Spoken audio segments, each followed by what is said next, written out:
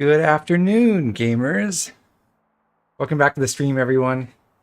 Hope you appreciate the new starting soon screen. I gave me a giggle. I can't claim credit for it except for the one obvious edit. I don't know the source though. Unfortunately, this was an image that was shared on Discord at some point. But I think it's great. So hi Morning Toast, sorry you're in a meeting. Hope you can rejoin us soon. Hey Cactus Pear, hi Solomon, good to see you.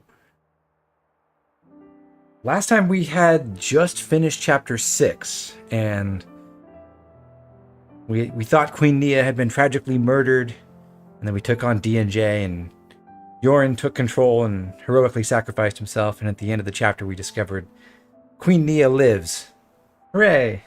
So now we get a chance to talk with her and find out, what do we have to do next? What is our strategy for finally defeating Mobius and taking back control of this world?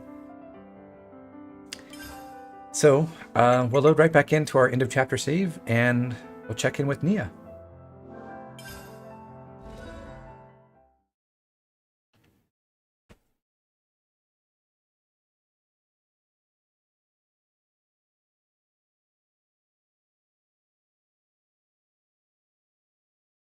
N and M. Another version of us. What are we really? Why do we exist in the first place? The answers are within me, together with her hopes and dreams. I will give them a voice. I will make him hear our truth.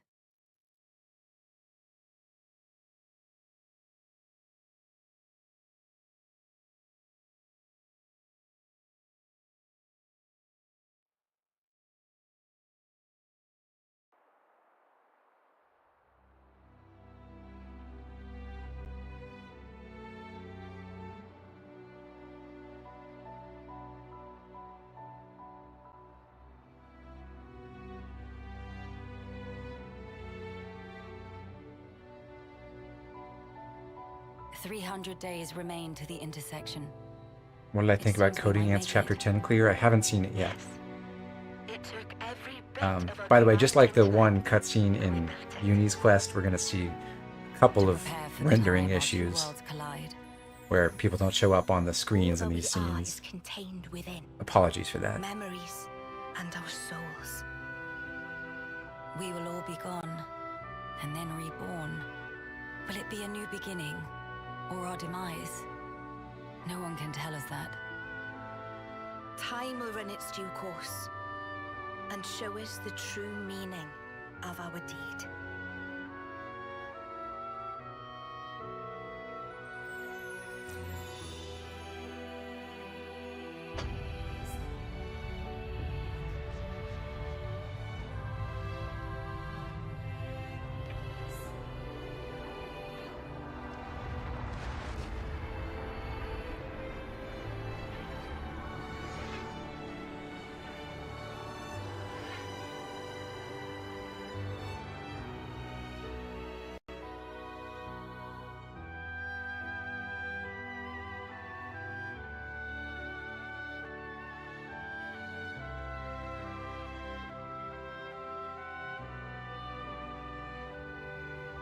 In the distant past, what was once a single world was cleft in twain. Plus and minus, on the surface they were identical.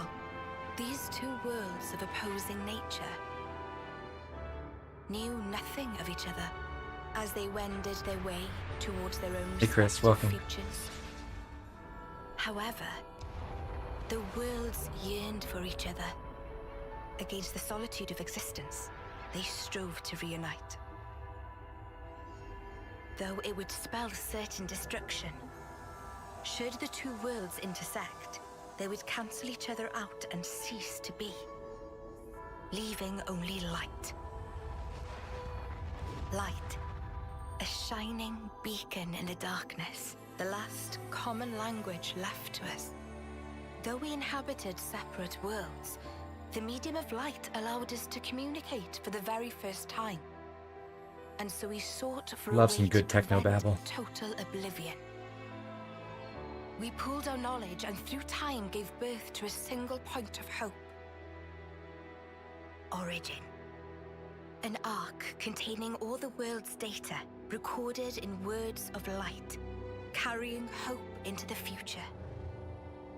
Origin was a system we constructed to reboot the world's states. And then, time was upon us. Yeah, nuts. Sorry about no book club, The but reboot process glad you're here. failed to initiate. Instead, in that instant, the worlds became still by the will of Mobius. I like the art in this. So it's their fault. And at the heart of it was their ringleader, Zed. You could say Zed embodies this frozen world. But what does that achieve? Freezing everything. Not a thing. He didn't need to do anything after that. Only to keep everything in its place in stasis and create an eternity to abide within. As was their wish. He made our lives their sustenance. Precisely so. In order to gain control of Origin, Zed captured the Kavesi Queen. To what end? To access the memories in Origin, to bend them to his will. He needed a key held only by its creators. A key? A heart might be more fitting. Zed used the key held by the Queen of Agnus and seized Origin in its entirety. Controlling Origin means controlling the world. And having shackled it, he can bend it to his will. Life and death are his playthings. Most of the Mobius characters you see in the background here are unique and are not. Don't match the ones you saw Death. in the game. No one, not even M, knew the origins of this world. So I guess you have another key. Yes, it's in my possession. With its help, I was able to create the Ouroboros stones. Though most of the power is with Zed, I have been able to resist him to a small extent. It's a cogwheel? One of the gears from Origin. Through a process of catalysis between the Origin substrate and the core in my chest, I can generate the stones. And thanks to that, we became Ouroboros. Yes, but not completely. Huh? Remember, have you not succumbed to Mobius's power before?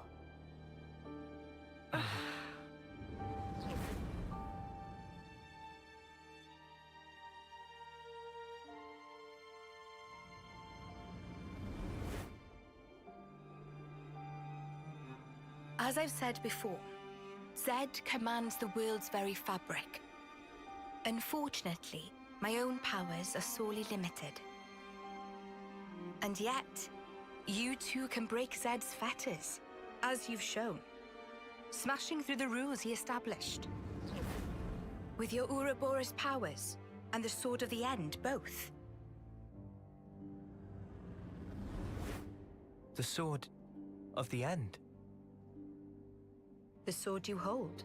It is a byproduct of resonance between the Kavesi Queen's heart and Origin. Does that mean it's like an Ouroboros stone? The Ouroboros stones and the sword, they're mere gimmicks. The crux of them lies The with Schwartz isn't in the ring. You see, there are keys. I got it from a inside of Cracker you Jack too. box. Inside of us? Keys? Finally, my efforts were rewarded. I'm glad to meet with all of you who embody hope. Majesty, what is it that we must do? Right. Infiltrate Origin, then free it and the Kavesi Queen from Zed. From the hands of Mobius once and for all. If we do free it, will we get to change the world? It's so cruel and senseless. Can we undo that?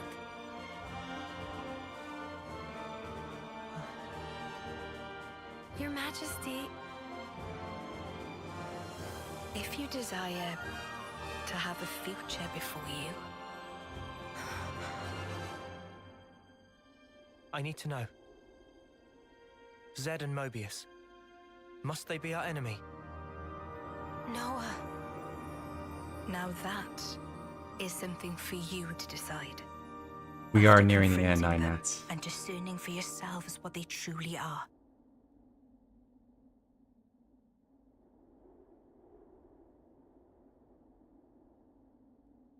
I think this actually makes All right.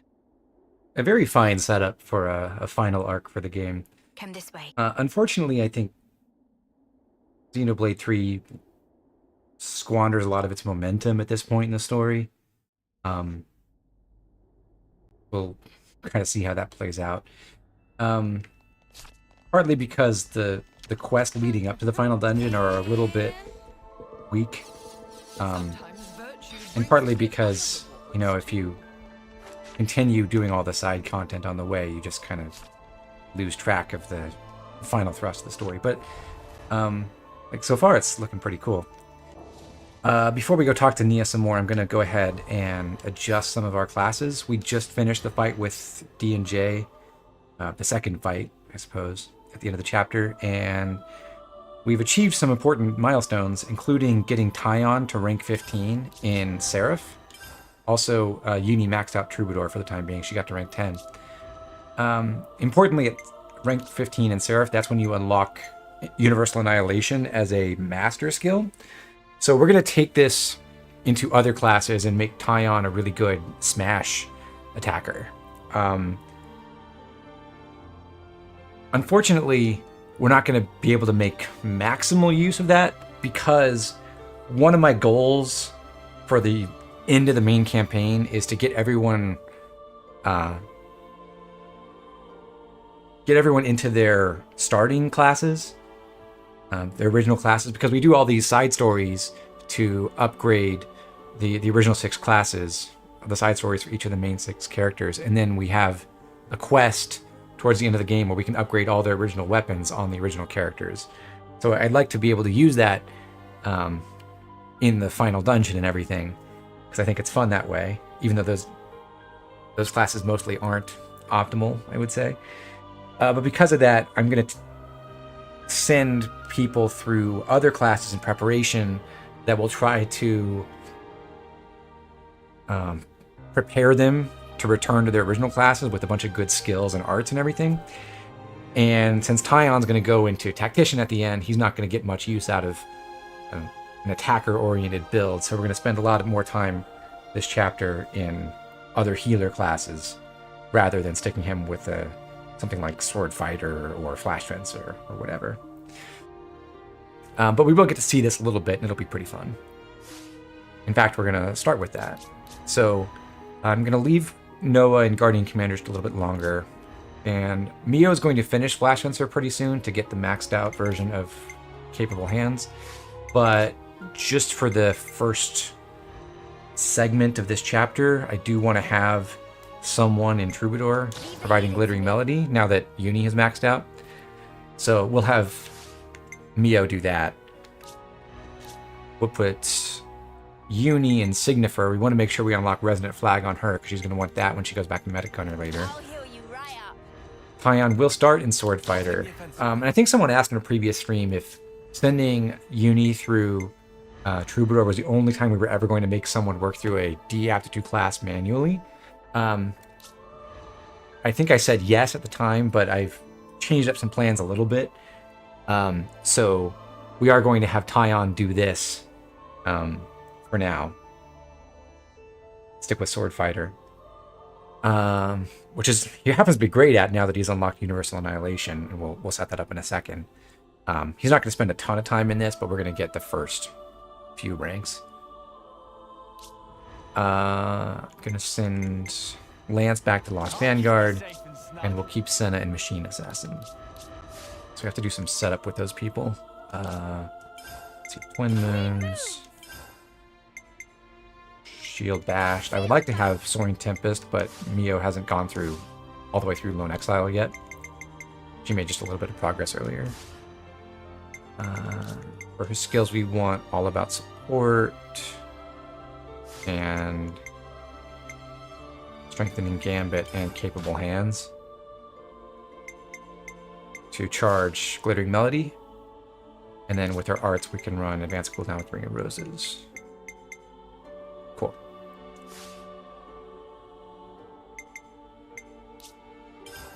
We just picked up a Circlet of Enlightenment. I'll give that to Mio and change out her accessories here. I want a shield belt and a black belt.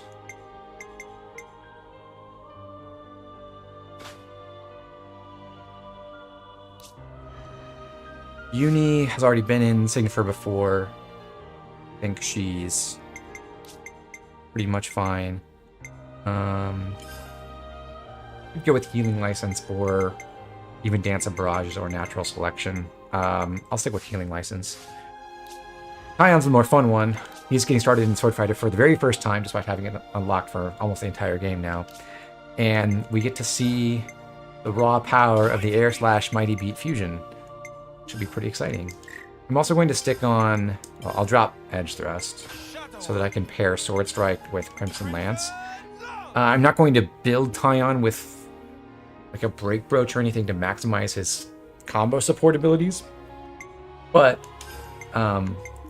it can be fairly useful for him to have a couple break arts, and it's kind of a toss-up whether you want to pair Glitterstream with Sword Strike or stick Crimson Lance on. I sort of prefer Crimson Lance if I'm directly controlling Tyon and I'm doing this, because that way I get the off chance of instantly stunning and toppling an enemy in one fusion art.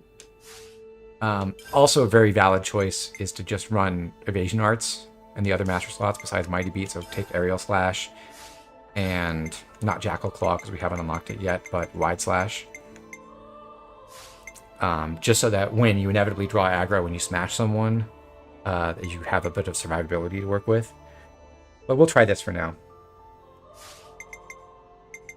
So with that, we of course want Ultimate Qigong as usual. We want Universal Annihilation, and we'll take Protector's Pride as well. Hey, Arhead. Going pretty well. Pretty excited to get into this chapter now, once we do this last bit of setup. I'm not going to give Tyon the Saturni rings just because, I mean, basically out of laziness. I could shuffle them around, but I don't want to have to bother with updating loadout, so I'll just give him the ceramic belt. And I will have him steal the Loony rings from Sena, because Sena's going to bounce around between Flash Fencer and Machine Assassin for a little while. She'll also be taking her turns as our main smasher in the party.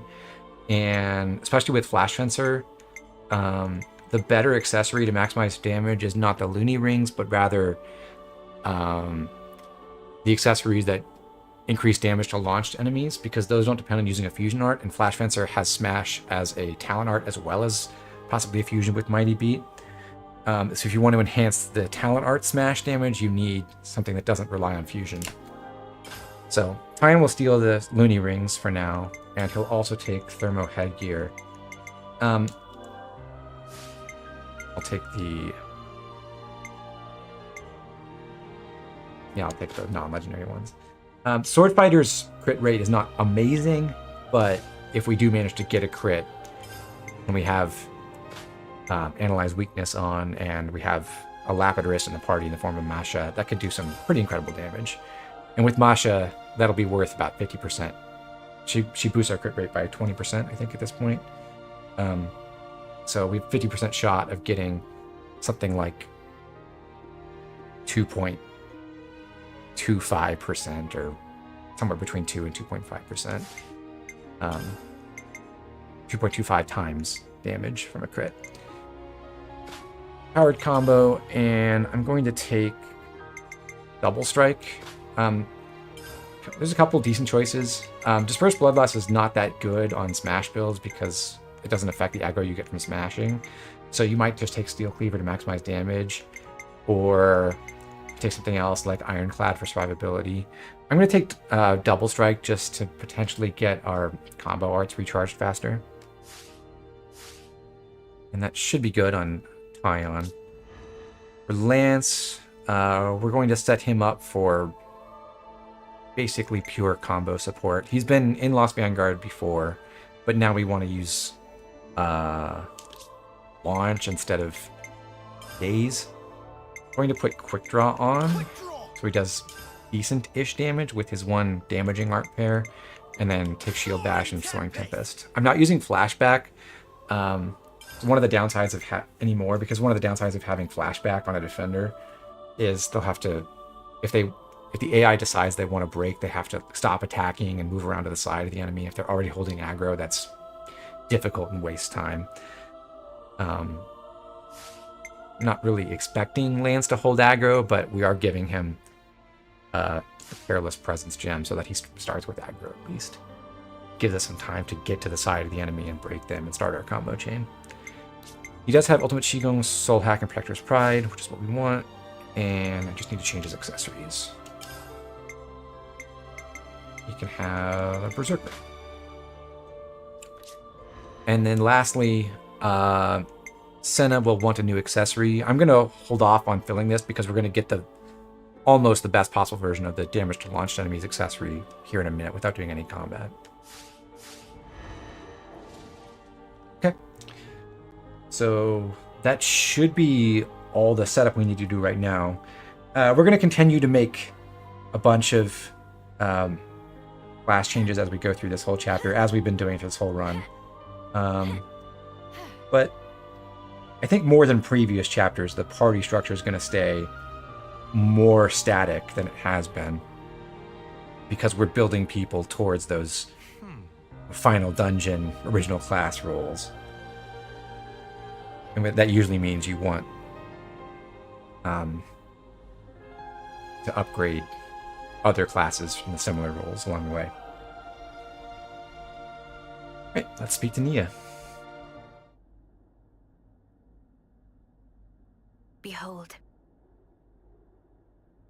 There at the nadir of the vortex sleeps Origin. In the sea? Deep beneath the sea where none may tread, Zed spins his world-spanning web. So you're saying the Queen of Kevis, she's there as well? Well, snuff me. I want to save the Queen as much as the next guy. But how are we supposed to even get there? You can't even get near without being ripped apart. Yeah, but if anyone were to know the trick, it's Queen Nia. Seeing as, you know, she's the mastermind behind the whole Origin shebang, yeah? I wish the pre-rendered cutscenes in this scene, like that brief snippet we saw of the clouds around Origin, weren't compressed to all hell in this game. Right. Actually, I kinda don't. But you're the Queen! How do you not know that? This is shocking. Absolute nonsense. I simply cannot believe this. I don't know how to respond. Come on, you lot. Rein it in now. Huh? Hang on. Mio, don't you get to use those Mobius powers? Well... Then it should be a snap, right? Pew! We're there! Those clowns were doing it all the time! Actually, Go on. I can't use them right now. The Mobius powers. What? I noticed it right after we liberated the castle. I couldn't work out why myself. It was so sudden. No! Is this why you blew us off saying to ask the Queen ourselves? Sorry, Uni. Oh, love. I suspect it must be Zed. Huh? The power of Mobius. It's part of the flow and fabric of the world. What is permitted and what is prohibited is subject to Zed's whims. Even with Origin, not every Mobius knows of his existence. But I was able to use the Ouroboros powers. The power you currently wield is, let's say, external to the flow. Even Zed himself cannot grasp what's beyond his reach. Therein is my hope based. We're still stuck, though. We know where to go, but we're kind of dead in the water here. How to tackle the vortex, then? Mr. Salmon. Mr. Salmon was, that Nopon from the city. Yeah. Remember that time he What he mentioned said that vessel he about a wanted to ship that build? could brave the great sea. Ultimate vessel. That right. Even vortexing raging great sea not slow advance. It'd go down in history as Queen of Boats. Still work in progress, but sure to bring to fruition someday. It's someone's dream. Yeah, he did say that. Something about it being able to take on stormy weather. Wait, wasn't that a work in progress, though? I think he might have been drawing up blueprints? Whatever Mr. Salmon said, he was pretty ardent about it. Which must mean... There might be a way to get there, after all. All right, let's go. Yeah. Finally, our lucky break. Looks like this place was worth the trip. Better hurry. I hardly imagine Mobius will stand idly by. Agreed.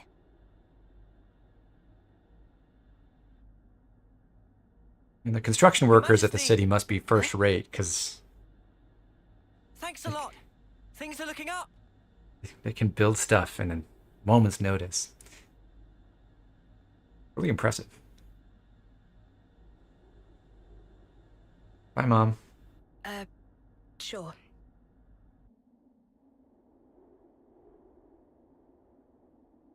Right, okay. I think I understand. If you're looking for Samon, he'll be in maintenance, same as usual. I'll send someone to get you. Just head on over. Many thanks. We'll be outside the Cloud Keep. Suddenly everyone knows where the Cloud Keep is. Back to the city for a bit then. Yeah. Travis arranged to have us picked up at the entrance.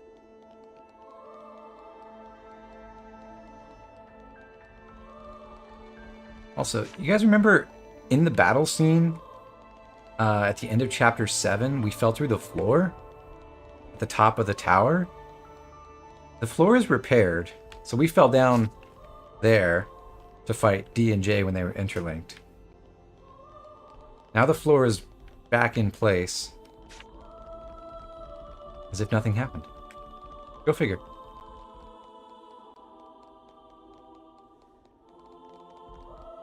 These entrance stairs are super long. Hey, Hey, Esmeralda. gives me an idea.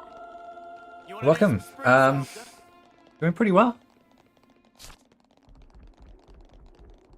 Enjoying the finer things in life, like walking down really long staircases. I think I said going up, this would be quite an adventure, just climbing those stairs. Going down, I think it'd be pretty fun. Also exhausting, though.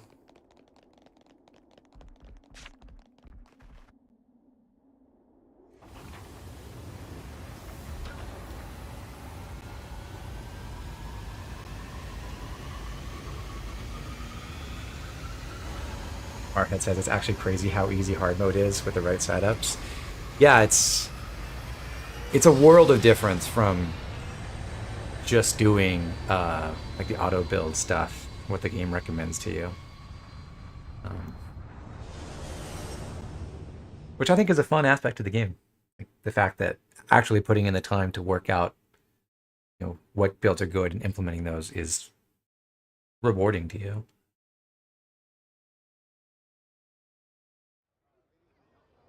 Although it is also true that if you stick to what's strictly optimal, a lot of the times things get pretty samey, especially after the beginning of Chapter 6. Luckily, we're not doing exactly that. There will be some variety. Like, we're not doing Final Lucky 7 strats for everything going forward. Am I using DLC in this run? Yes. So I have recruited and done the Ascension quests for both of the DLC heroes.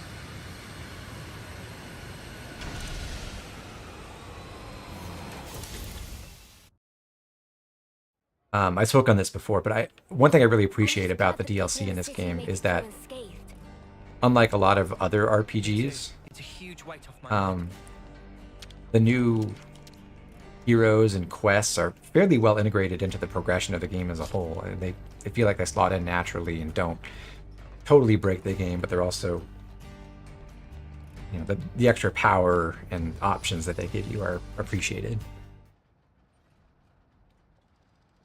I think I compared it to games like Borderlands 2, where you got these whole DLC campaigns where they're just totally separate modules, and they don't slot into the main game experience very well because either like they just don't line up with the level curve and the progression of the rest of the game very nicely.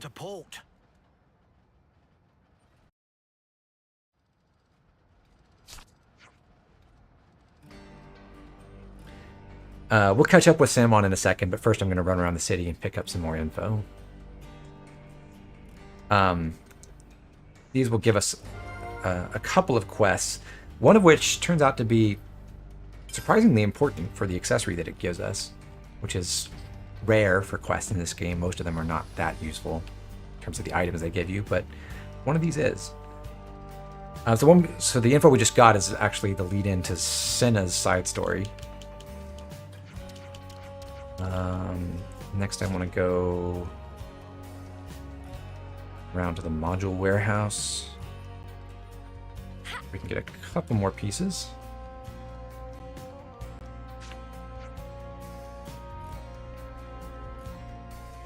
The Pathfinder video games actually do the DLC implementation decently well too. That's cool. I've never played a Pathfinder game. This game doesn't have New Game Plus, right? It does actually. Although I would say that New Game Plus is not very fulfilling in this game. Unfortunately, there's just not that much new stuff you can do. So the main novelty is being able to bring late game classes to early game quests.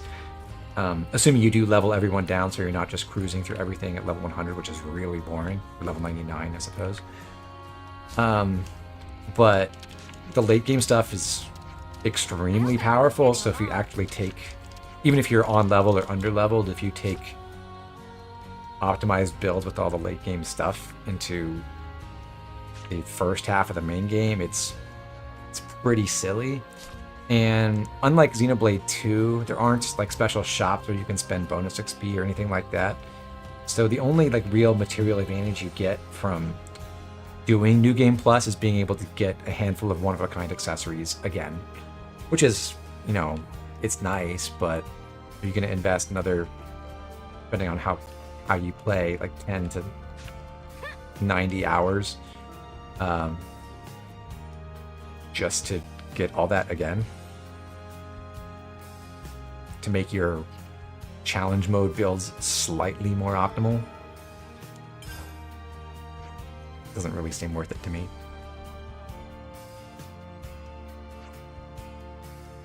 Like, I think it is kind of fun to do New Game Plus in this game, but it's definitely one of those games where the first playthrough is way more engaging in terms of, you know, mechanical progression and a sense of accomplishment and everything.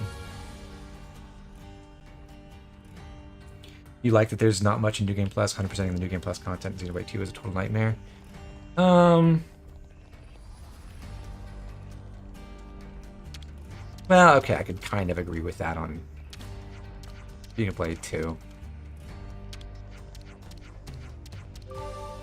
Okay, did I get both pieces of info with the Remembrance Stones? I was hardly even paying attention.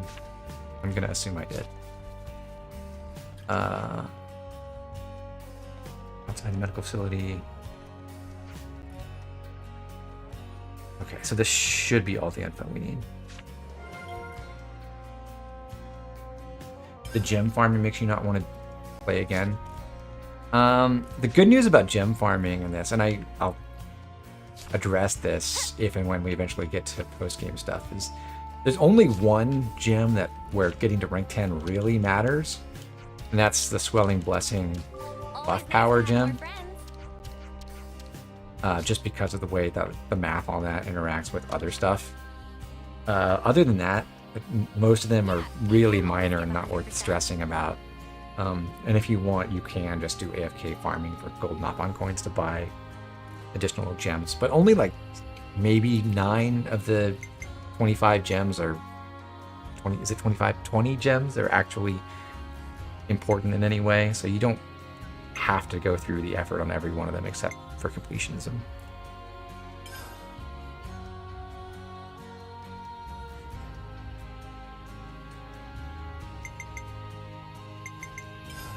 And today's story is...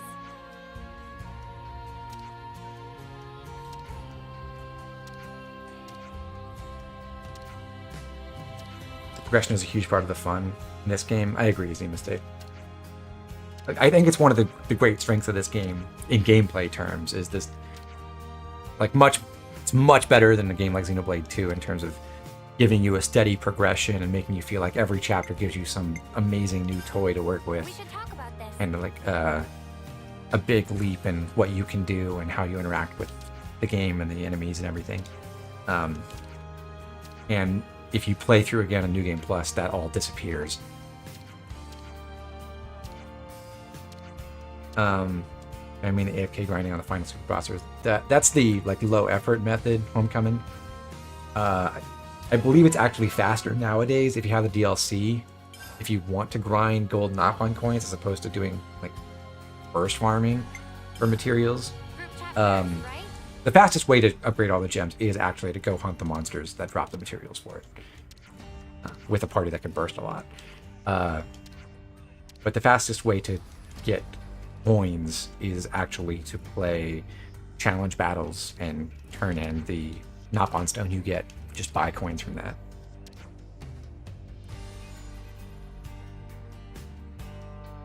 So this is the start of Sena's side story.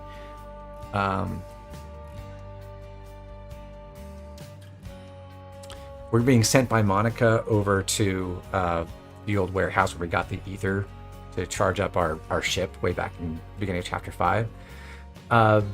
This is basically a diversion, not in story, but out of universe. It's a diversion to get the party out of the city so that events can happen in the city.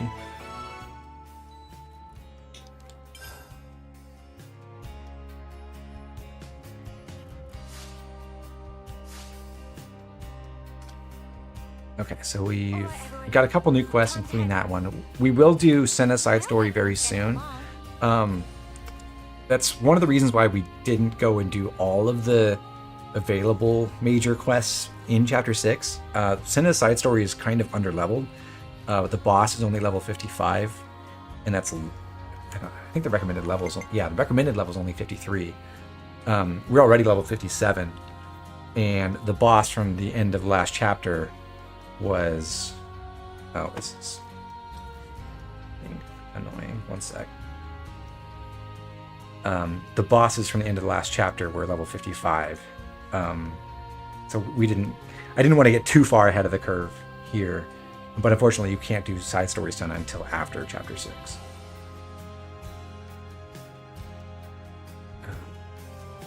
Give me one moment.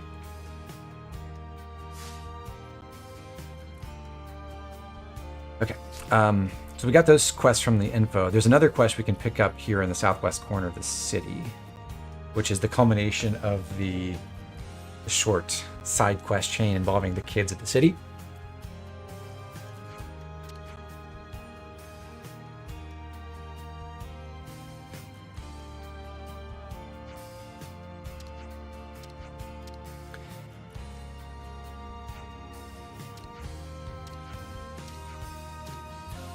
Seem to be up to something. We're going to run around and talk to all the kids, and then we'll meet back up with them. Also over here at the training ground, we can talk to Kamaravi and adult Ethel and see what they're doing. I hope everyone's getting along with the trainees. Ethel's happy with the decision to age her up, apparently, because she felt useless on the sidelines.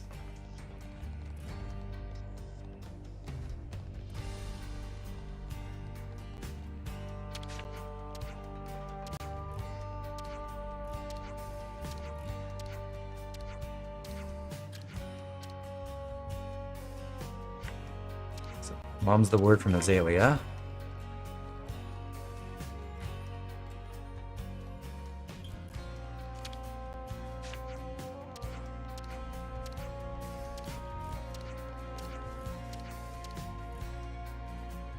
And Shiner.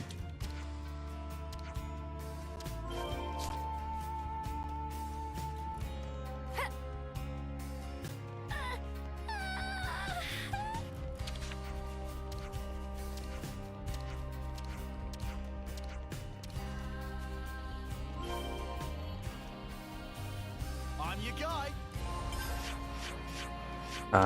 So lastly, we'll go find, who was it, San, I think? Over here.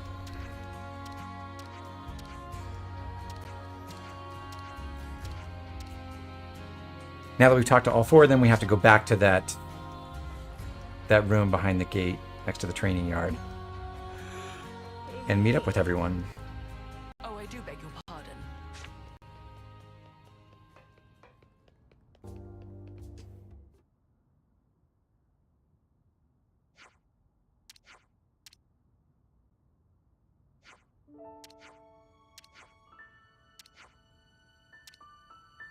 And they just want to give us a present, which happens to be the common variant of the shackle ring, which is a very, very good accessory. And this is the only guaranteed source of the common one. I talked about, we've been using the chain ring on Noah before, and the way that works is it lets you build up a list of up to 5 arts in a row, using them consecutively within like half a second of each other. You get progressively higher bonuses, multiplicative bonuses, so like independently from other damage modifiers for the amount of damage done, things like debuff duration if the art inflicts a debuff, combo duration if it inflicts break or topple or launch or daze, and a couple other things. And with the shackle ring, the 5th art in the sequence got a 55% bonus. That was really important with Noah's Final Lucky 7 because you got 55% damage bonus on the topple and launch duration from Final Lucky 7. And then increasing that duration itself is essentially a multiplicative modifier on the smash damage bonus. So you're getting 55% from that, and then another 55% raw damage on the art that you were inflicting with smash at the end. So it was like over a 2.25 times damage bonus just by having Final Lucky 7 as the 5th art in the sequence. The shackle ring, depending on the rarity, lets you get 6 arts or 7 arts or 8 in the list. But actually the 7th slot, probably because of, I don't know if this was deliberate, but maybe it's just an oversight. The progression goes, I forget exactly what, it's like 10, 25, 35, or 40. Anyway, like up to the 5th slot is 55%, and then the 6th slot that you get with a shackle ring gives you an 80% bonus. So if you go like the 6th art in the sequence, like an 80% bonus. The 7th art that you could potentially have with the rare or legendary version of the shackle ring gets nothing. So there's no real point in having a 7th slot that the game is tracking for your shackle ring bonus. You'd rather just have it reset from the beginning. Which is why the common shackle ring is better than the rare or legendary ones. The legendary one has up to 8 slots, but it's not actually possible to do 8 different arts without repeating. So the 8th slot never works anyway. So, but because of that, the common shackle ring is the best variant.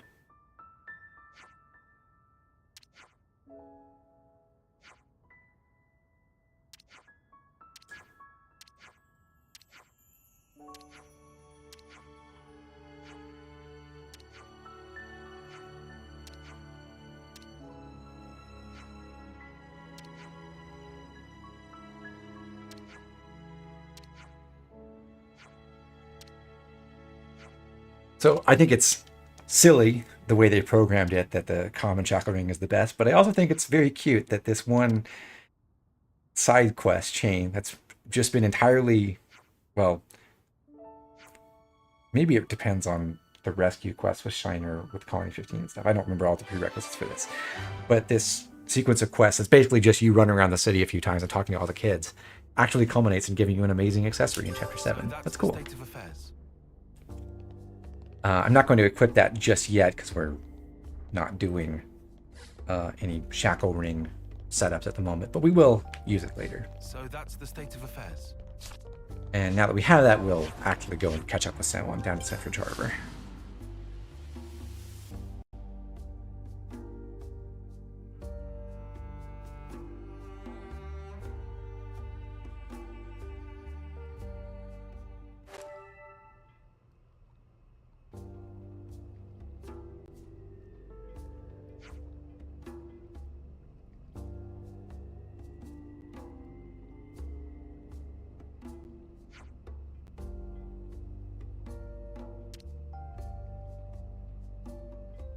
Yes, the Samuel's ultimate vessel was hidden sneaky like behind a door at the harbor.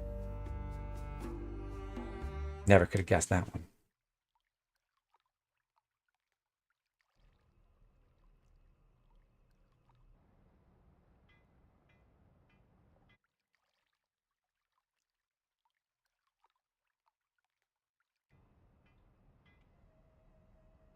So this is it.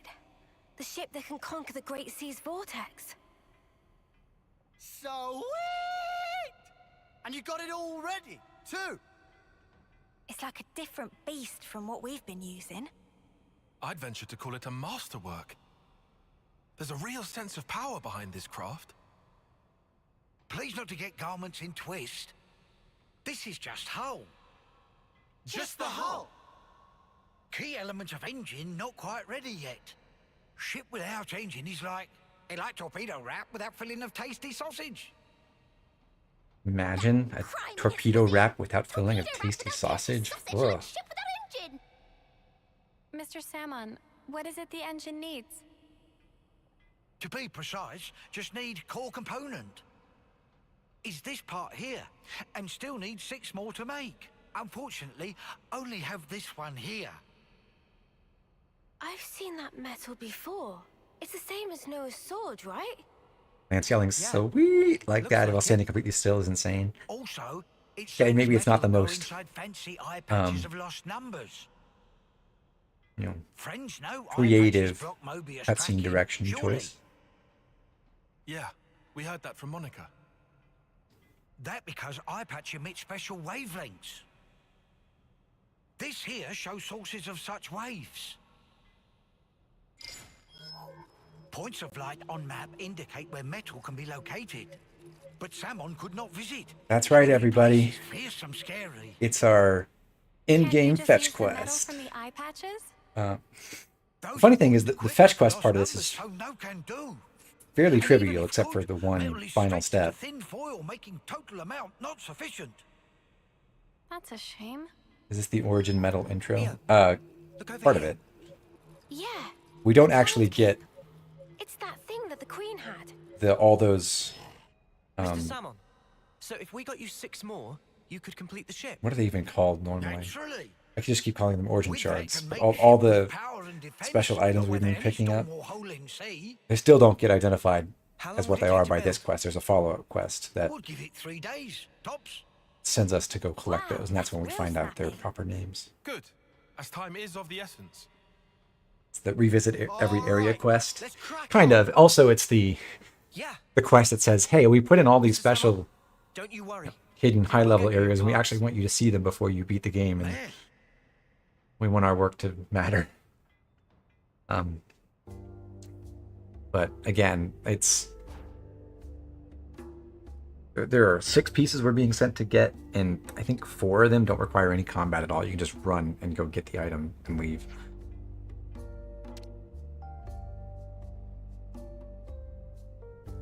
But we're not going to rush it exactly. We're going to pick up a lot of those pieces as we circle around the world and clear out a bunch of other side quests, similar to what we did in Chapter 6.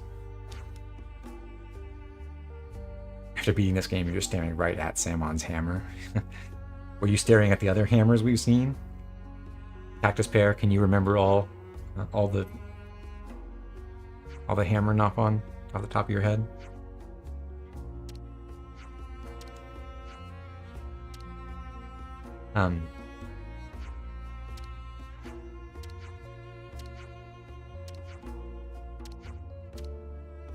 So yeah, this is the one major quest that we have to complete. Well, depending on how you look at things. The overarching quest is this quest, the Ultimate Vessel, to get all the origin metal you need. And then once you've done that, you can proceed straight to the final dungeon. As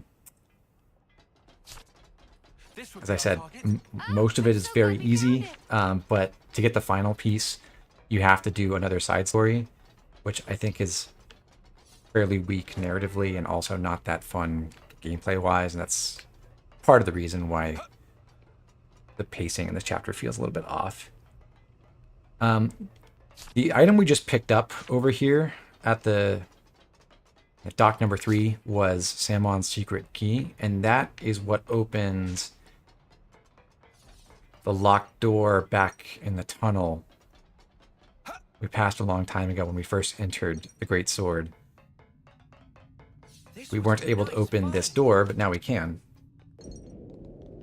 One must never stop discovering. Samon's secret storage, and this spot has 2 containers, one of which has another very useful accessory. Might as well claim this. This has got to be worth a bunch. We just got the rare version of the fiber wraps, and that's what I was describing earlier. That's the almost best version of the accessory that maximizes or that increases damage when enemies are launched, and that's what we'll put on Sena. 105% extra damage dealt when attacking launched enemies. Might as well, yeah? So with that, we're going to take a quick detour to kill some old and new unique monsters, and then we'll proceed to Sena's side story. For the time being, I'll keep Masha in the party, and we will go over to Fornis and go take on Rambler Kyrie.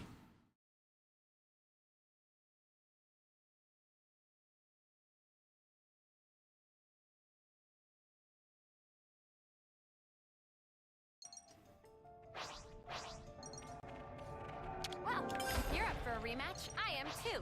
I can shine as brightly as anyone. This is our button to win.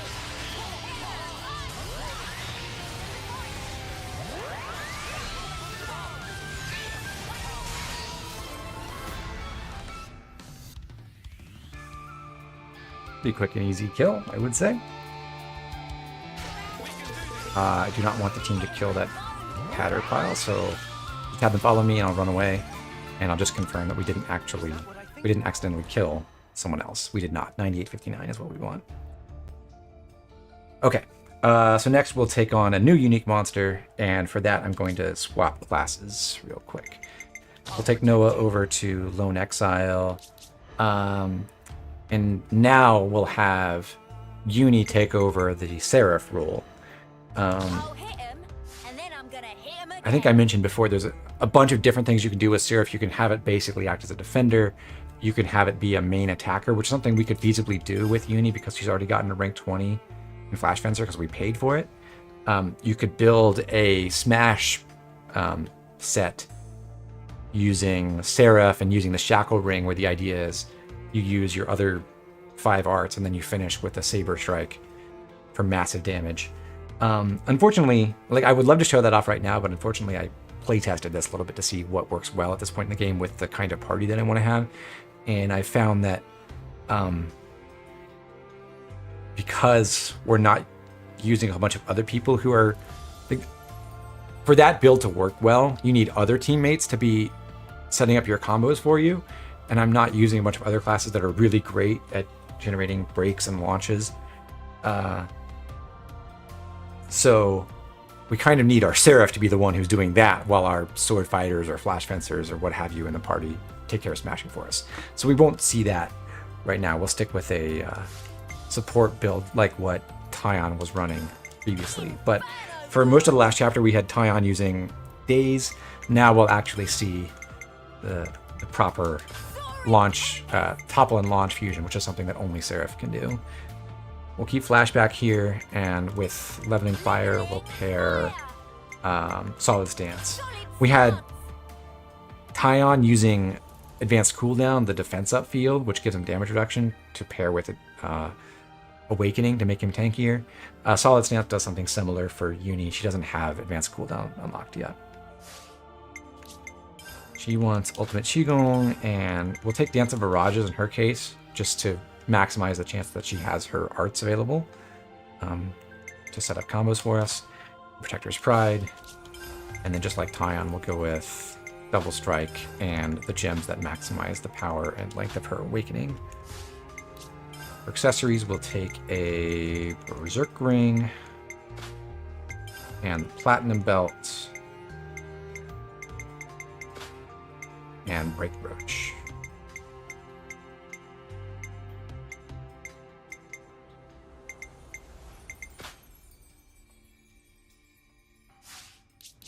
Couple more changes. We're going to put Flash Fencer on Lance very temporarily. First time he's been in it in a while. We'll change up his arts. Null Slash with Tri-Slash. Cross Impact with Resonant Flag to share Power Charge. Ultimate Qigong will take Soul Hack and Protector's Pride. And then Analyze Weakness Empowered Combo, Swelling Blessing. Ceramic Belt. He'll take the lesser damage to launch enemies accessory, which is one of our leather wraps instead of the fiber wraps. And also some thermo headgear. And Sena's going to do a quick stint in Signifer.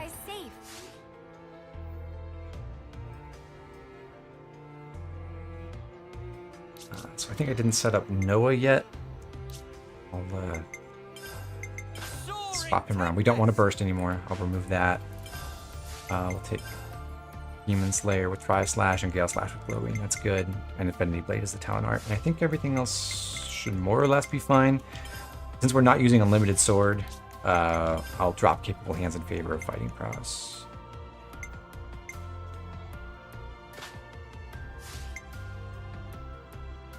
And also, because we're not using Unlimited Sword, we'll drop Analyze Weakness for Tailwind. And change his accessories. For survivability, Plate Belt is pretty good, combining with Lone Exile's innate natural selection for more damage reduction. And this isn't really ideal, but I will have him take a Break Brooch and a Berserk Ring.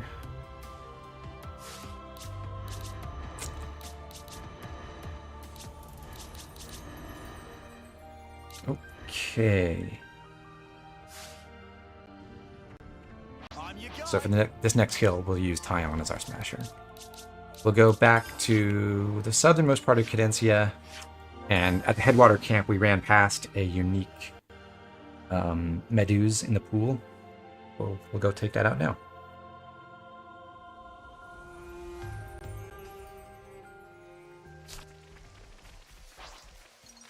There's tough, and there's I won't tough. let any of you die. Are we really doing this?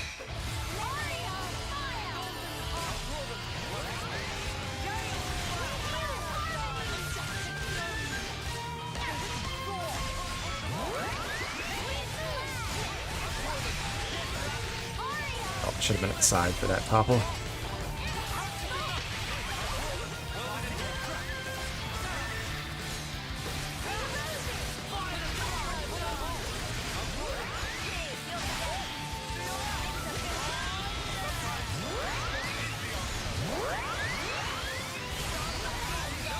I was trying to time that smash on my own part, hoping that I thought Uni was using her topple launch fusion in time, but she was not.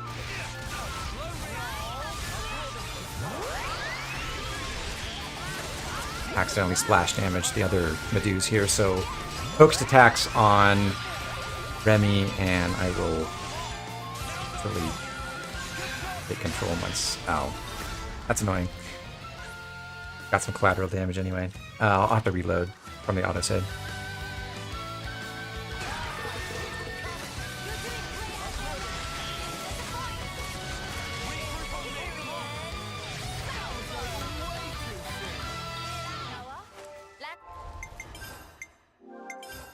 Okay, let's do that better this time.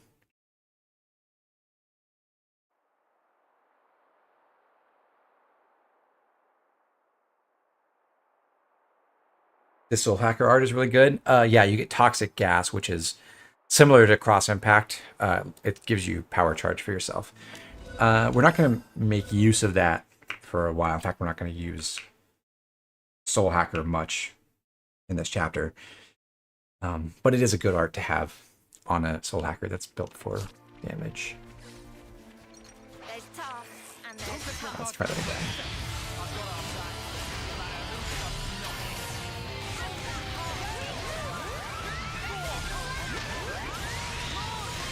Got a launch coming, and there we go. We did 50% with Tyon. Not bad. There you go. That was a well-timed glittering melody to recharge our air slash mighty beat combo. So this does actually tend to be faster on a good party that's capable of inflicting a lot of combos quickly. It does tend to be faster to use these kinds of Kvesi classes with a strong art paired with mighty beat than to use Final Lucky 7. Which is kind of nice because it's boring to use Final Lucky 7 all the time. Okay, 10,023 is what I want for experience. One other quick pit stop for one more unique monster to re-kill, and that's going to be the very first unique monster of the whole game.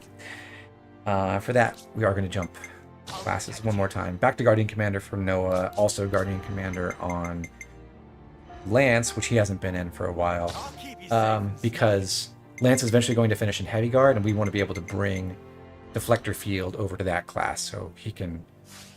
Part of the idea with Guardian Commander is to share Awakening with the rest of the party. If we get to rank 20 in Guardian Commander, and then we have Deflector Field available as a Heavy Guard, then Lance can continue doing that in his native class. So I'll take Falcon Swoop and Glow Ring. We spent the time getting into rank 10 and Zephyr so we could have this. Noble Taunt with Tri-Slash, Shield Bash, we'll pair Resonant Flag with that.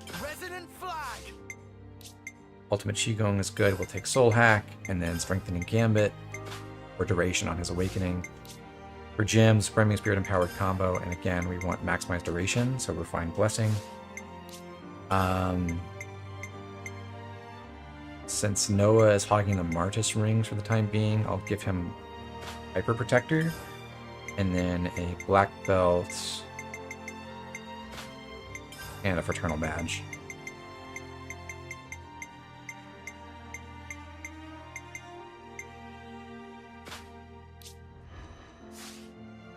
And Sena will change again. She's going to Flash Fencer. We have to set that up as well, because she has not been a Flash Fencer since Chapter 3. Hidden Thorn goes with Mighty Beat.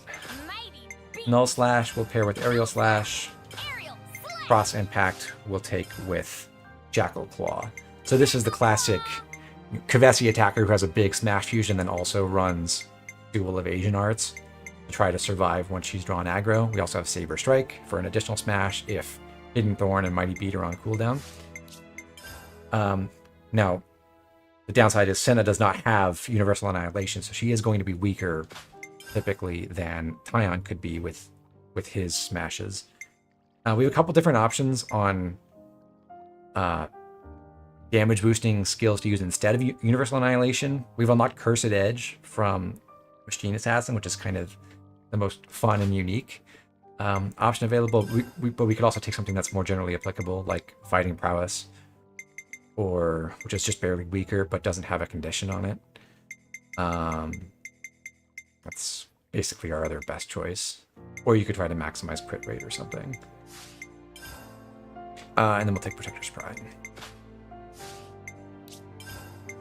Protector's Pride is going to be useful for us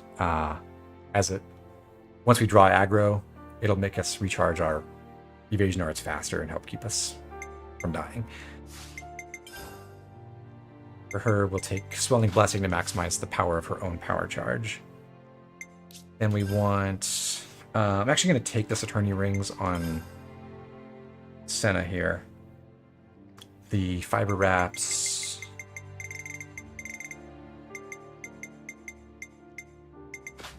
and thermo headgear.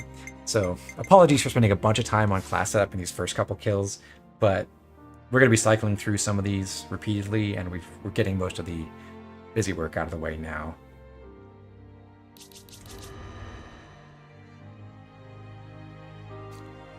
Now that Noah's back in Guardian Commander, he's almost done. I actually do want Strengthening Gambit. I think I forgot to put this on.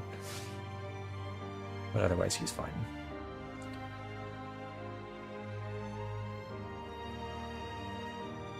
Okay. So, one last pit stop over to Sycophantic Lilith. We do not need an optimized smash to get this kill, I can tell you that.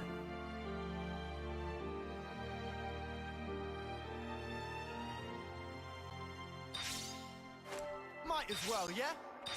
You let's hustle for the muscle. Took us 2 minutes to kill Sycophantic Lilith the first time. Should go a lot faster now. In fact, maybe the longest part of this fight is going to be waiting for him to run away from, or her, I guess, to run away from all the other bonus so we don't kill them by accident. There you go. Hey, Kalina. Good morning to you. Welcome to the stream. You've joined us just in time for the real action to start. I'd say we were moving in sync. Because with that, we are now ready to move on to Sena's side story. Fortunately, that's all we see of Ion and Sword Fighter for a little while. He's going back to Signifer, and then Lance is returning to Lost Vanguard. So Sena's going to be our smasher for this quest. Appropriately enough. And we'll put Gondor in the party so that we can actually start the quest.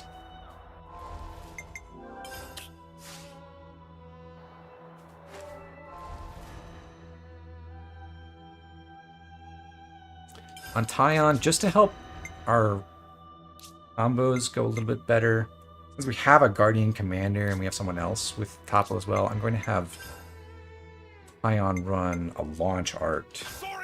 And even though this isn't optimal in terms of charging as talent art, I'm going to run Flashback as well, just for an extra source of break. And we'll give him a shield belt.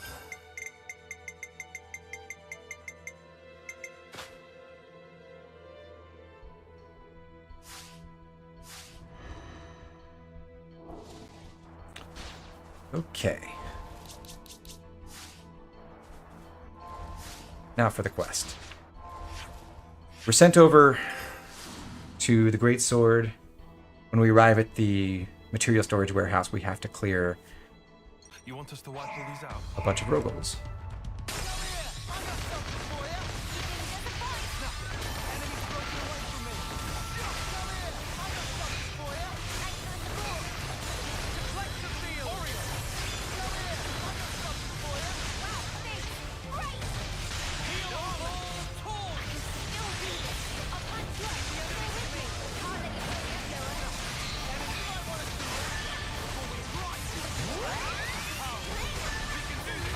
Not even going to get to smash, am I?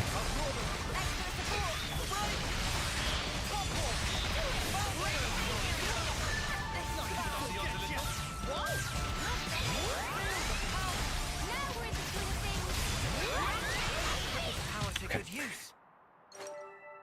Yep, job's a good un. Well, that was kind of lame, but it's pretty easy to fight. Pretty easy fight.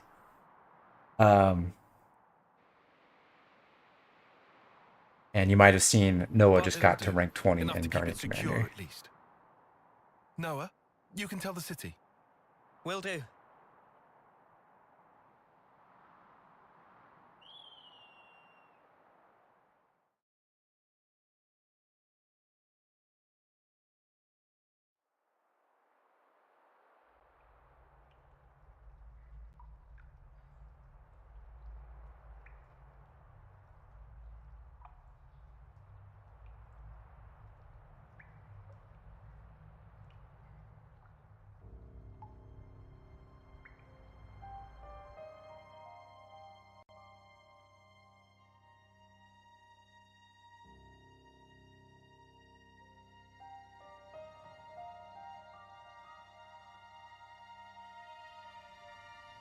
Sena's side story ends up being much more of a meditation on Shania than directly on Sena, as some people were talking about in chat earlier. Mummy! Expanding on her backstory and I'm a candidate! attempting to What rank? Elaborate on Rank? the parallel path What that place Sena were might have you? gone down They must have if said. it weren't for the influence of the rest of her friends in the Ouroboros group. I ranked 8th place. A reserve then. But in the third test, there were 100 people. Only 6 of us can become And we find out that Shania's mom is If a you horrible aren't one person. of those 6, you may as well be dead last. We are one of the 6 houses. The Reed family honor is at stake. And Vandam? Huh? The Vandam girl, Gondor. Gondor was first place. Those bloody upstarts at it again. How could we lose to those nobodies? Every generation up until your father, bless his soul, made the main team.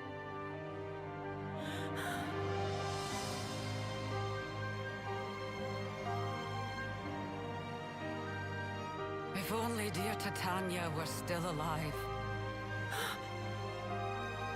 Some legacy this is.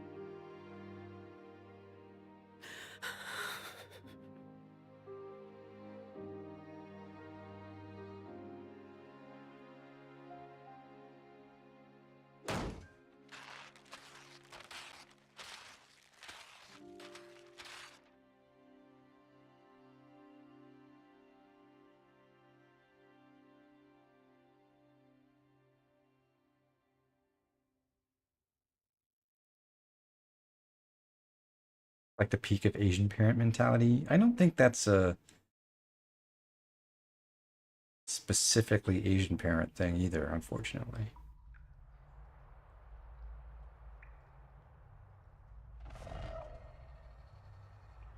Congrats, Lamb. As of today, you're officially a fully fledged Mobius comrade. I became Mobius. But yes, it is a lot like You can play to your heart's content. the Tiger Mom mentality. The fun starts here, eh? You get a fresh start. Forget about your old self. So I get to do whatever I want. You want to be. Could you imagine how much Matthew would hate the city descendants seeing them act like that? Yeah. I think you would have words for them. Or more probably fists.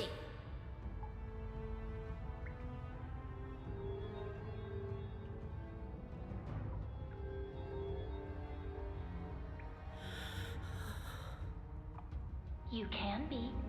You've just got to destroy the Faker. See? The Faker. Come on now. Be true to yourself.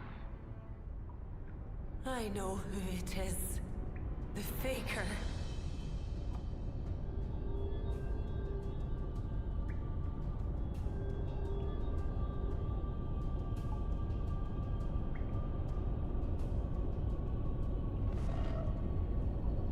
You got put into the cycle just to become Mobius and go right back out? Yeah.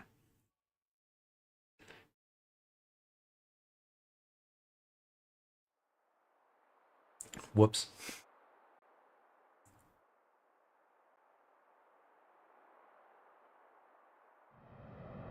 Guess that's our ride.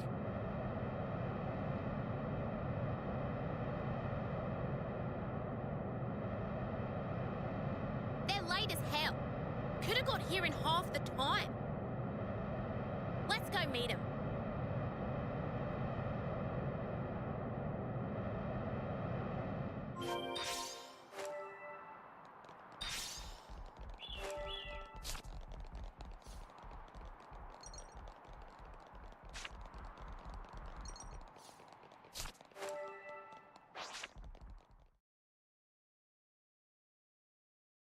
probably should have made some adjustments before I triggered this cutscene, but we'll do it after.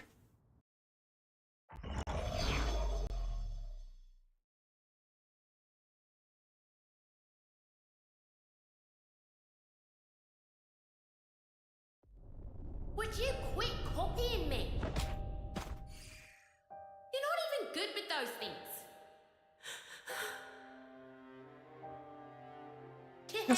I guess one reason to have this side quest after Chapter 6 is it gives us an in-story explanation of why Shania can find the city now when she couldn't. She didn't know where it was. That's not where your talents lie. When she died. I tried ditching it. If you remember in Chapter 6, they revealed that the Mobius organization could track M's position. So once the party went back to the city, they knew where it was again.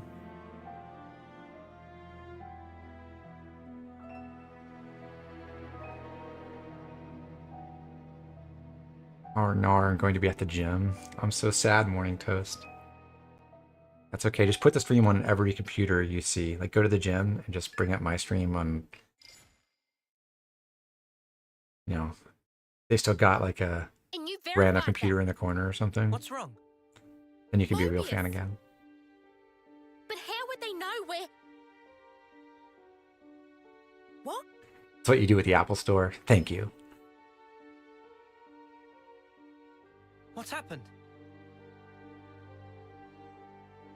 Oh!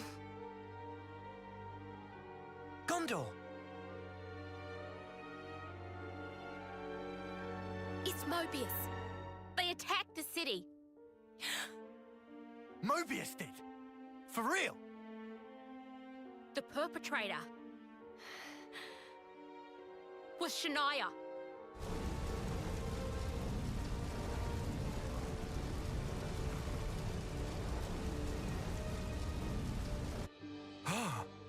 How's that possible? I mean, we saw her die. Well, it happened before with Yoren. Spark it. So she's joined their ranks. Shania. Sena, I knew it. I saw this coming. And still, I couldn't. Sena, you want to see this through, don't you? Oh, Mimi. We've got your back, okay? Come on, let's go. I have to do this. I swear. I'll settle this. On my life. It will be done. Forget the cargo. Get us to the city. Mom. So Sena's going to face down Take us with you. the character who is essentially her evil counterpart and She's Mobius, destroy her once and for all. Then we've But gotta go yeah, with it's funny that the way this Ascension quest works is it features Gondor and Shania a lot. And then Gondor's Ascension quest Still, we came doesn't to terms with that. have that much to do with Gondor herself. Real tough cookie. And Sena ends up playing a really big role in Sagiri's Ascension So, quest. as hard as nails. You can still back out. Last chance. No. It's fine. I'll do this.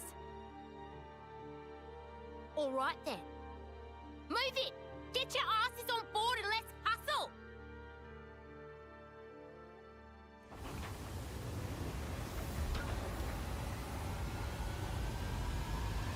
Good thing Shania didn't tell anyone else about the new city location. And like I said before, Zed's imagination is failing him a lot. He could use his powers a lot to much more devastating effect than he does. But, you know, maybe that's sort of justified by the fact that he's an avatar of essentially conservatism. Maybe that says something.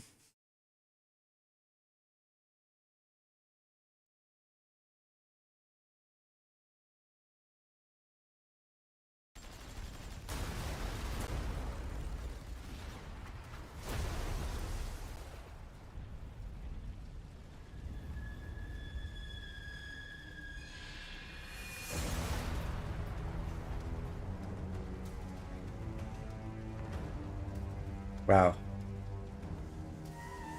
The lighting there makes Monica look absolutely jacked. Shania, eh?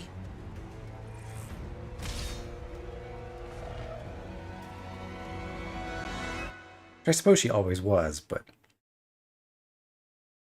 that looked really impressive.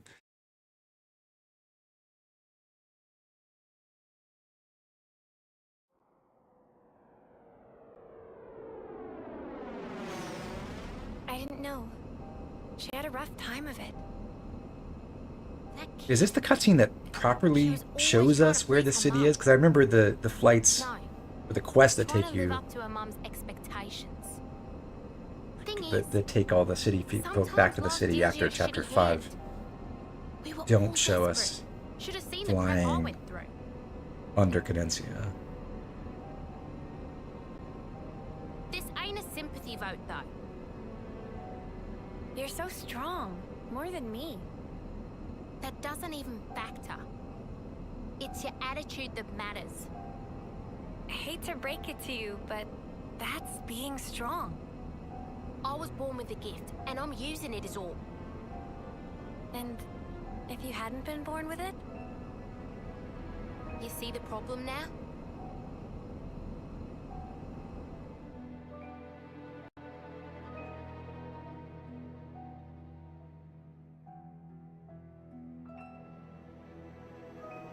Yeah, this is the one, actually. Anything? Sorry, Mom. Nothing for the past half hour. So we were overwhelmed. Don't you think it's strange, though?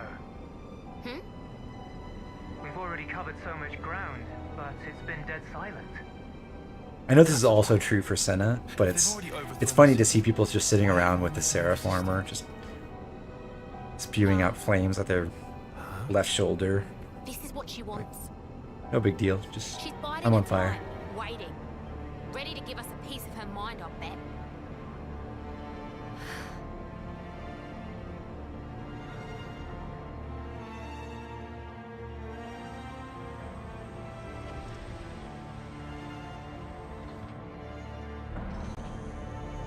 Good, the control room is still working, apparently. You think they can turn the Seraph armor off, or do they have to leave it on? Might be permanent.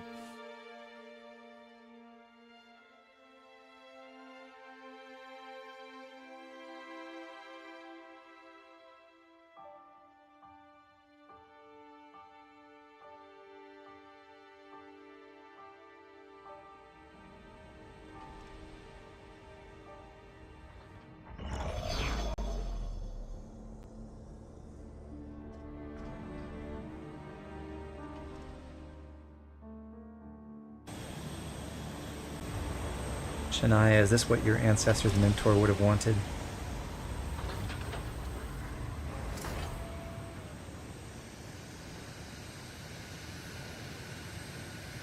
Shania's Mobius power is OP as hell. It's also extremely annoying in gameplay.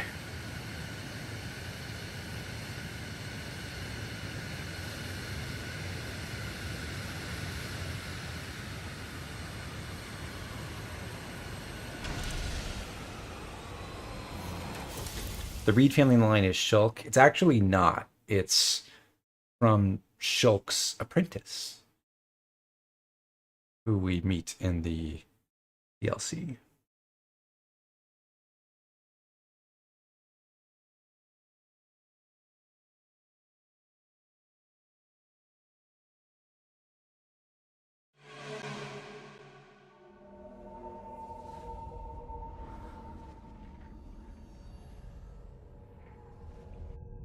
What's with... No one's moving. Mia, is this... It has to be. Though I've never seen this power before. You think it's... Shania?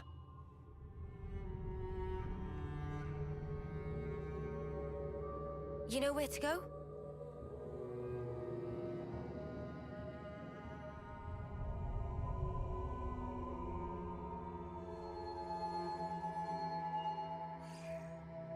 Over there.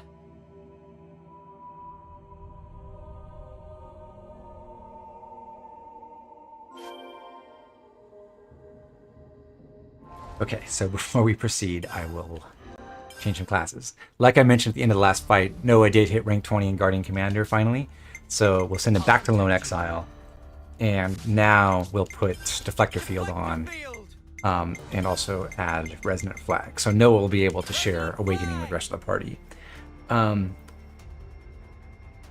going to try to put Noah into Defender classes where possible, because those are the ones where, well, a couple reasons, but the main thing is it's really easy for Noah to level up his attack classes at endgame or postgame whenever we want, because of the way Final Lucky 7 gives us doom chances on enemies. Or not just Final Lucky 7, but the attacker version of Lucky 7. Defender, as we've seen, is much weaker and doesn't have that same doom property. And also Defender classes are worse later in the game, so it's like Noah doesn't have any really great advantages using Defender classes later. We'd rather have him go through them while they're still very useful in the main game. Healer Lucky 7 is reasonably strong, and also just healer classes are great for utility in a way that most of the Defender classes end up not being in postgame. So we're going to have him work through those as much as possible. The other change for right now is we're going to put Lance back into War Medic, so we have a third healer for this fight, which should make this a lot safer. Also be able to generate buffs for the party with Oriole and Resonant Flag, which will be good.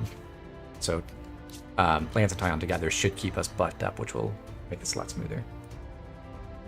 You couldn't find a reasonable way to easily grind out his non-attackers. Like Healer Lucky 7, like I said, is at least like 70% as good as Attacker Lucky 7. Doesn't have the same Doom effect, but also there's just more merit to having him as a healer class proper, even if he's not very... His aptitude for a lot of them is not very high. But yeah, we're running Break Brooch, Berserk Ring. We've already done the setup for this, so all we're changing is Deflector Field and putting Resonant Flag on. I'm also going to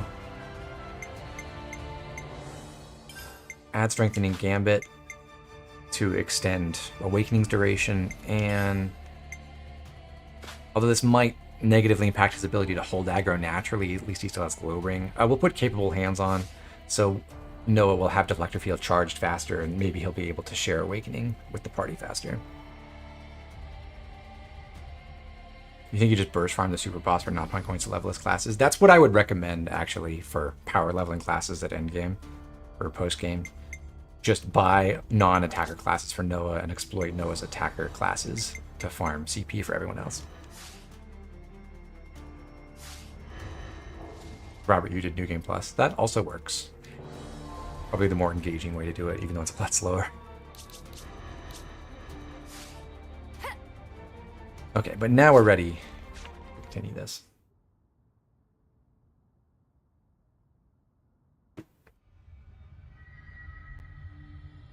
Still warm. Hey, guys! They're still alive! Are you certain? Looks like she's right. Indeed. Their vitals seem to be fine. I can see them breathing, very faintly. Perhaps there's still time. Hurry! It breaks my heart to see the city in this state. If we just defeat Mobius, stuff will go back to normal, right? We can fight a handful of Agni and Lednuses who invaded the city. We are going to avoid those, though. I don't think you're allowed to run past them. Yeah, the fire on the ground prevents you from running to most of the city. You also can't go back this way, because... Did you know there's a gate here? Now you do. So, we'll run past this armadillo. And the one with the Remembrance Stones. And head down towards the Memorial Hall. It's right down this way. Hurry.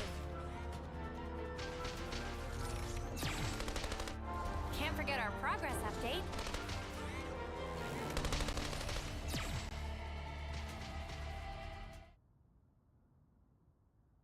Mother! You got to her too. Shania. What do you think, Gondor? Isn't it a work of art? Shania. Did you do this? Tell me! Being Mobius. It's just incredible. Excuse me? I have control. Just look, I can freeze everything in its place. Humans and objects. Exactly like a painting on a canvas. That's it. That's why you made everyone stop.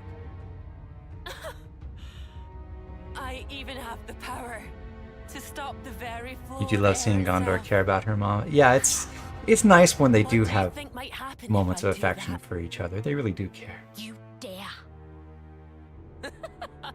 It's a real sight to behold, eh, Gondor? I could almost paint it right now. What the hell are you doing this for? What are you after? You're asking that now? You know why, Gondor. I want to tear it all down. This city, and you lot too. And then I'll repaint it all in my own hue. A nice red will do. A vivid blood red. Shania. That's right, you just keep on glaring. Enjoy cursing your own helplessness.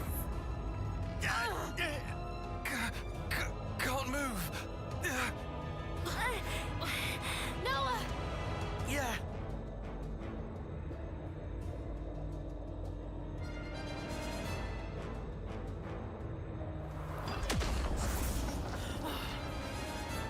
You can't beat Lucky us. 7 We're powers. far Unfortunately, worse that than doesn't this. actually work in You've got to gameplay. set these people free, Shania. Just like what you did at the castle. Huh? Oh, you Ouroboros really are infuriating little weevils. And yet, you spent how long trying to be one? What happened to your dream? Like hell. I said I want it gone. It all belongs in the garbage. Your lives, this world. If you hate it so much,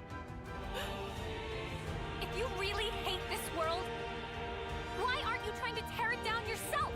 Change it with your own hands. I told you, I'll wreck every Good life. point, Do Sena. it differently. There's still a way you can change. And that way, the world will fall away by itself. It'll all change. You've got it easy, Sena. Bet life's been cushy for you. Get off your high horse. You've got it all wrong. All I'm trying to say is, I'm not the same as you. We're nothing alike. and that's why you became Mobius? Afraid it was a waste of effort. You're still nowhere near our equal. What? Couldn't live up to House Vandom, could ya? Yeah, we were gifted. House Freed couldn't hold a candle to us. So, you admit it then? If that's what you want to think, then bring it. I'll show you what's different. Once you Yes, get a Morose, taste I of my agree. beasts. Or are you gonna wimp out? Lose this one, and you won't have anywhere left to call home. Gondor? I actually really do like this quest. It's kind of short, but I like a lot of the scenes, and I think it's really good. It's just kind of a shame that it is Sena's Ascension quest, and she's like the third most important character in it. Wish you could first play through this game again. I think what's nice about this game on repeat playthroughs is, unlike something like, say, Breath of the Wild, which I genuinely wish I could play again for the first time with no knowledge. I think having knowledge of the mechanics actually makes the game more fun, whereas with Breath of the Wild, it's like knowing how to do everything and where everything is makes it not bad, but it's it's not nearly as magical. So anyway, we're seeing the main gimmick of this fight, which is that Shania can freeze most of the party on demand, and that's unlike other like Mobius Dominion shackling effects, there's nothing we can do to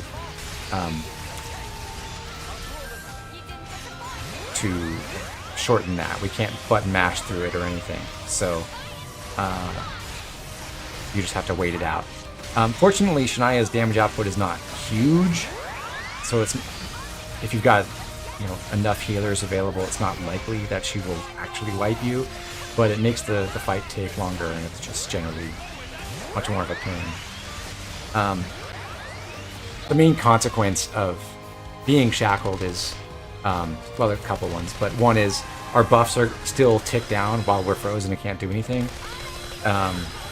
So we've got Awakening on the whole party right now, but that just ran out, unfortunately. And also, if one of our attackers, like Sena, has drawn aggro and we'd be relying on her evasion arts to stay alive, well, she can't do any evasion arts while she's standing there frozen. So that doesn't work nearly as well.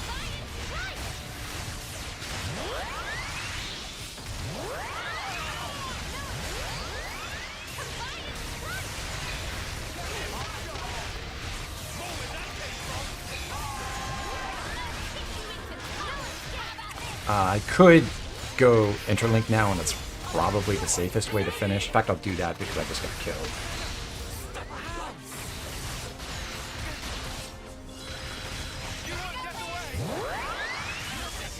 Why do you have the art follow-up field effect? Yeah, it's not, for most purposes, it's not good for itself, but it lets healers charge their talent arts.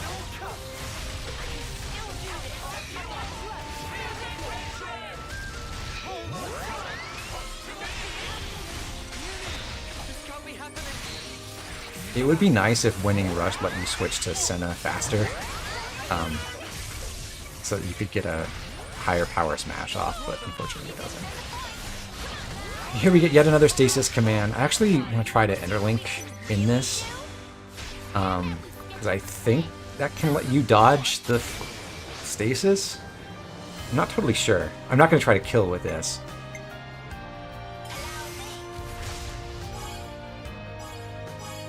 Offensive fields don't share a limit with supported fields. They do. So, setting art follow-up will clear the other fields if there's already 3 on the ground. But anyone who's in a field, when it dissipates, if it's a defensive field, will apply an equivalent buff to the characters who are inside the field. And then offensive fields, if they dissipate, will inflict damage on enemies nearby.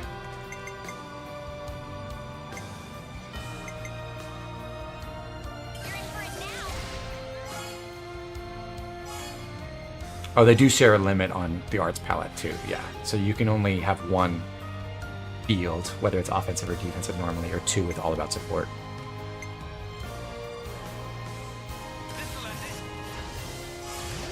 Looks like we did effectively dodge stasis command, so I'm going to finish this round of the chain attack and then just... Well, I'll try to break and launch, if possible, and then we'll end the chain attack and then have Sena smash. I do not want double XP from the kill. But hey, it's because it's a chance to see another chain attack that we weren't necessarily expecting.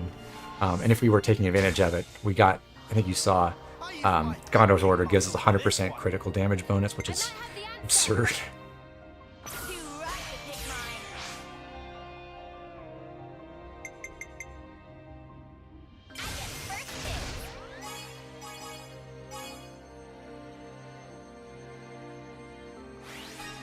Is it the art recharge field, since it's one of the few Agnian field master arts? We're using the one that's art follow-up that inflicts damage when you use arts in the field. That's because we don't have the other Agnian field art, Ring of Roses from Troubadour, unlocked on most characters. Although we do have it on Uni now.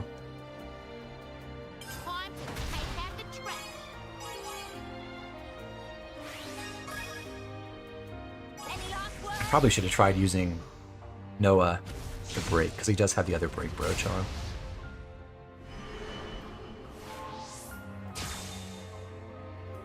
Hit them where they least expect. Do you think this plan might work? Yippee!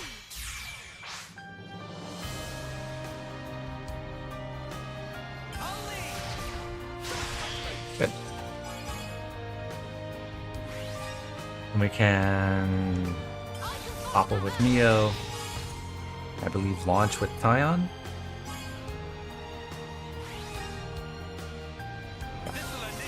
Not going to be as long a launch as we could have gotten with Uni with her Platinum Belt and Berserk Ring and Topple Launch Fusion, but good enough for our purposes.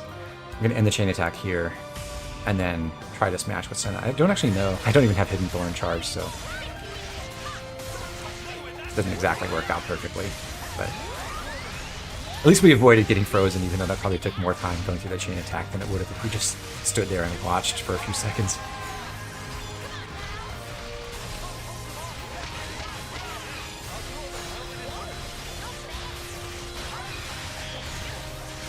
Oh, there we go. Good. Nice. Power charged smash works wonders there.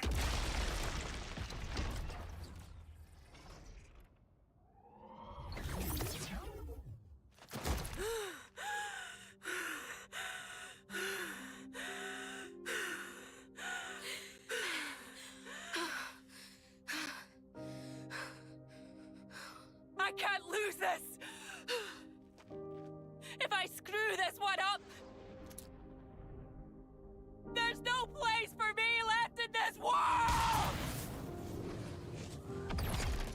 How do you still not get the message?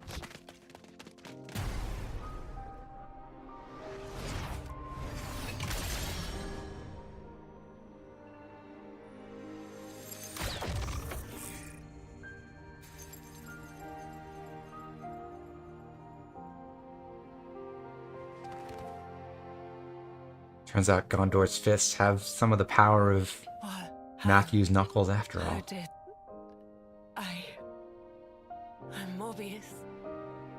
Gondor. I did it. I really became Mobius. Thought I told you. Your calling, it isn't this stuff.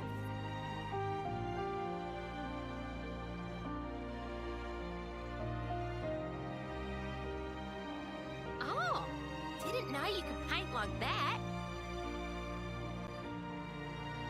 No, this isn't. Come on, show me some more.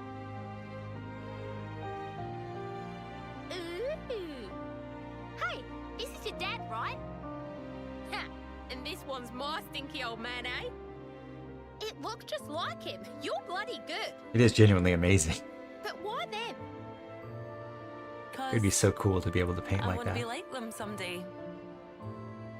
Protecting the city. Everyone looking up to me. That your dream? Not sure you need to be worrying about something like that. Huh? They're just a bunch of old fogies. Just be true to yourself. Bet none of those farts could make art like this. This should be your calling.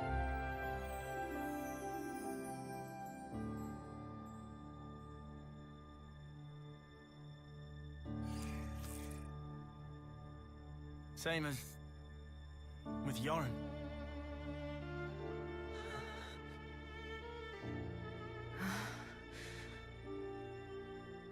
You're saying that now? No one, not even once, has ever expected that from me. You sure about that? 'Cause I know someone. You were wanted.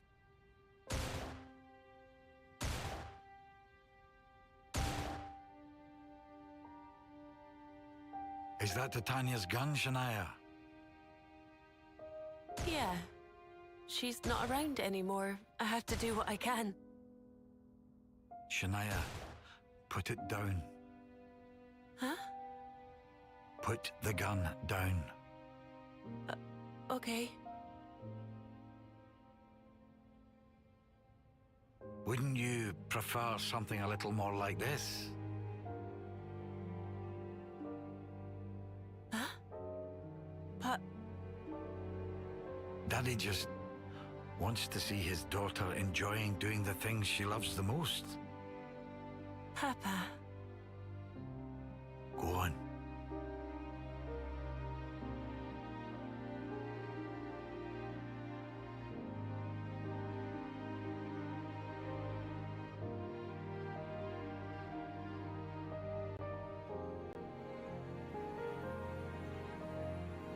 Hey.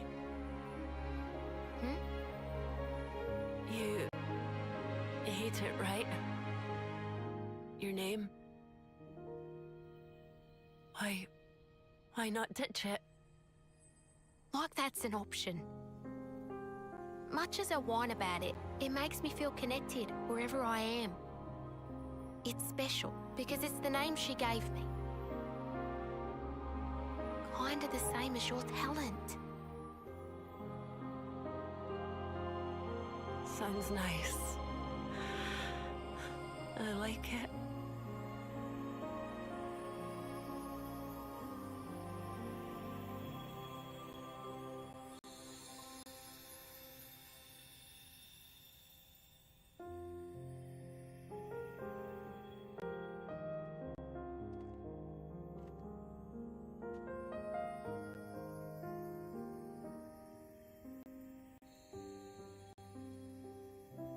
I think someone in chat said earlier this doesn't make them sympathize with Shania, and I can understand that. But one of the things I like about this quest is that it is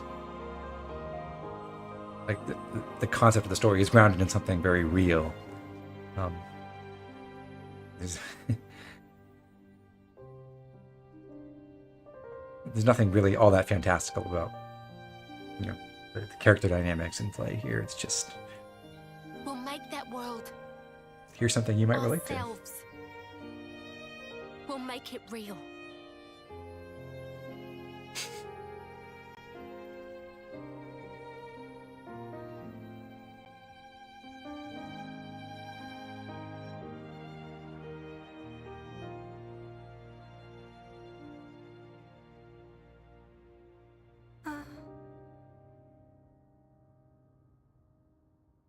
Oh, do stop. You're wasting your time with that. Huh? How much longer will you drag our family's name through the mud? So she met her end as our Mobius. Please. What a pathetic child. Say that again!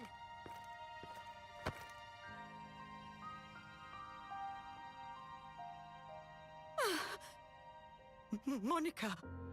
What now? Also, Monica steals the show whenever she's in this quest. She's just, I will beat the shit out of you.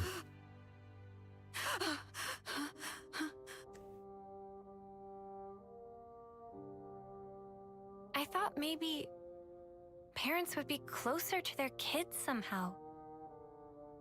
Like that warmth we felt would go on throughout their lives. I thought that might have been the answer we were looking for. It's an illusion. It's a fact of life that the child is born of the parent. But that's all it is. So everything that we're trying to achieve, is that an illusion too? It's all just a big lie? Sena. Whether it ends in a lie or not is up to you. We all have to crawl face down in the mud, believing we'll come out smiling. Mother. Table set, by the way. I played you. You want the Renegade interrupt? Let's fill up that tum. Right trigger punch.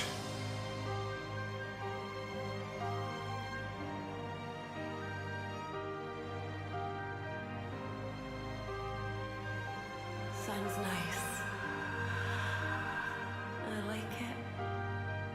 You think Shania was able to smile?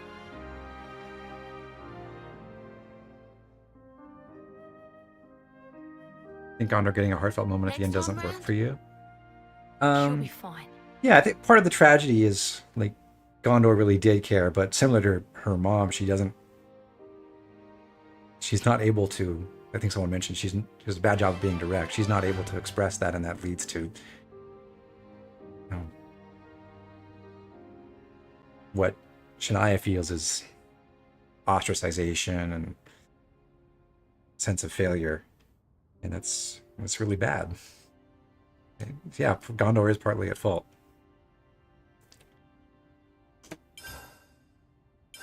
I hope everyone's getting along. But I think Sena learns here, you know, the world isn't as perfect as she thought it was, but you know, it's worth fighting for that anyway. And despite her own doubts in herself and her abilities, she can believe in a higher goal and her friends and everything. Yeah, it's very funny that the affinity chart dialogue that pops up in this game is sometimes very inappropriate for the moment. Yeah. Alright, so that's Sena's Ascension. That does mean we unlock an interlink slot. I'm going to quickly change. We do have Soul Hack on Lance. I'm going to quickly change back to Machine Assassin on Sena. We'll continue working through that. We're trying to get that to rank 10 pretty soon as well. And put Kamaravi in the team for an extra topple source. And then we'll go to our soul trees. On Sena, we can now buy Heat Control Time and fill out an extra Soul Link slot. There's a couple interesting things you could do with this. For utility, you could take something like Hefty Protection just to give that big aura with a pretty significant damage reduction bonus. So if we do decide to interlink Lance and Sena and go for smashes, we can protect the rest of the party while we're doing it. I also do kind of like just maximizing her damage by taking the other attack up boost. So currently Sena has 1199 attack. If she inherits the 20% attack up from Lance in addition to the 25%, then she has 1328. So it's about a 10% damage boost in the end, which is not insignificant. It's not that important either, but it's maybe the best thing she can take. And then we can also afford a couple other things. On Noah, we can take the critical up skill. You found power. And Mio, we can grab the enhanced version of Subtle Strike. I got a new trick up my sleeve. Everyone else, I think we're saving for now. Your favorite Affinity Shard moment is the one at the end of Chapter 5. Yeah.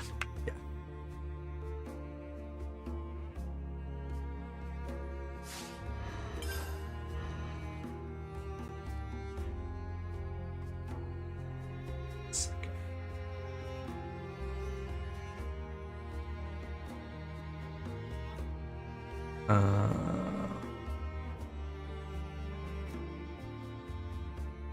that's correct.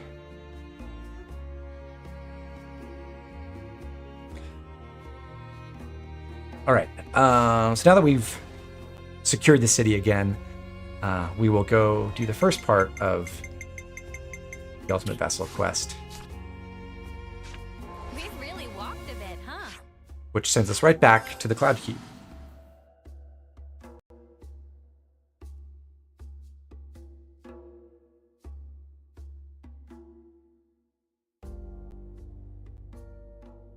I didn't expect we'd be going back to meet the Queen again so soon. Me neither, Mio. We have to be on our best behavior.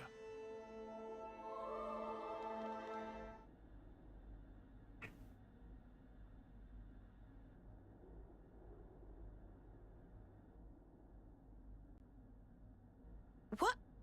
Why are you here again?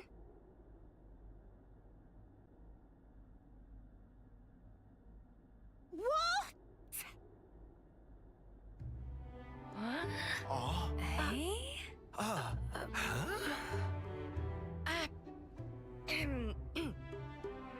The Gears of Origin. What fate that they would be the ones to guide you.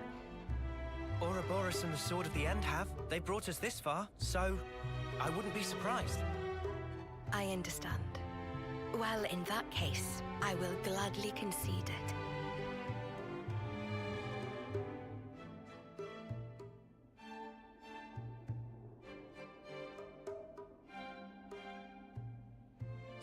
we'd be coming back though, right? It was all a part of your grand design, yeah?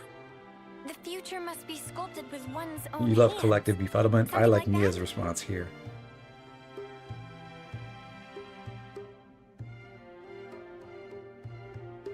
Right, certainly.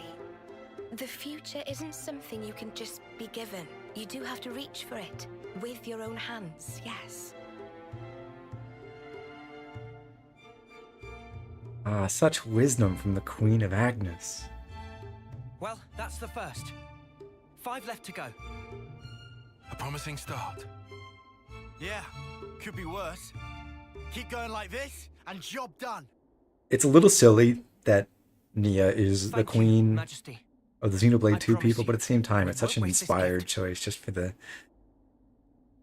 total mismatch of Wait her a actual moment. character with the role. How will you access Origin, even with the ship? I mean, We're gonna plunge into the Great Sea's vortex. And after that? Origin is protected on every side by thick armor plating. You think you'll find a berth? I guess, maybe? For starters, we don't even know Origin's general schematic. We're going in blind. Take this. what's this? New powers from Nia's core crystal. It wasn't overpowered enough. A certain Nopon engineer was involved. On the Agnian side of Origin's construction. That's an early blueprint left behind from those days. The Great Sea's vortex is likely born from the force field emitted by this middle part, amplified by the structure built up around the circumference. That would be my best guess, anyway. As for the original purpose of the structure, it was a device to deploy a field to protect the facility while it generated an omnistatic space. Consequently, this middle section here, it lacks the armored shell, making it Origin's only weak point. So then, basically, this is our entrance. Enter the vortex, and then using its flow, break through Shoot to a the proton inside. torpedo Once you are within, into the main, destroy the force to the field exhaust port, generator at the which center. leads to the main That's reactor. the trick. Yes, I see. However, the It is internal ray shielded, structure of Origin etc., may etc. well have been heavily modified by Zed. Even after you make it in, you must be on your guard. Skim the surface. Target only 3 meters wide. We'll be fully prepared. Used to bullseye womp rats back home. Huh. You gotta hand it to the Queen, though. How could anyone know all that? Shocking, I know. Absolutely.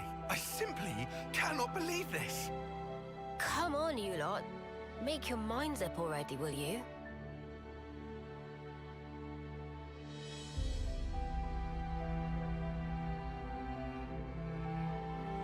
By the way, Imagine the final arc of this game. It just turns into time, right? Yes. like Star Wars Rogue Squadron 4.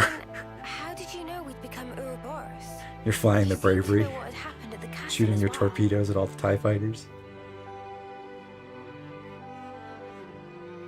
Even as I sleep, I learn information on It would everything actually this be world way better. collects right here. Thank you so much for all this. I promise you, we will seize the future.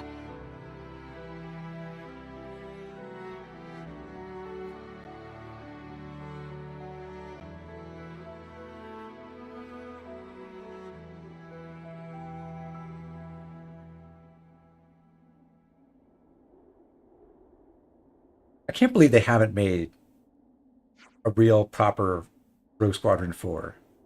It's been, what, 21 years? 20 or 21 since Rogue Squadron 3 came out?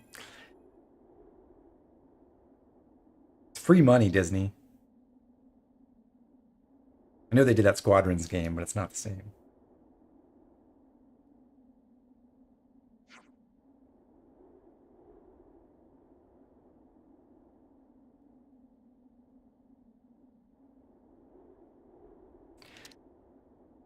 We're getting a trickle of new locations for signals from more origin metal to enforce a sequence a little bit, so you can't just go all 6 in any order. They're too busy making generic slop? Unfortunately, yes. Well, that's been the story of Disney's ownership of Star Wars, hasn't it been? At best.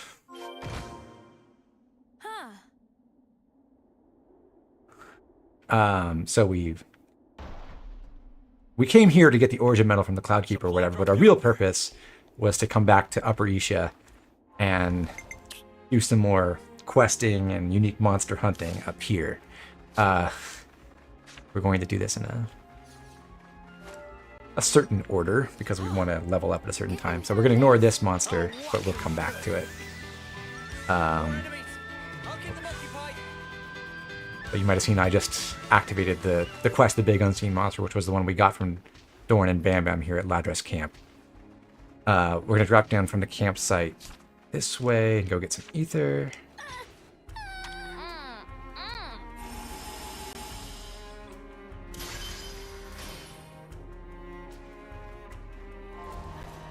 Just want to double check. Okay, the party is looking correct. So our first target is this guy, Stonehoof Torfin. Topographical info updated. We've got a fight. Got to allow for a little challenge now and then. I'm going to try to inflict resistance down. The best way to make that work is really to interlink with Uni or Tyon to get that minus 50% debuff resistance on the enemy first. Because then you can much more reliably inflict back with resistance down, and from there you're much more likely to get a successful proc of other debuffs later. I was a little too late trying to aerial slash to dodge that, but screwed it up.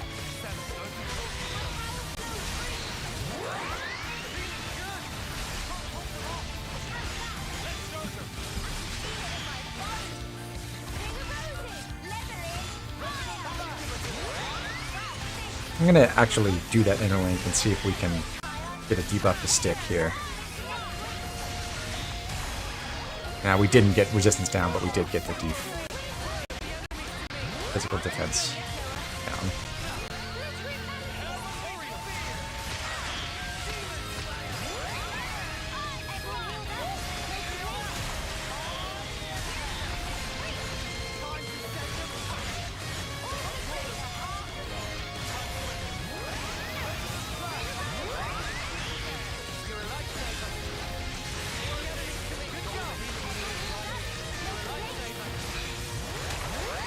Oh, I'm forgetting. I should go to the side to maximize Fatal Bite's power.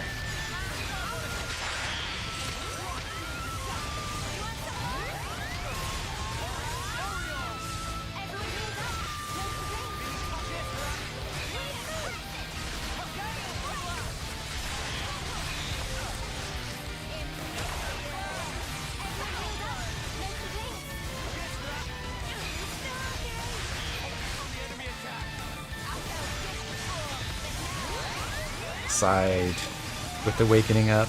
Not bad.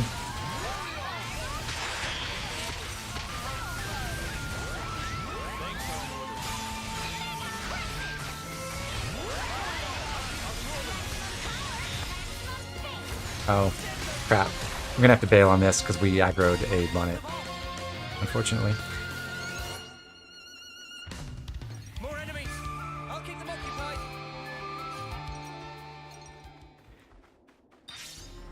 Damn you, Torfin. Why'd you have to run so far?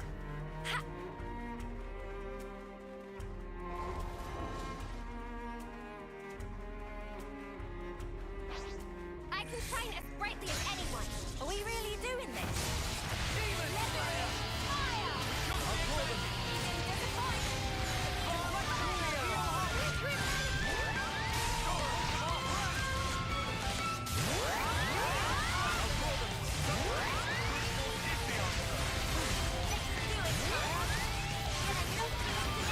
Hey, I got all my debuffs on. Sweet.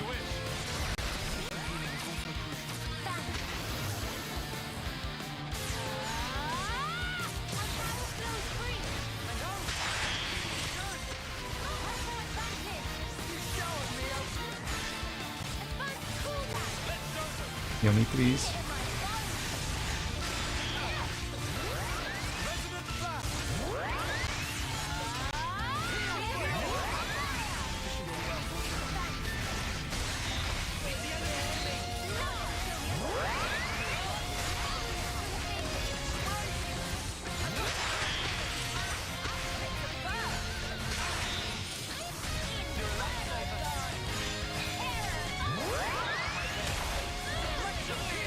Noah's actually been very efficient at spreading Awakening, which is nice to see.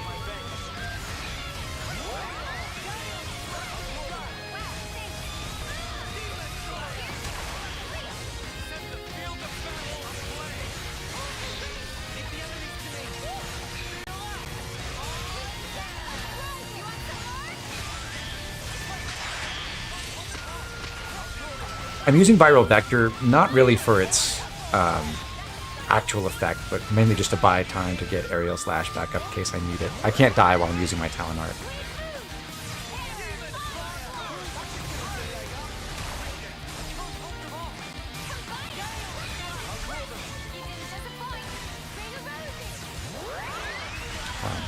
But yeah, Noah's gotten Awakening spread pretty quickly, and he's been...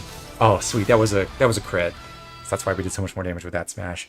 And he was also inflicting target lock fairly regularly to draw the aggro off me. So good job, Noah. And good, we didn't get any collateral damage that time. Nice.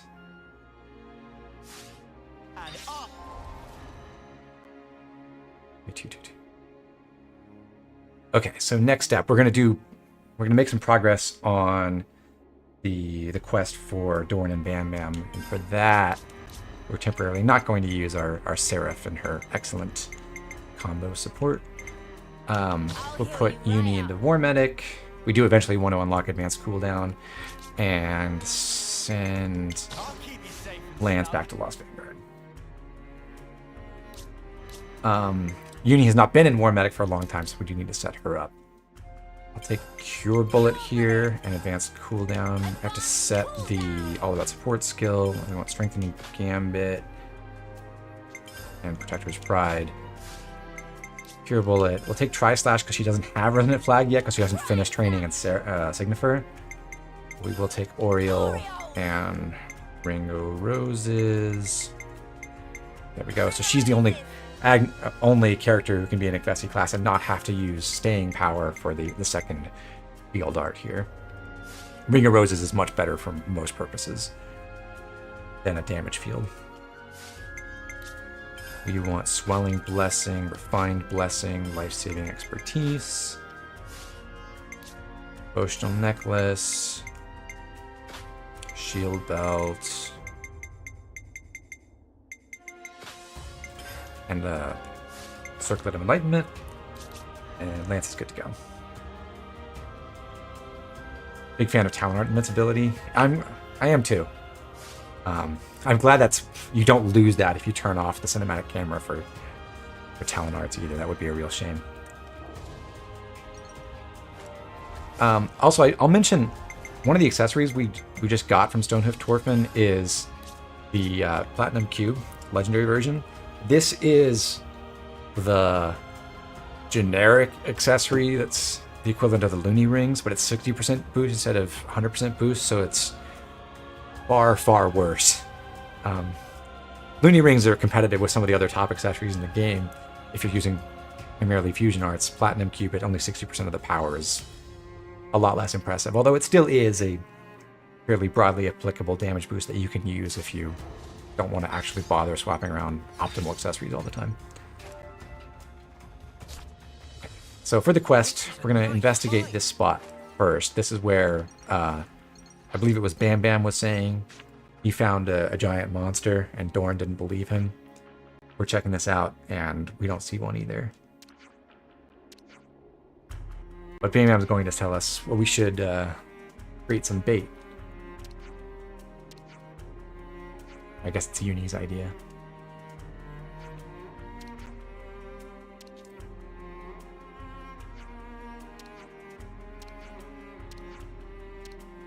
So the correct bait is some Ori's meat.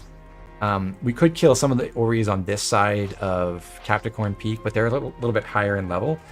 What we're actually going to do is warp over to Sang Camp and use a skirmish nearby to get to hunt one of the Oris we want to kill.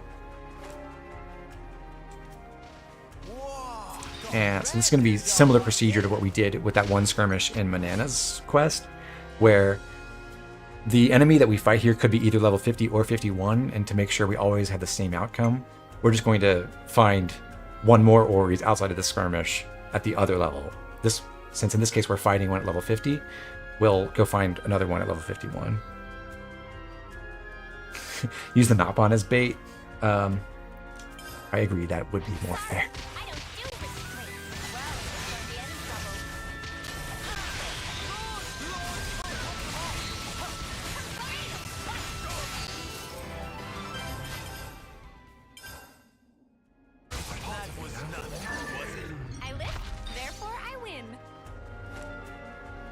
What are the bunnets called here? Oh, hitter bunnet. Nice.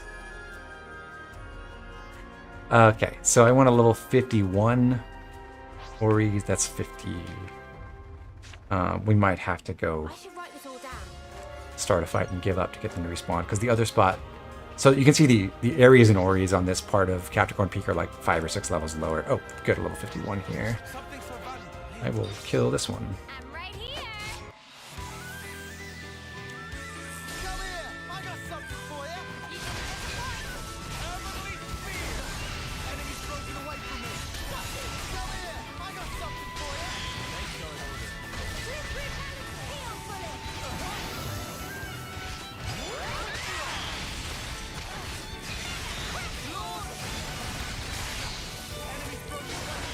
That was actually frame perfect timing to get that smash in.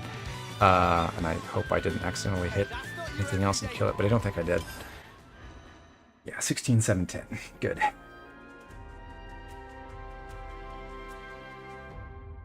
Alright, and now for another unique monster and another couple of class changes. We're not going to run 3 healers in the party now, so I'm going to put a 3rd healer in the form of a hero. Back to Seraph for Uni, and over to Flash Fencer instead of Machine Assassin for Sena. This has all been set up, so we don't have to do anything with those, then we'll just put Masha in. Because there's another thing we can kill over on Sang Road. We ran past it a moment ago. Never seen the robot class. It's supposed to be Fiora-esque. Not really. The female and male characters have different outfits in the class, though. The women in the party dress up as, like Sagiri, as the pilots, and the men dress up as the robots themselves, which is kind of funny. Alright, so here's Spiral Horn Bakro. Our next target. I'm just going to sit here with my power charge up and wait for a smash opportunity. And if we get a big crit, this might go very, very quickly.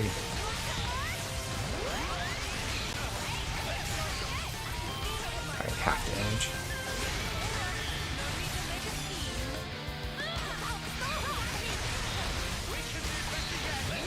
And this is why it's good to have a backup source of smash. It's not as powerful as the Mighty Beat Hidden Torn Fusion, but it does let us keep putting that damage out there. And our party right now is very good at inflicting combos, so I can actually get a 3rd smash on.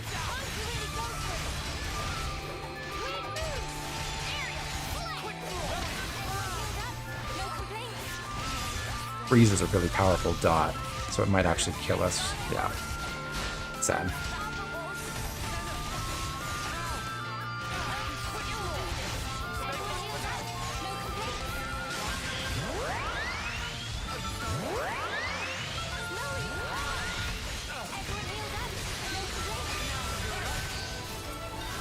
An unfused smash ends up being good enough.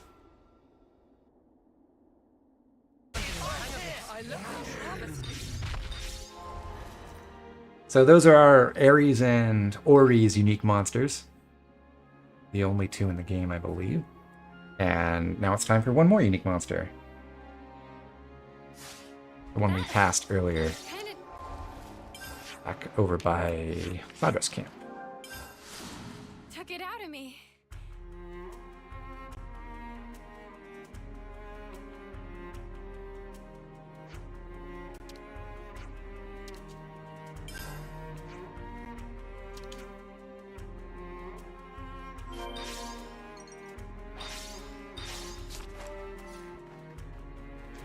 Timbercorn Cthenos, who is the high. There are 2 unique Eluk unique monsters. This is the higher level of the 2. We'll meet the other one later, but bizarrely, I find this one a lot easier to fight than the other one. Maybe that's partly because of the party I'm using here versus what we'll use there, but it just seems like the other one is way more lethal.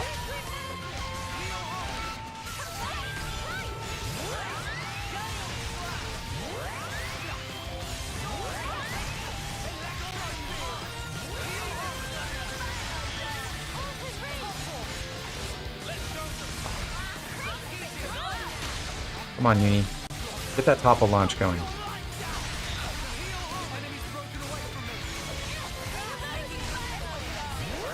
You've let me down.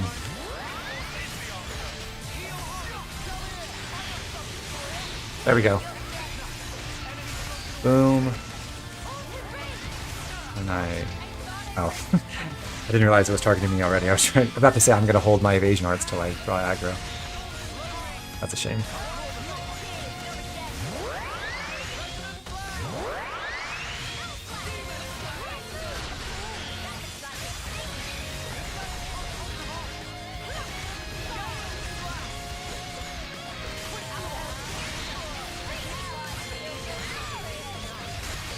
Oh, my power charge, another big smash, and I've just about charged Saber Strike. There we go. So if I get another launch opportunity, I'll be able to smash again.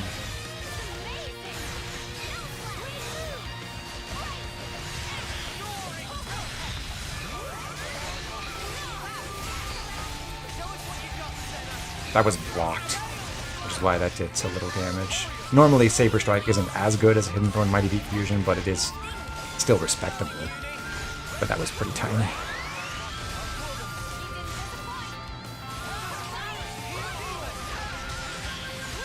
Clutch target lock from Noah there.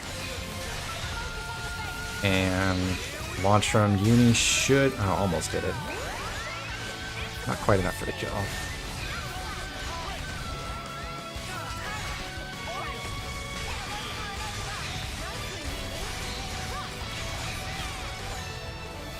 Cool. The art we just got from Timbercorn Cthenos is Healing Rest, which is the very first direct healing art that, in fact, the only direct healing art that Soul Hackers get. So it's, they really don't want you, at least for whatever reason, they lock all the best direct healing stuff for Soul Hackers to like very high level unique monsters. The healing field is actually on one that's like level 95. So they really didn't want you to make a healer out of your Soul Hackers, although they make great buffers in the meantime, so that, I don't really know how that worked out.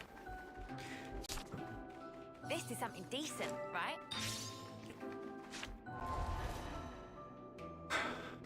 Okay. We'll make one more... We'll go hunt one more unique monster before we actually finish this quest. And for that, we're going to change up the party a little bit again. Lance goes back to War Medic, and we'll put Kamaravi back in, since we have 3 other healers now.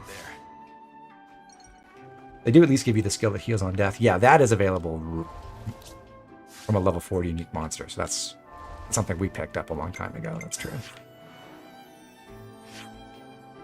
Soul Hackers end up having a bunch of powerful utility stuff from the moment you unlock the class, if you just go and hunt a few things, but they just don't make very good regular healers. Actually restoring HP to the party. Interesting design choice. Can't forget our progress update. Okay, so at the former site of Colony Zero, it's been colonized by a family of rebels now, including good old King Chicky Chicky here. The only annoying thing about this is that, like all rebels, it has an evasion art that can cause problems, and also I didn't manage to have my teammates draw aggro, and I got killed really quickly, which sucks. Luckily, I don't think Mio had used Glittering Melody yet, so we should get a quick recharge from her very soon. Yeah.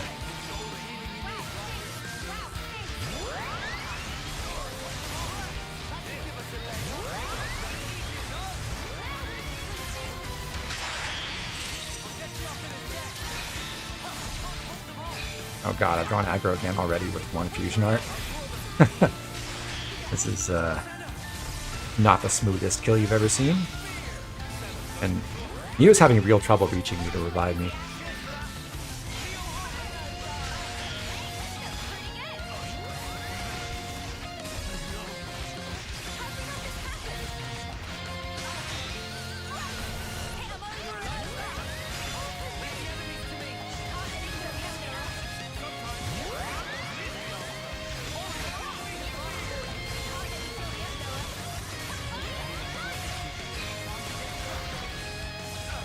Missed my cross impact, missed my null slash.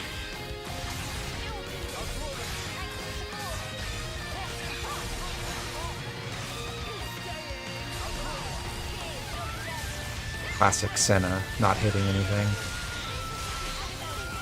But enemies can't dodge when they're launched.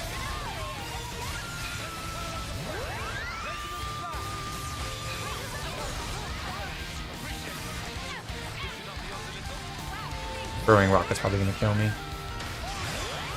Oh no, I dodged it. Cool.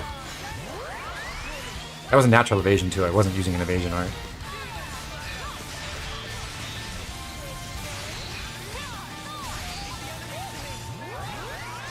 I think that was blocked.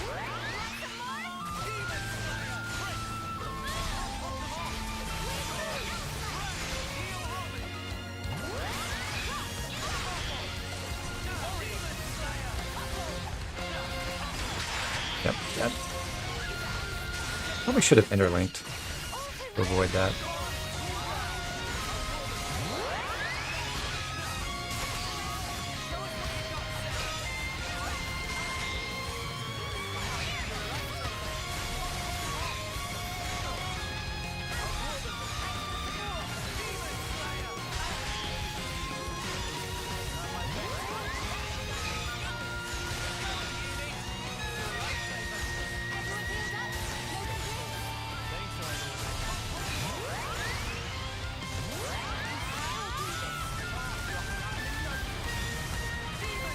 This time I have my dodge arts up. That's good.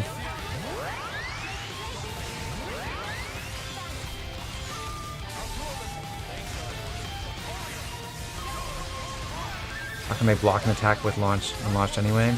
I don't know. I'll have to ask the game designers.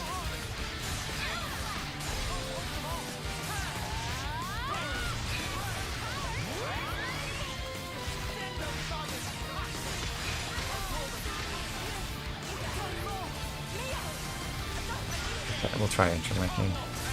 I'm really worried about accidentally hitting one of the other rebels here. So.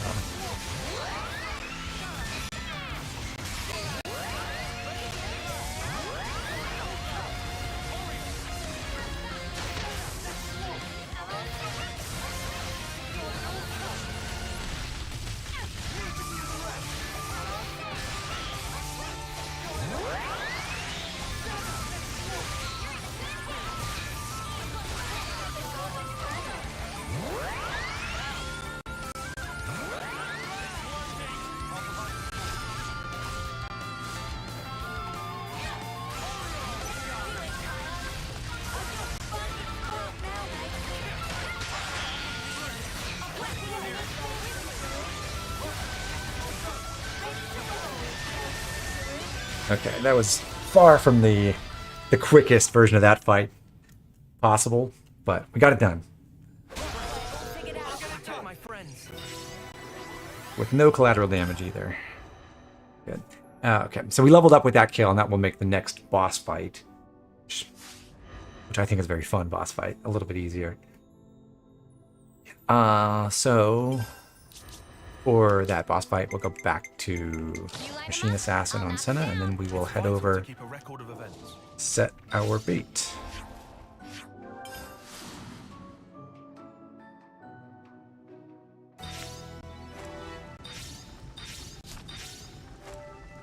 Shall we deal with it? I'm your guy.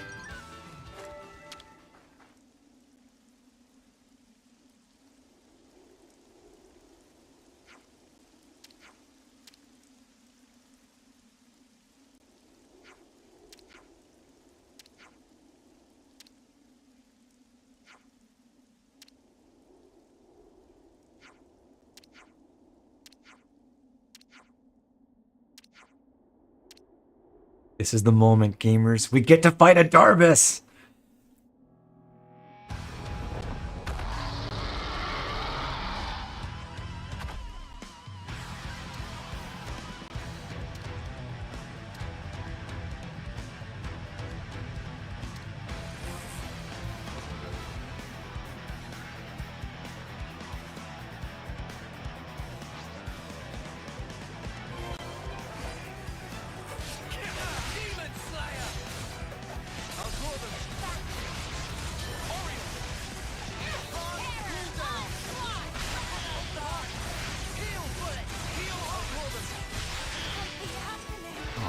Uni died.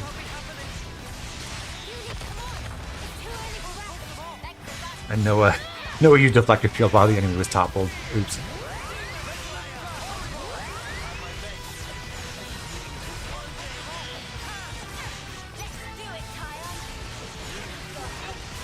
Okay, we got debuff resistance down on the enemies from Uni and Tyon, and it failed.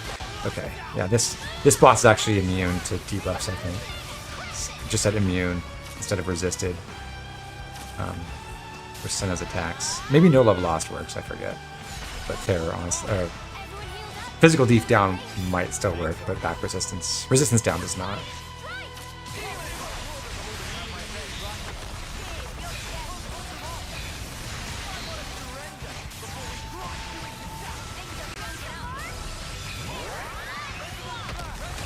Yeah. No effect, no effect, no effect. Okay, so it actually is immune to physical defense down and the resistance down. Unfortunate.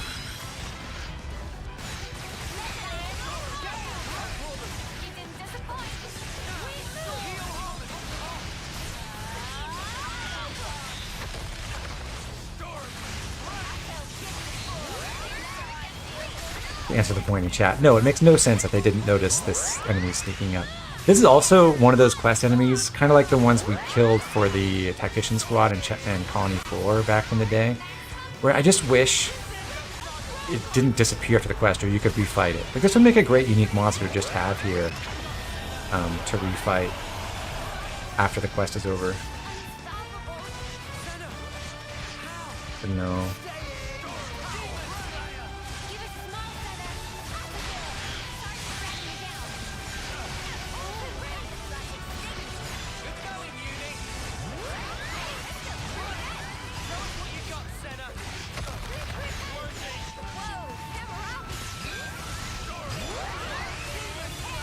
What's the point of having debuffs in your game if you can't use them on bosses? I know.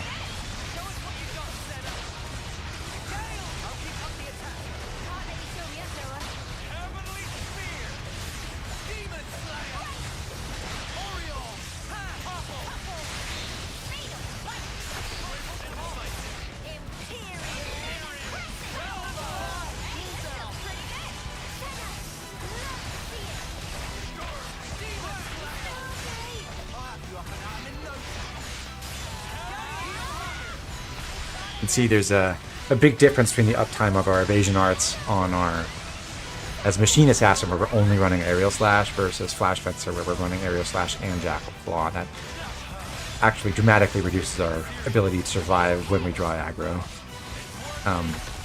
But the reason to run No Love Lost is because it can stack up that additive damage boost on this class fairly well. It just doesn't work on this boss, so really it would be just objectively better to have Jackal Claw there.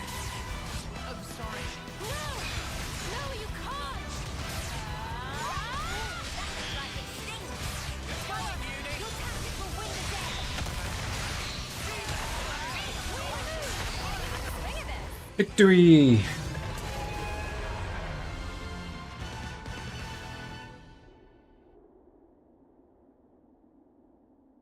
We don't get to fight another Darvis again for a long time.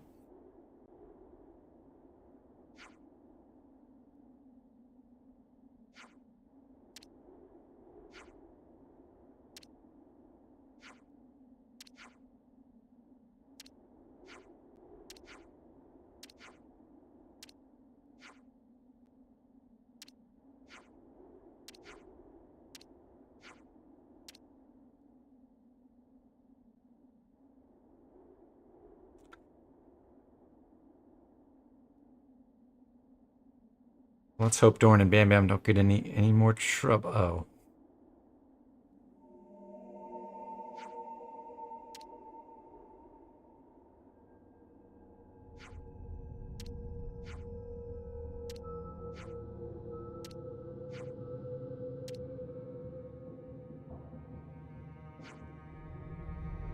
He's dying.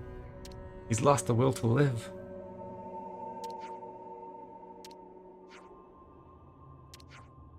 We have to go all the way back to Colony 4. Yeah, we'll get there eventually.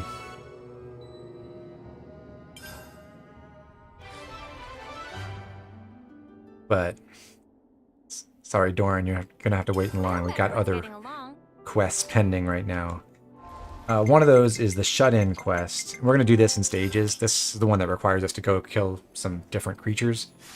The first set, well, that we're going to fight anyway, is a handful of Ammonis here at Cooley Lake, down at the, what is effectively the lower end of Upper Aetia. I activated this quest to automatically add Sagiri to the party. It's really important that Sagiri is in the party, because if she's not, you do not get credit for this quest. And I want to kill specifically level 58 Ammonis. There are 3 regular ones. I don't want to kill the elite over there, so I may have to die and respawn to get the levels to work out properly.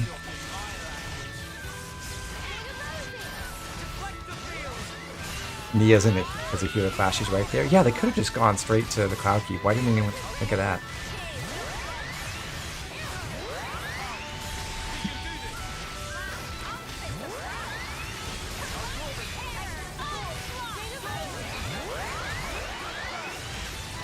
Where's my launch? Hello?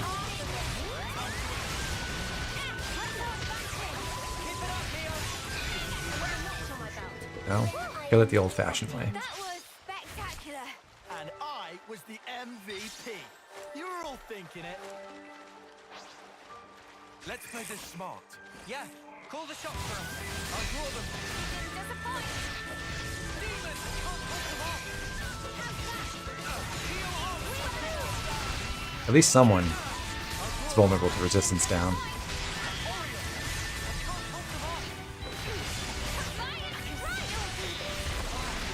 There we go. Sure I did, Sena. You look great. We're making good progress on unlocking Machine Assassin on everyone now. That was 2 enemies. We need to kill 1 more. It was the last regular Ammonite here, though, so we'll respawn and see if we can find another at level 58, and we did. Here we go, guys. Right on. Make sparks fly, Noah.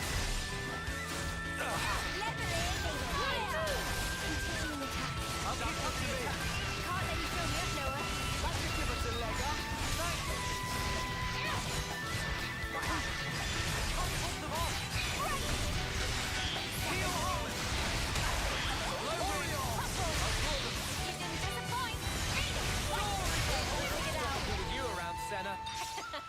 I'm the girl with the gall.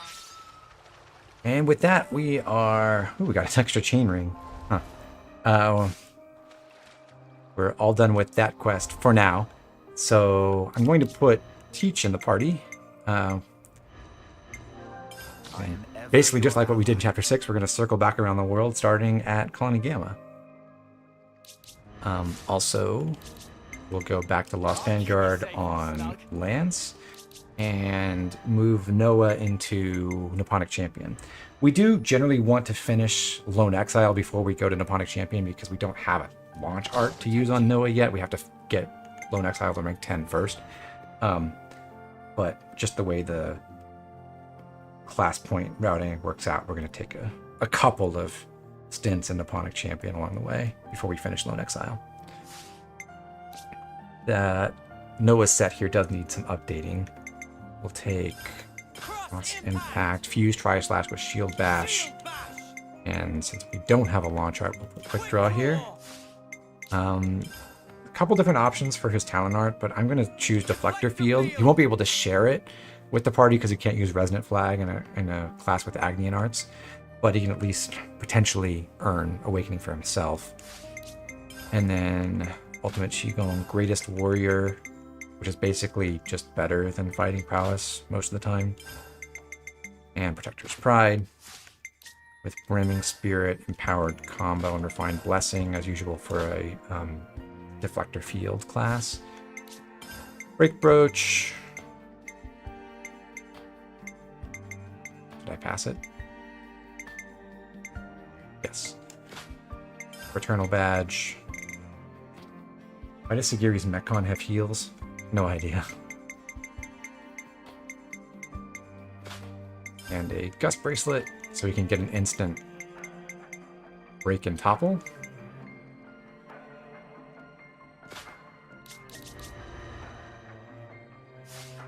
And we've already set up Lance. So this will be the team for Teach's Ascension quest, more or less.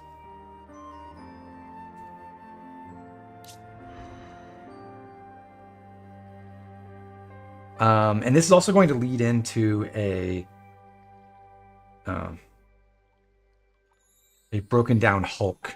So as part of our tradition for those kinds of quests, we are going to go take a CP boost meal. The best one available is the one at the Station Break Room at Agnus Castle, the plus 40% boost. So I'll grab that and then we'll go over to Colony Gamma. I've already got food on the brain.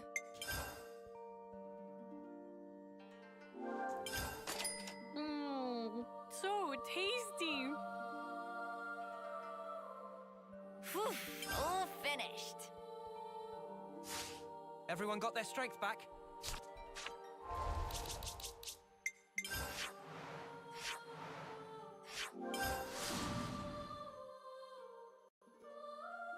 So if we bring Teach to the commander's office, we'll start his ascension. Gamma is as vibrant as ever once again, thanks to you. All the hard work was worth it to hear you say that, Commander.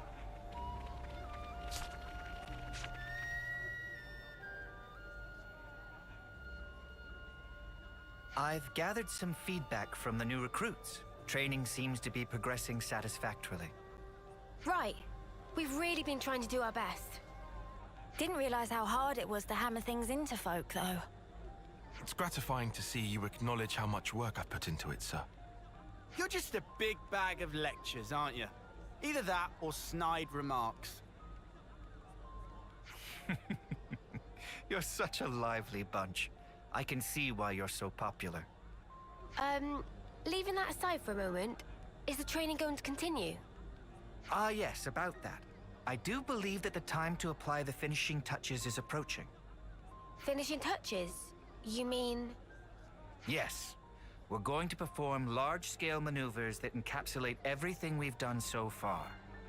Yeah? Large-scale maneuvers? Now we're talking.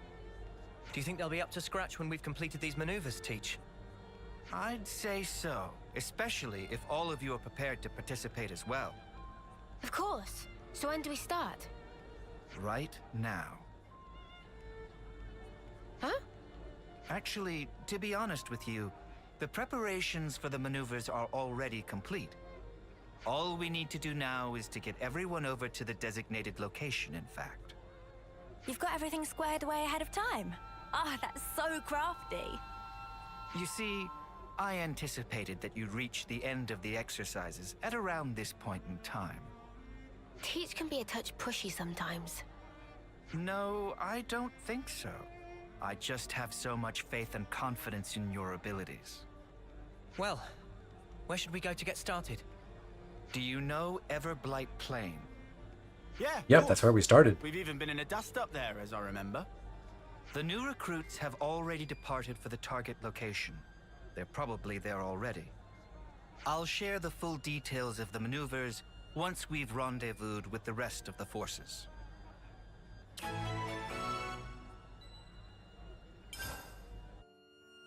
We finally get to explore the rest of that area. Talking about is It's Everblight Plain. Well then, shall we Yeah, set he out? just said that. And yes, our head of dust up. Sure. That's a little bit of an understatement. So, off to Torchlight Hill once again. Home sweet home.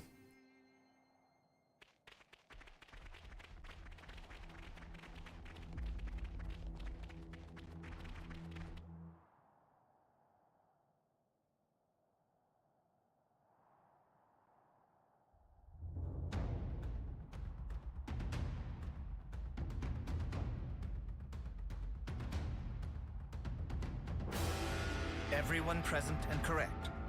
Then I'll proceed with the mission briefing. Before we start, please turn your attention upward for a moment. Upward? Oh!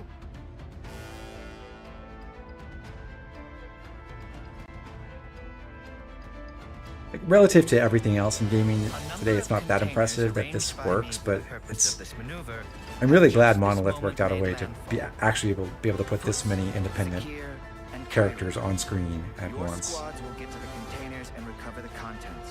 Quick as you can. Could you imagine if Xenoblade 3 had a 3-party member limit in the way that Xenoblade 2 did, or 1? It would be so much more limited. Oh, please. No need to make quite such a fuss about it. This is simply a training exercise. I think this game is one of the more Yeah. impressive I mean, technical achievements on the big boys aren't Switch. gonna go full tilt at us newbies, surely. You three, listen very carefully to what I'm about to say. Whatever opponent you may face, I forbid you to belittle or think ill of them. From the moment you raise your blade against theirs, you must project every ounce of your power when you fight. In that way, you do an honor to your opponent. Honor? If you do not offer that honor to your opponent, then all that remains is the shadow of enmity. If pure power is the only prize of battle, then surely this war will never end. For the most sacred duty of every soldier is this: to stamp out evil at its source. Busting out the big words as usual. That's our teach for ya. Neo and companions, do not hold back. Bring your full strength to bear on your juniors. All right, we'll do our level best to assume the role of enemy. Very well.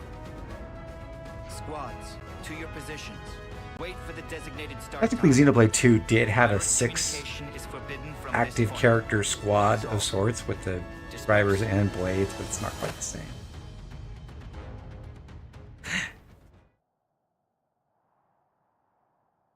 It's time. We should commence with our battle plans as well. Huh?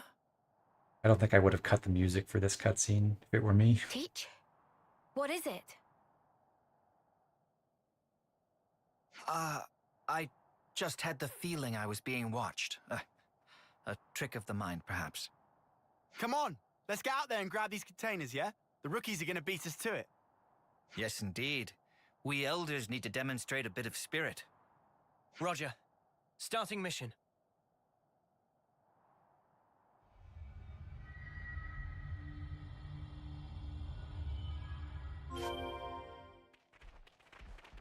You can have up to 8 party members in this game. Yeah.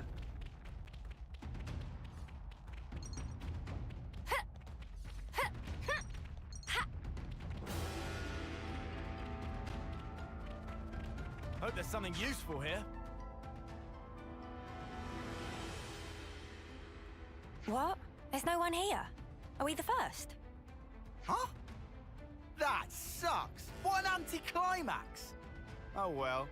Let's recover the container. Not so fast. Oh, what? Where? Flashbang. Well, we're surrounded. So it seems. You thought us rookies were gonna be a pushover, didn't you? You could probably use that technology. Well, joke's on you now. Fork it over! We've got a full head of steam over here, and you're gonna get all of it. Sorry! Just how I like it. Come at us, mudders. Nothing like a chump with a death wish. You said it, Lance. But your squad has never beaten us. I don't think you're going to start now.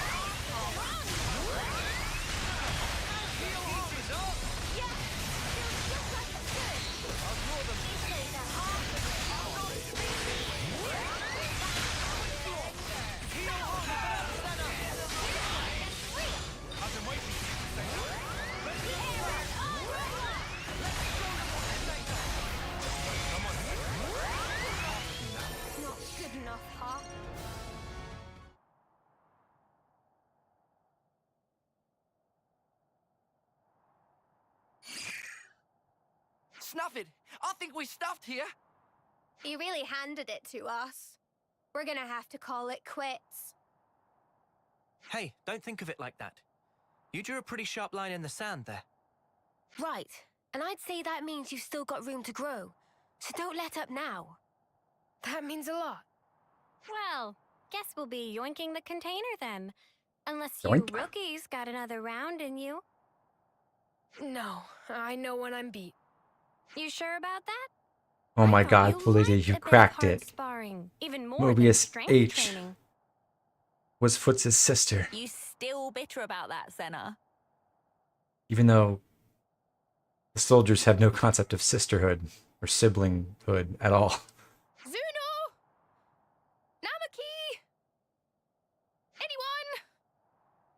Is anyone there? Oh, I picked a great time to get lost, didn't I? Kyrie, it's a wide open plain. You can see for miles.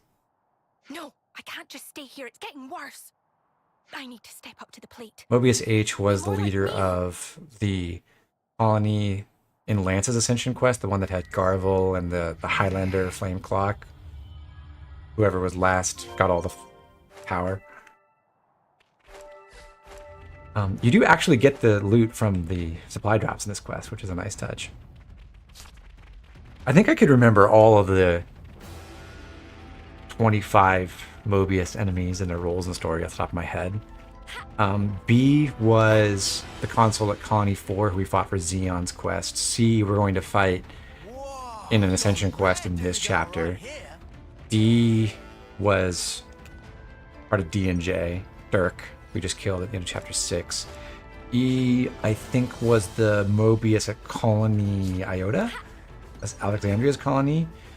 F is... who's F? I think we haven't fought F yet. So who would that leave? What quest is that? Am I gonna lose at F?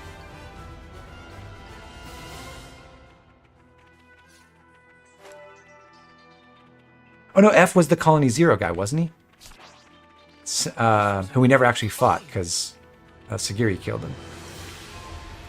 And then G was the consulate colony Gamma for Teach. H was the boss in Lance's Ascension. Can't forget our progress update. I is Irma, colony Mew. J, Yorin. K was the very first Mobius we killed in Chapter 2 at Colony 4. Did I say Colony 4 for B? That's Colony 9.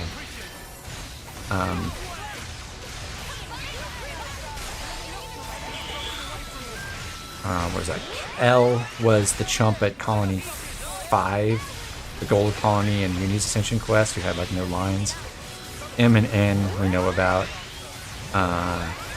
O and P were the ones at Engardo Pass after we fought Ethel and Kamarabi. Q is the boss at Colony 30.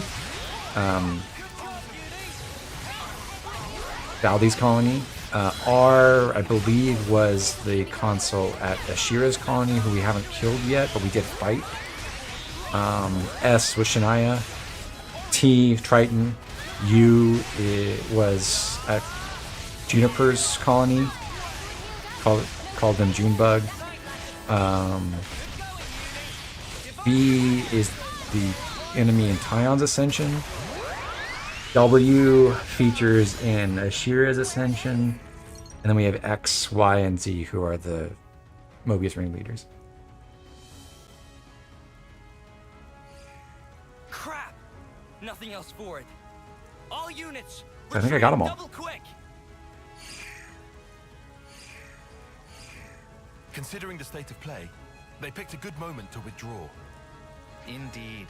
Zakir's going to be a solid addition to the Force, thanks to your instruction. I can't take all the credit. It's down to I'm not sure that's really impressive, more like I've just played this game too much. Yeah, we bagsy the container.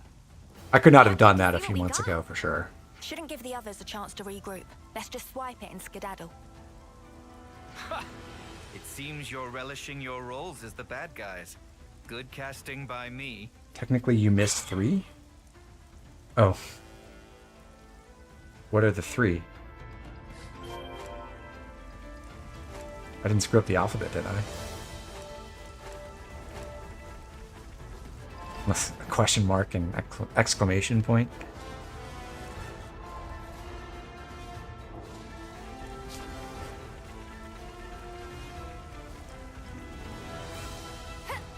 Q, R, and W from the DLC. Well, I wasn't trying to cover all the DLC ones.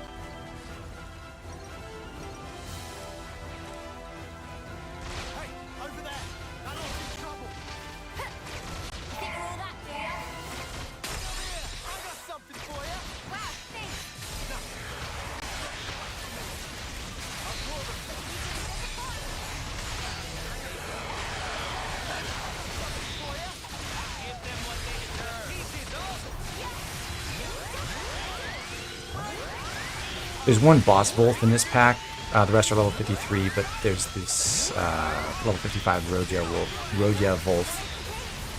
Try to smash him. There we go. It didn't cancel into that, and I wasn't on the side, so I didn't get max damage.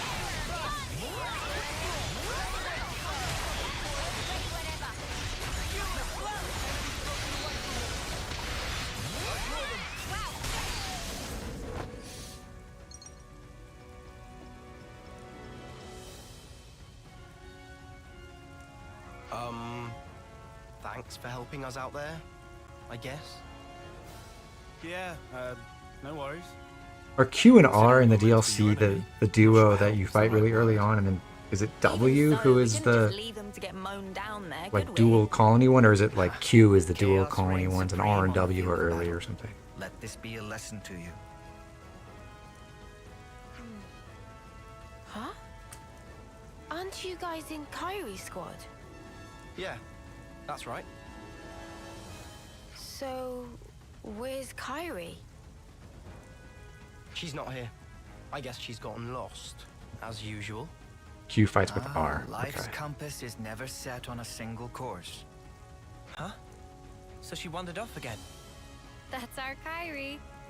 What should we do, Teach? Do you want us to look for her? No. Let's leave it to them. This too is a part of the training. Roger that. I'll track her down then.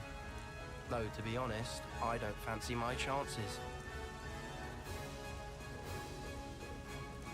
We bully someone named exclamation point Isle. Is that like the exclamation point there represent the click sound in some like South African languages? Or is it like Isle? Isle? What a name.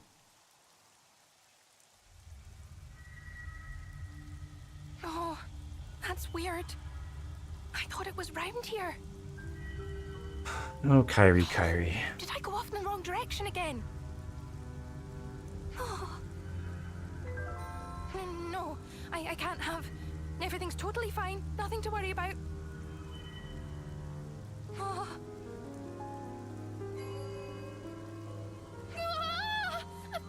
Kavesi soldier! What am I gonna do? Kavesi soldier with a unique model, even. They really tried.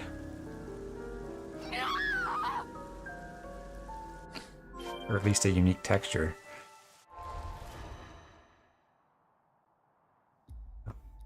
Well, that's it for dealing with all the squads. We just have the boss fight left, and for that, I will make Noah back into an alone exile.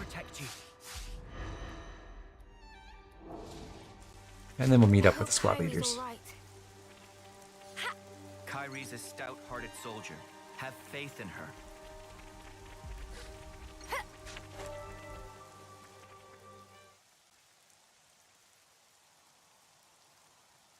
Everyone, thank you for your perseverance.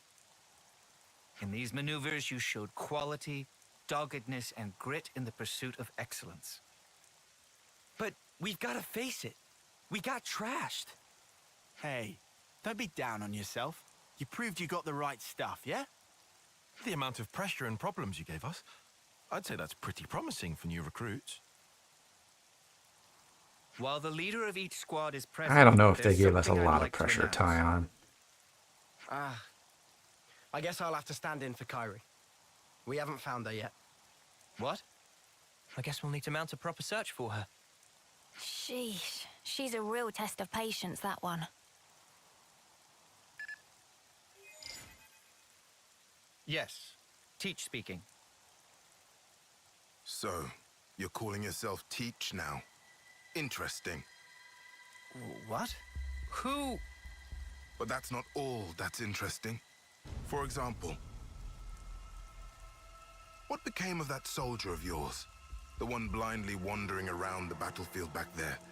Where is she now? What have you done with Kyrie?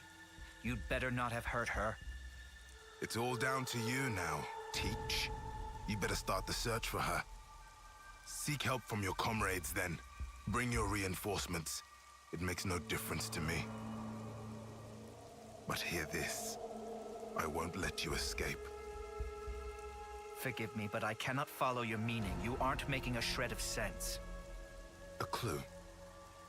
Remember Kai. Think of me as a ghost from your past. Teach? What just happened? Is something up with Kyrie? It appears that Kyrie has been abducted by a mysterious party. Abducted?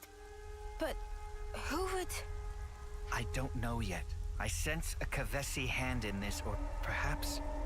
Well, we'd better get out there and help her. No. Kyrie is my responsibility. Please lead the troops back to the colony. Hey, come on.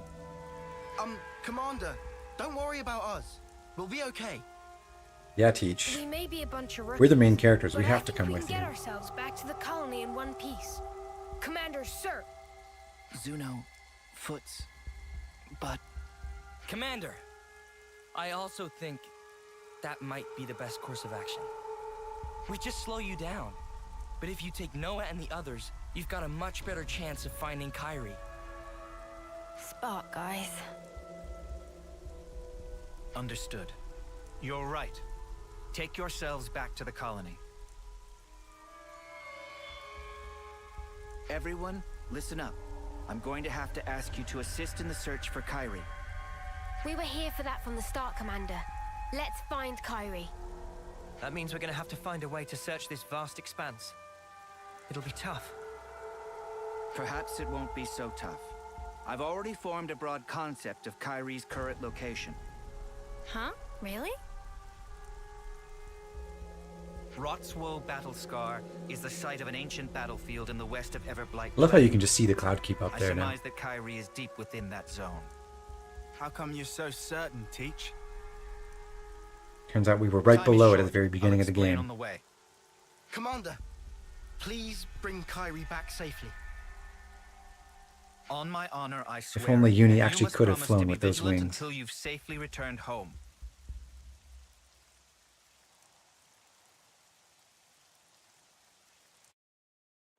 We have to get to Rotswoe Battlescar. I must find Kyrie. Kyrie, please be okay. Hello, Kavesi friends. Goodbye.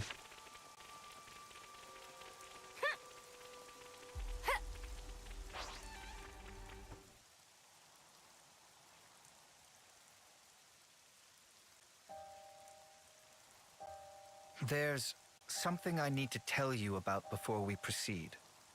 Is it to do with why you knew where Kyrie was?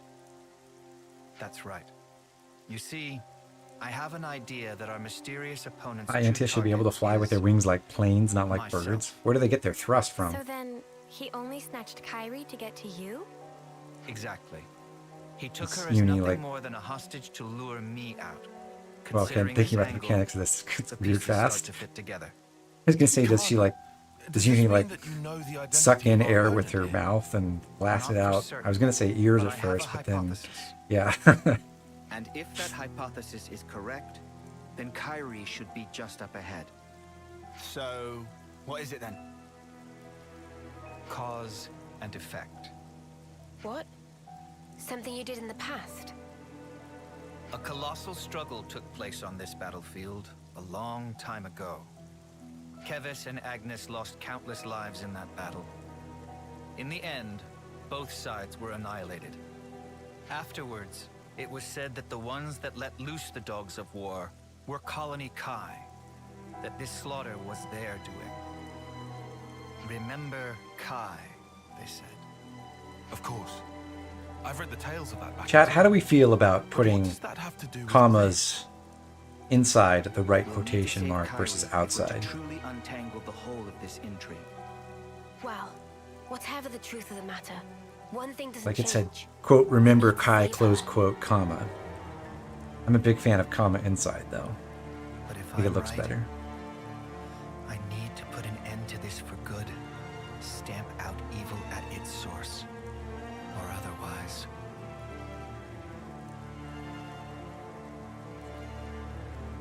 Kyrie, please, be safe.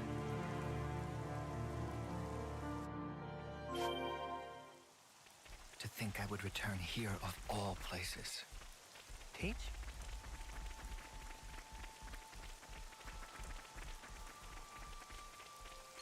You may remember we ran through this area before to get an item and a container up there. We have not been that way, though, so we will check that out in a minute.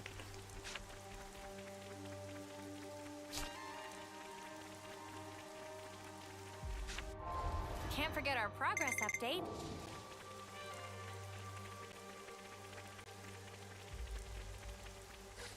Here she is.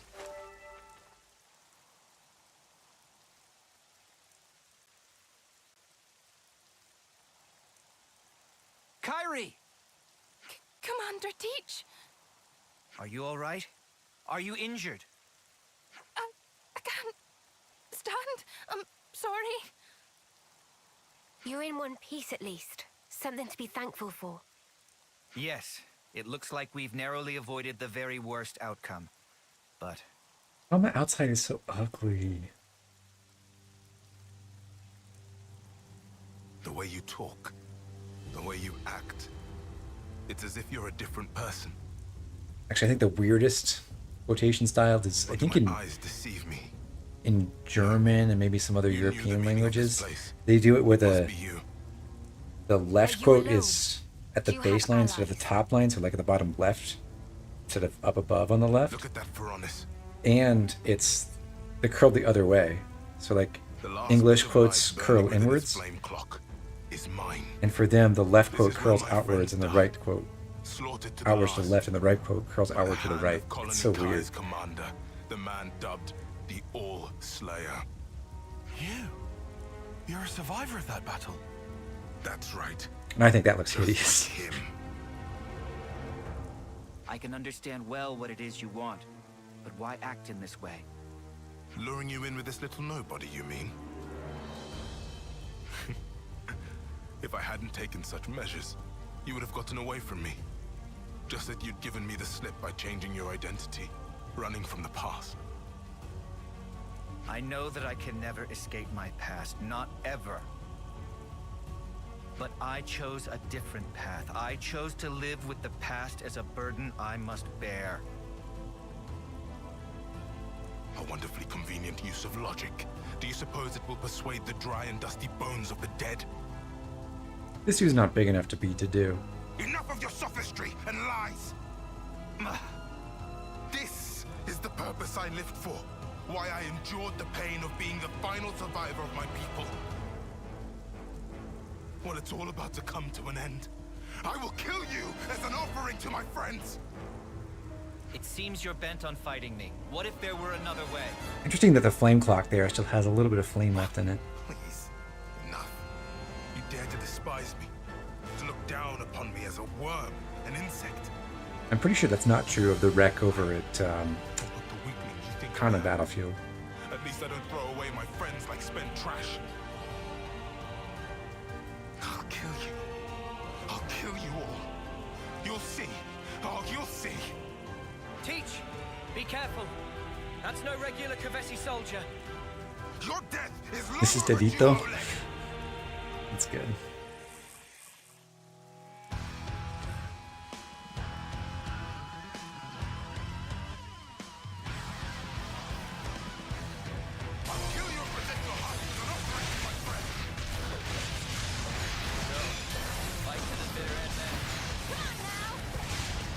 This guy's immune to resistance down. No effect, it says. Ooh.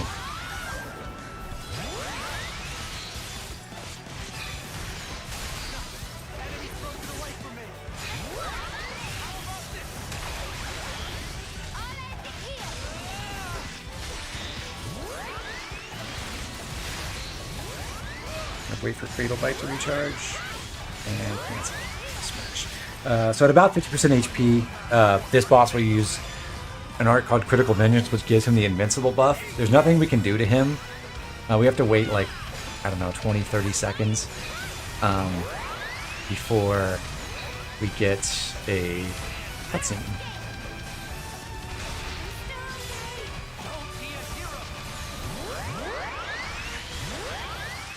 Maybe it wasn't 20 seconds. It was like 10. What's the matter, Oleg? Is this all the strength you can muster?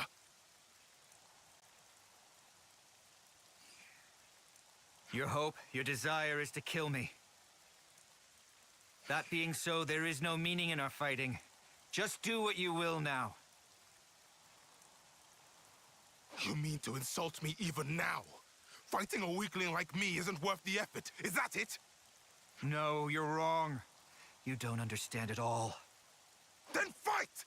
Fight like you fought my allies, like you crushed the life from their bodies. Show me your true nature, your fangs! Kill me, Oleg! Crush me! Coward! I won't stop, not until I bring the red mist down upon you. If it takes laying down this rookie's corpse to get a rise out of you, I'll do it. Soul hacking that art would be amazing. Hey, I'm no rookie. What? Huh? Kyrie.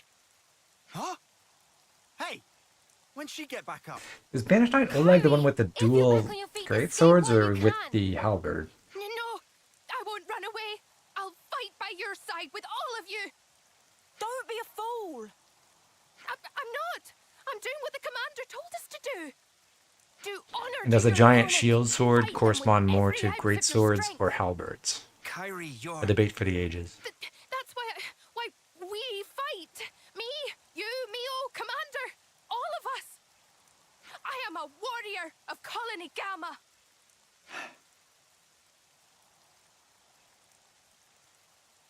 She's right. I forgot the very thing I told my students to guard in their hearts. It was me that lacked maturity, that hadn't grasped the basic truth. Certainly your technique, it's amazing. It's only natural. You've applied yourself to discipline which forces you to stare death in the face. Since you've borne that burden, I ought to fight you with my whole strength and spirit. To meet your passion, I will unbind my darkest arts. Kyrie, please. Teach was the only hero who only had 4 arts, and that's because in this quest he unlocks his 5th art. And they kind of hype it up with this. You would hope it's something really amazing. It's actually just his version of the Violent Flurry art. So it's a damaging art, has a chance to ignore enemy defenses. That's about it. It has a unique effect in this battle, which is that it can nullify critical vengeance and the enemy's invincibility. But other than that, it doesn't do anything terribly special, which is kind of sad. Would have been nice if they just made it like a general cleanse bus from opponent art or something to give Teach a little bit more utility.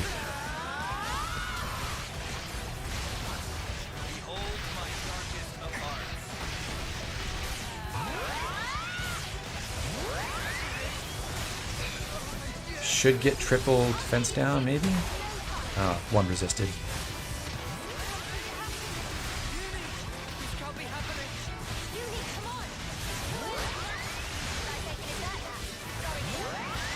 Good job, Noah. You shared Awakening. Unfortunately, Uni died. You can't topple.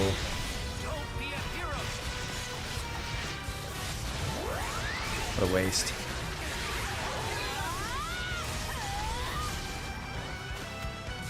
Oh, he dodged my no love lost.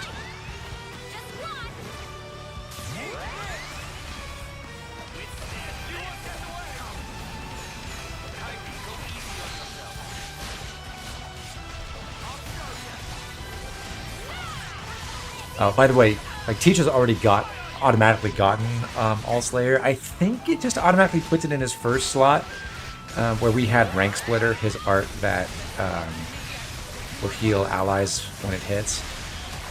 We'll just keep All Slayer there. I'm not going to switch back. Like it's not that good in art, but it's kind of fun. You know, a trophy for Teach to have. Doesn't really affect what he does as a hero. Topple please, topple please. Thank you.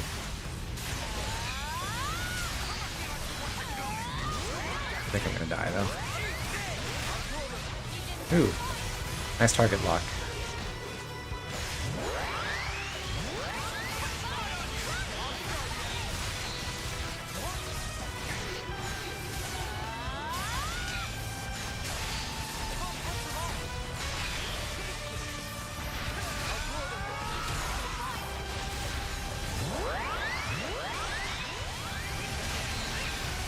I should check if Chaos Chain, the stacking buff from inflicting debuffs on Machine Assassin resets if you die or not. I'm not sure. It'd be nice if it doesn't.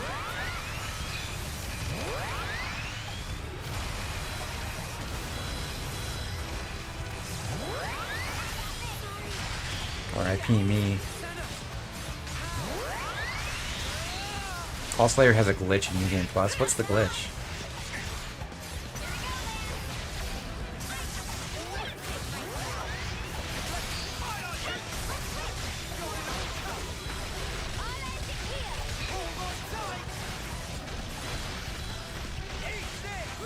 My break got resisted.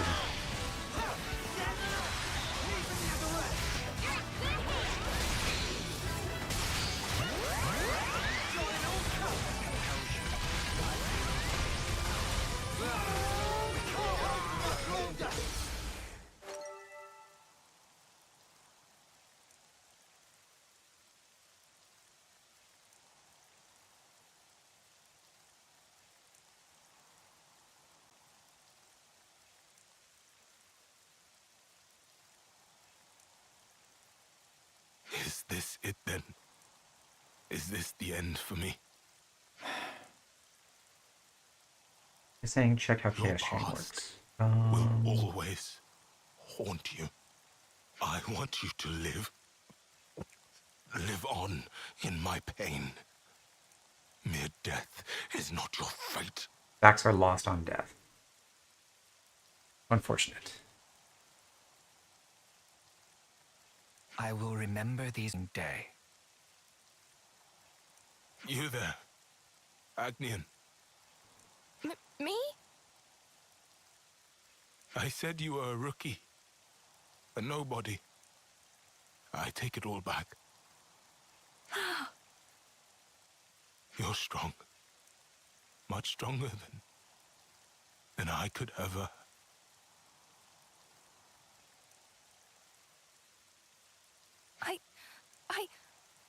Oh.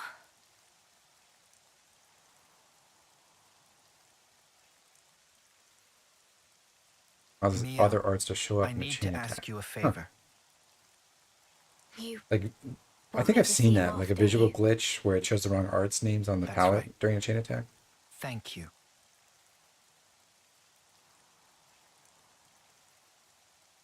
Palette.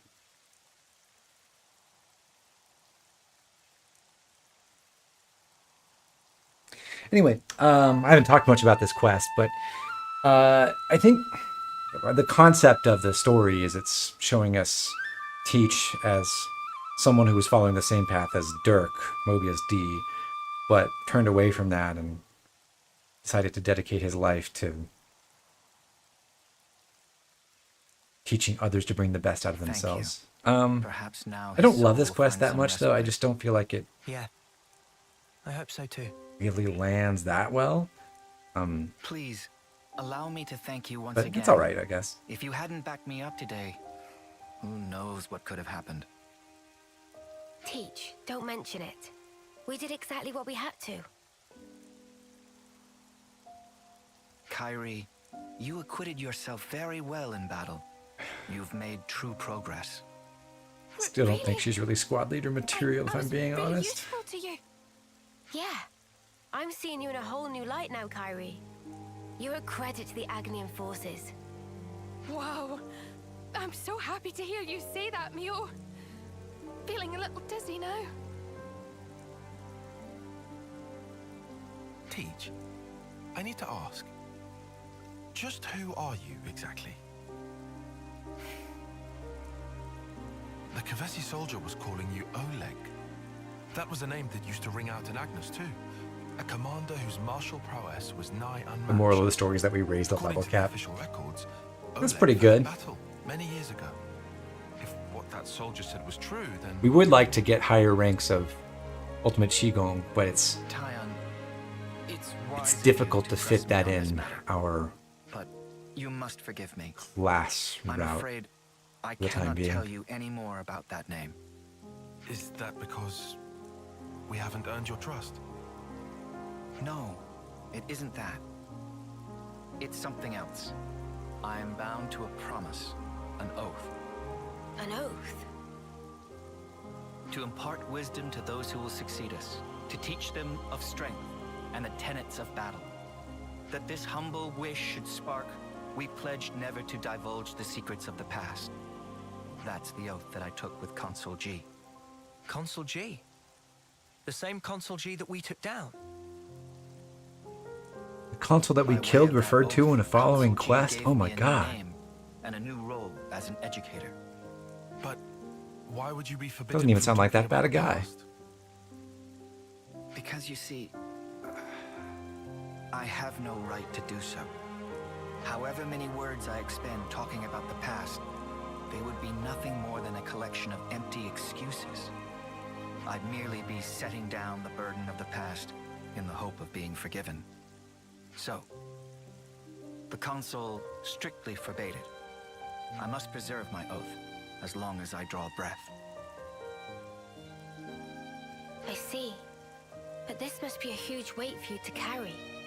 I mean, you can't share your worries or your troubles with anyone.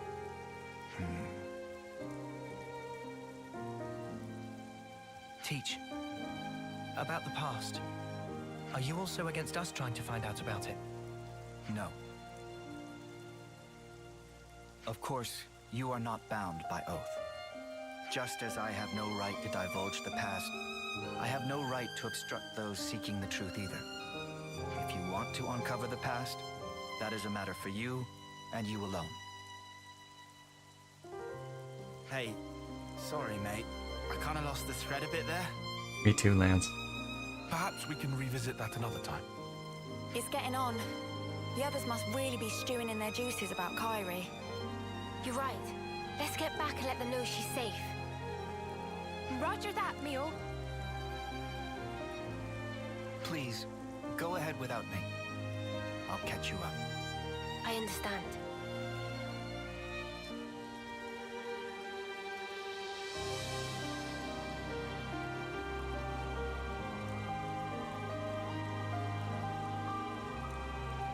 Is Ultimate Qigong a holdover from when Teach was a war criminal then?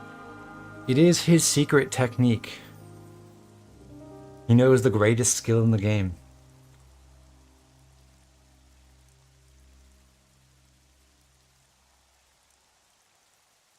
Oh look, the flame died.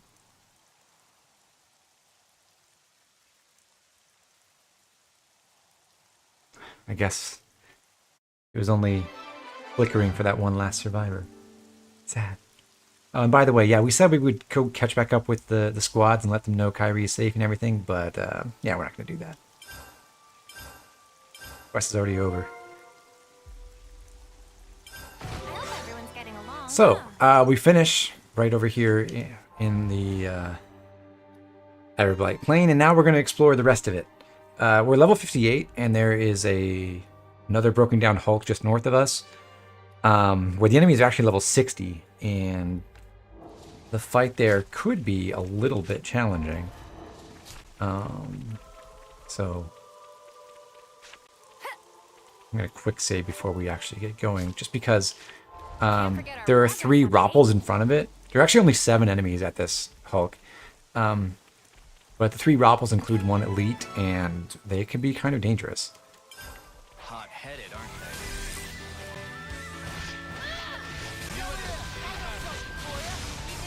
What I will try to do is take out the non-elites first. And just bide my time until I get a launch, hopefully. Or failing that, I'll just switch to Ouroboros.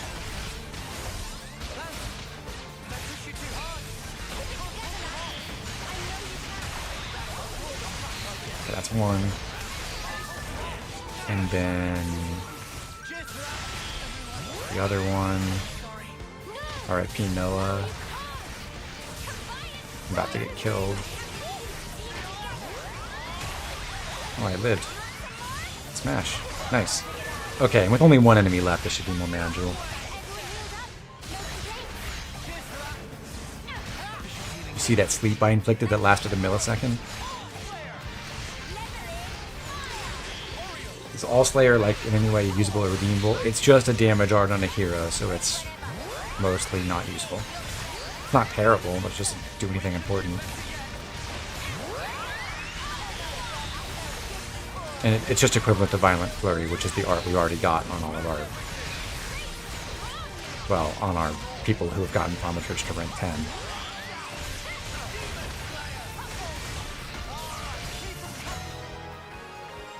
Okay, hard part done. And now we have to take out the 4 Ansels.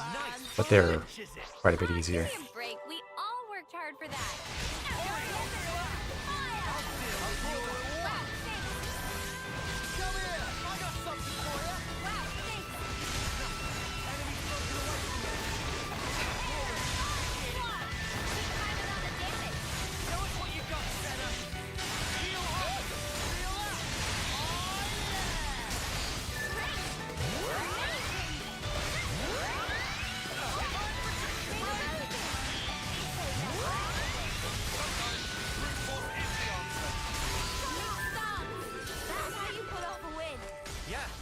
See if we can keep this up.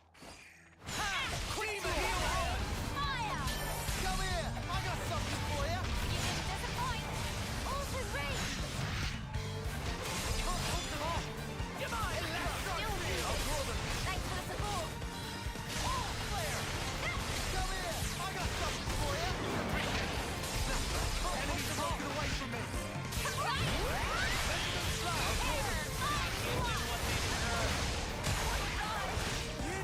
Oh, Uni died.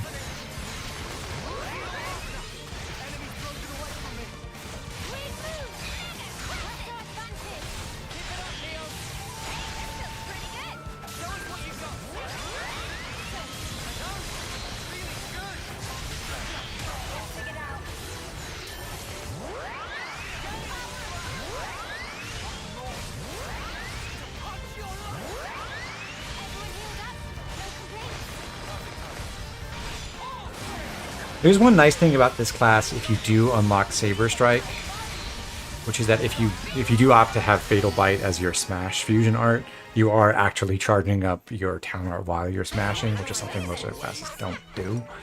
So at least that's something. Anyway, as you can see, we've just gotten to rank 10 for Lance and Sena with those kills. I'm going to go ahead and change classes around before I forget about that, and then we'll deal with the restoring the Hulk. I want Flash Fencer Mio. We're going to try to finish this pretty soon. A couple fights and then one more fight later to finish that on her. War Medic or Lance, we're going to take on another unique monster in a moment. And Signifer on Sena with Xeon providing Topple, and he's sort of thematically appropriate for this area. So if you think this through, you might realize the only smash we have right now is going to be on Mio, and she does not have Mighty Beat. She's our only character who hasn't trained in Lost Vanguard yet. So her only smash art is her talent art, which will complicate things for this fight. We'll run Revolution Edge so we can charge that up faster, having a second positional art. But otherwise, I will put Aerial Slash on as well. But we'll be relying on these to charge up Saber Strike, and then just using that for damage. About the All Slayer glitch, it happens if you had it set before New Game Plus, as he does not have it in New Game Plus. I didn't realize he lost it again. It's a shame. So, Mio already has leather wraps and thermo headgear and everything. So, she's got what she needs for this, for her temporary smasher role. She's just going to be less efficient at it than other characters. Lance, we've already set up in War Medic. He does have Soul Hack set. And for Sena, we want to give her Gust Bracelet back.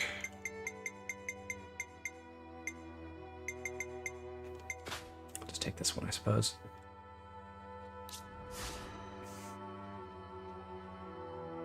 And the upshot of having Xeon is he can topple for us.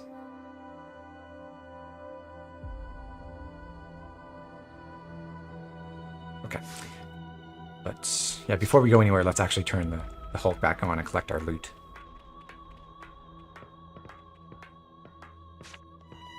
All under control.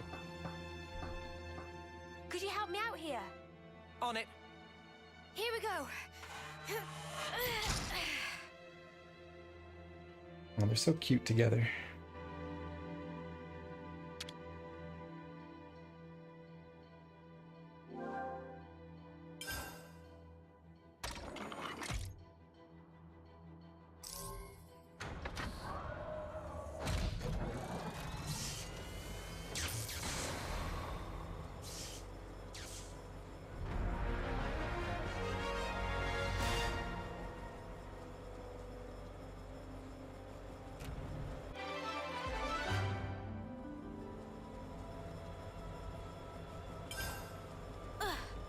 Time to kick back a little. We'll make the most of you, promise. This is valuable. I'll hang on. These containers have a couple of good accessories in addition to the usual 6 golden Arcana coins. The Moon Necklace is not really one of them. That's resistance to Shackle Arts. I'm not sure there's more than 2 enemies in the game that can inflict that debuff. Chaotic Memory, we already have one. We got one, the first one at, I think, the Hulk on the Urian Trail. It's a good accessory. It's not something we're going to run right now. But if you have like hyper optimized builds that want to spam evasion arts all the time, and you want to make sure they're never blocked, so that your arts canceling sequence never gets interrupted. This is important.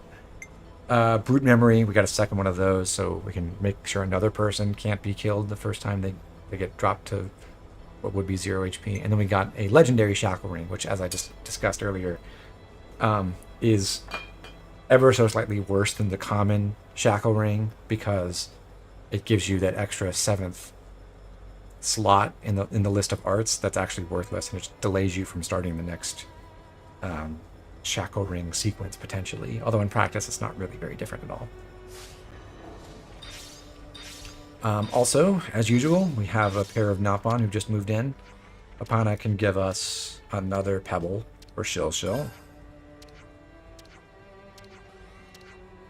We've made some new friends. And the trader pawn sells a variety of higher level accessories. However, we already basically have all the ones of interest. We've already gotten ceramic belts. We've been able to buy titanium supports and circlets of enlightenment. The rest of these are not very good, so we'll ignore him. And then, as usual, we are going to use the fabricator, but before we do that, I'm going to run over to Colony 9 with our dear friend Xeon and order the collectible boost meal so we get 50% more items, basically. I'm getting peckish. Do we have any... Actually, I'm going to grab the info around here before we do that.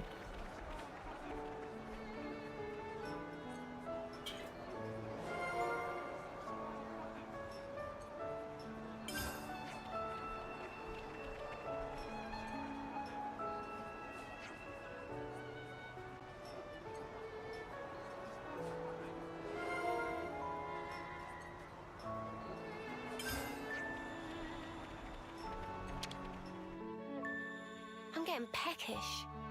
So we'll discuss those. This will actually give us a new quest Hey, so can we where we evangelize about the potatoes that we've been growing at Colony 9.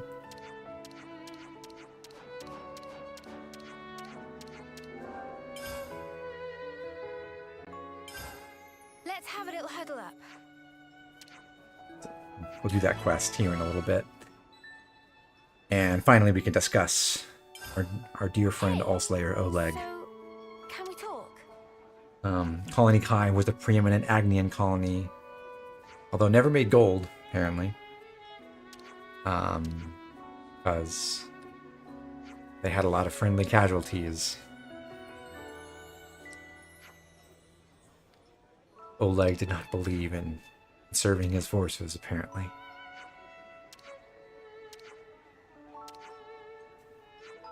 So, eventually they had a huge victory, but they also lost nearly all their own soldiers. And that's what caused Teach to change his ways.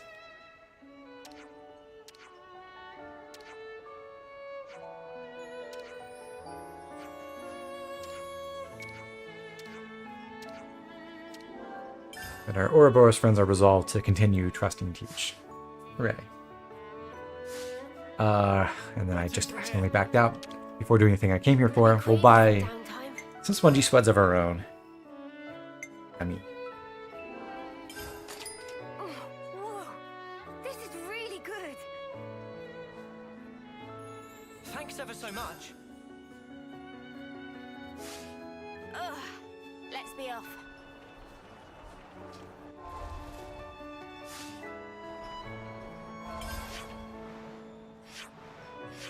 Back to the Hulk, and we'll press the turbo button for a few minutes. I'm at 256. I want to spend about 36,000. Again, I'm using the Fabricator about 20 times, so around 220k we'll stop. And I will go refill my water. Be right back.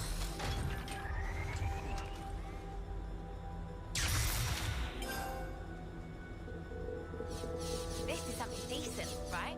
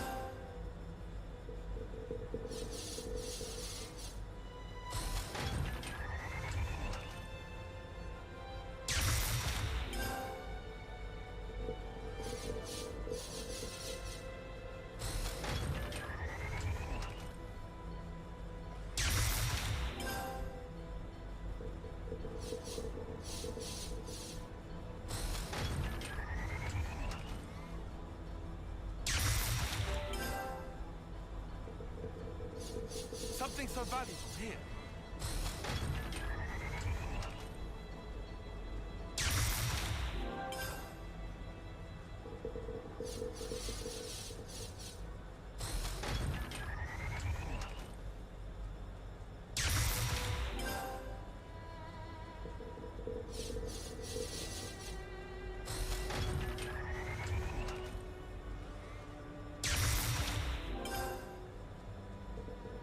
Something so valuable here.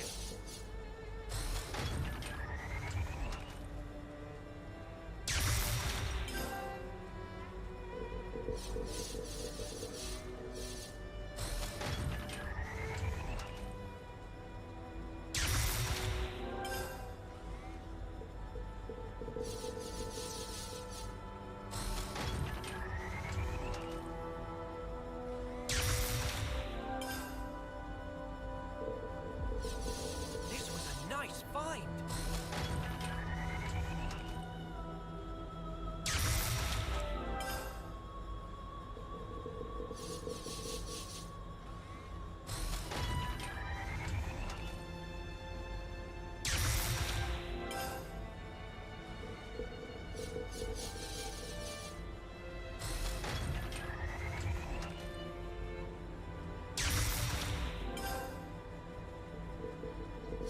Whoa, got a rare doodah right here.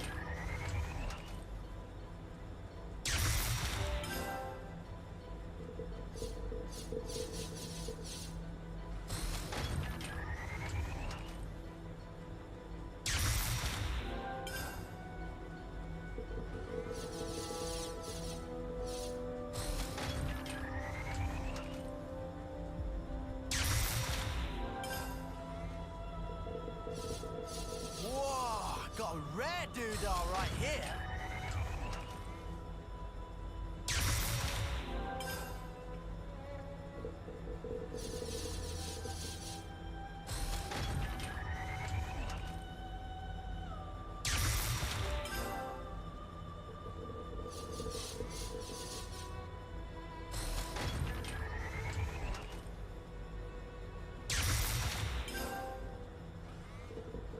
I think we're just about there. I had my snack chat. What about you?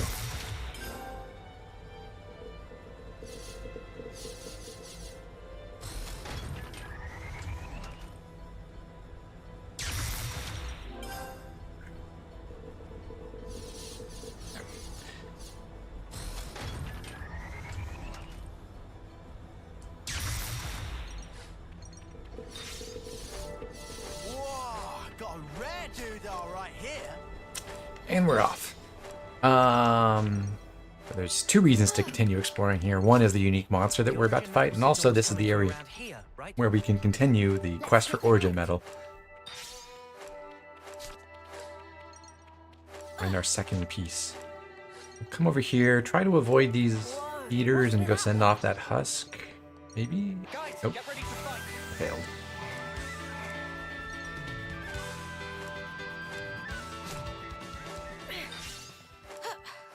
Be at rest.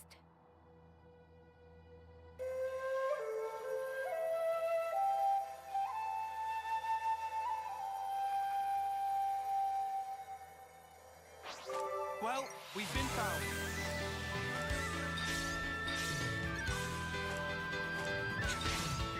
And the next thing we're going to do is actually not fight Witchwind Kujat. I'm going to go run to the cutscene trigger first, because it has happened to me before that I've gotten this enemy down to like 20% HP and then walked accidentally too close to this and lost all my progress.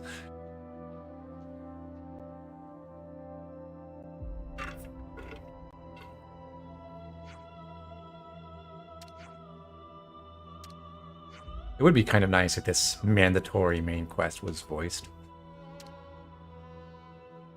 Maybe it would add a little bit more flavor to it.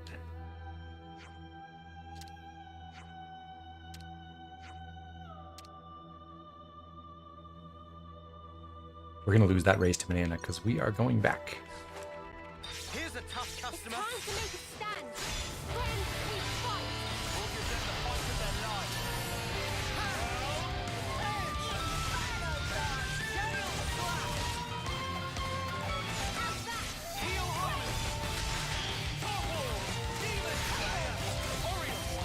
We missed our topple.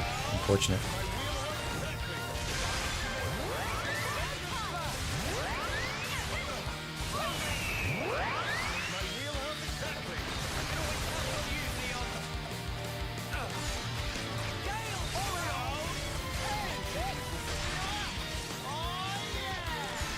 Topple, please.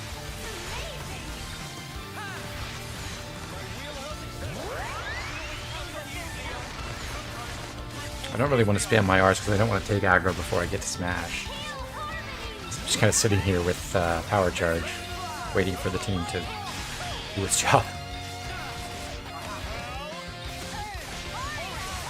There we go. Okay, and then the trick here is how do we... We've drawn aggro now. How do we actually get in position all the time to recharge our Talon Art? And I'm just going to get killed because I got put to sleep. That'll slow things down.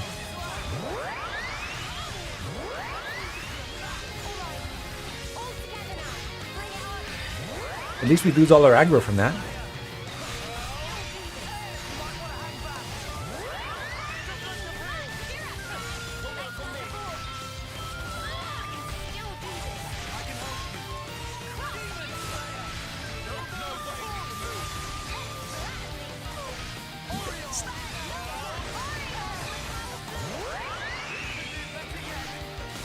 Only sleeper is good when we use it. Yeah. We use it and it applies for 10 milliseconds. It is actually kind of marginally useful on Tactician early in the game in group fights where you can put a group of enemies to sleep and only have to deal with them one at a time, but yeah, it's not good overall. Launch, please. Thank you. Oh, wrong position.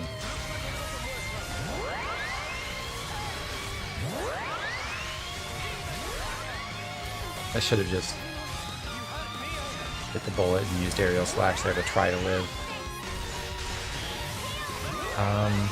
But we don't have to rely on Mio to smash. We got Lance and Sena.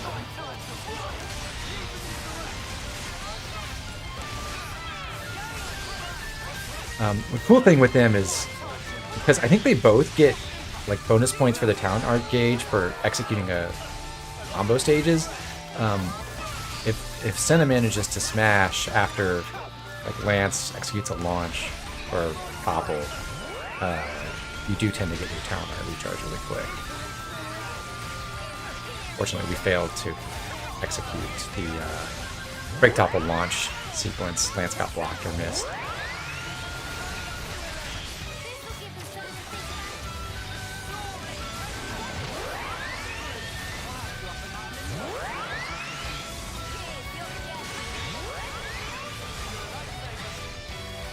We got Mio ready to smash again. Just need the team to pull through.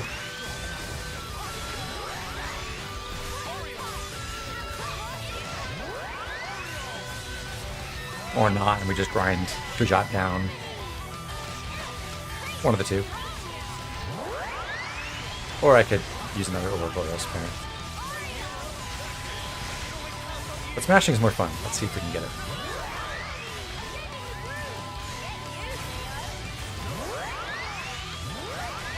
Signs point to no.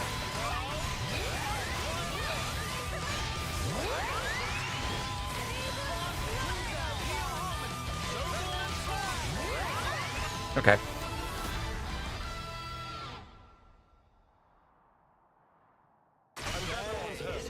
Just getting warmed up. Stop checking. Cool. Shall we deal with this?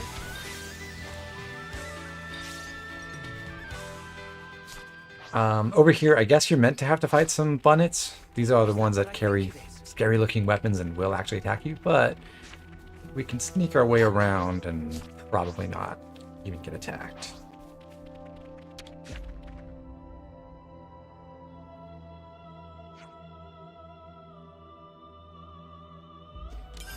That origin medal looks way bigger than what we got from Nia. Are we sure that's not enough by itself?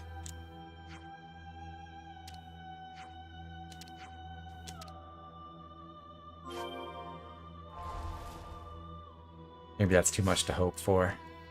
But let's go do Crusader for Spuds.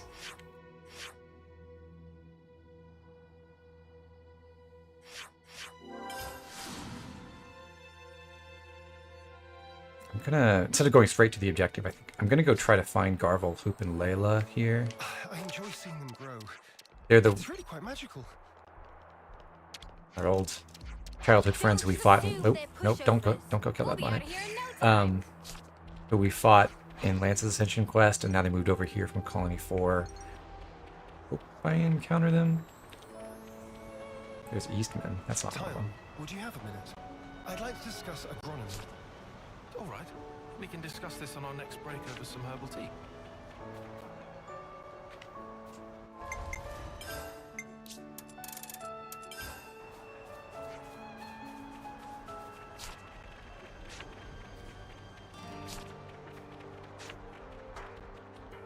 Where are they?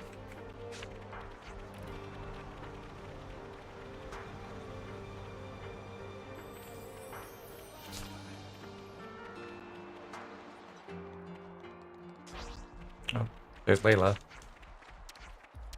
Oh, so that's how they're doing. And Hoop.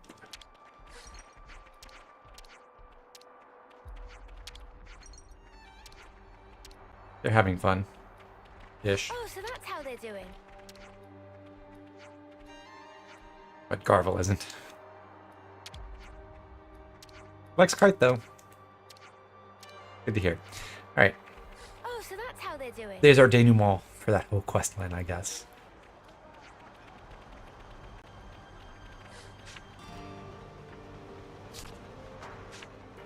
Yes, Cactus Pear, it's time for Potato Quest 2. This one isn't as long as the first one. Thank God.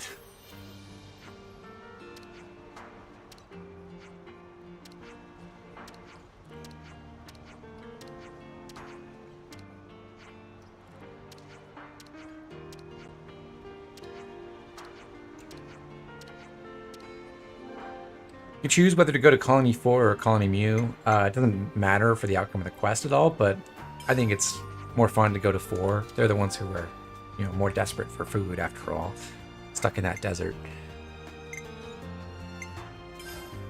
The difference is, Colony 4, you need a couple of legendary Armu sirloins, and for Colony Mu, you need Arden meat instead. I don't believe we have the necessary materials for either of them, so we're going to have to farm them, but we don't want to kill anything for that, so we'll have to do some burst stuff.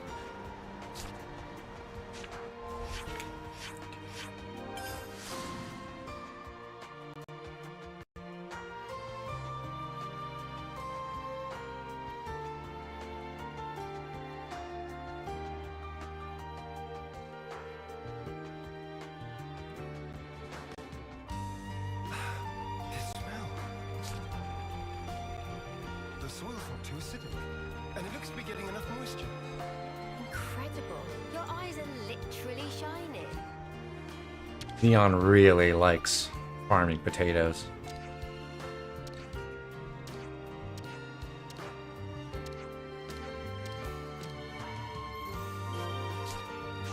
Made the proposal. Now we go back to Colony 9. It's a classic potato quest. We gotta shuffle back and forth for really no good reason.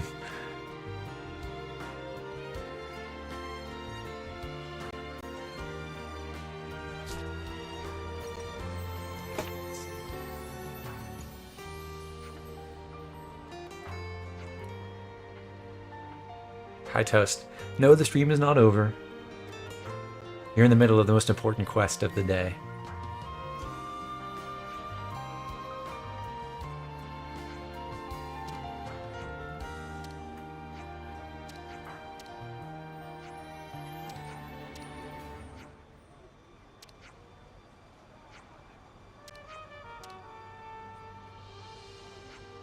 Gotta share our potato recipes.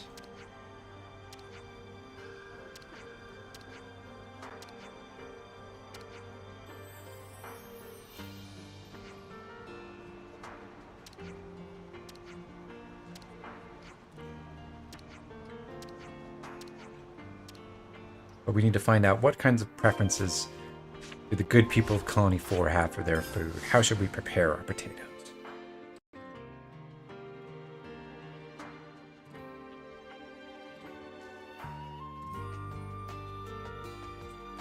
Not like we haven't talked to them from far away. Now, Iris is so underutilized in this game.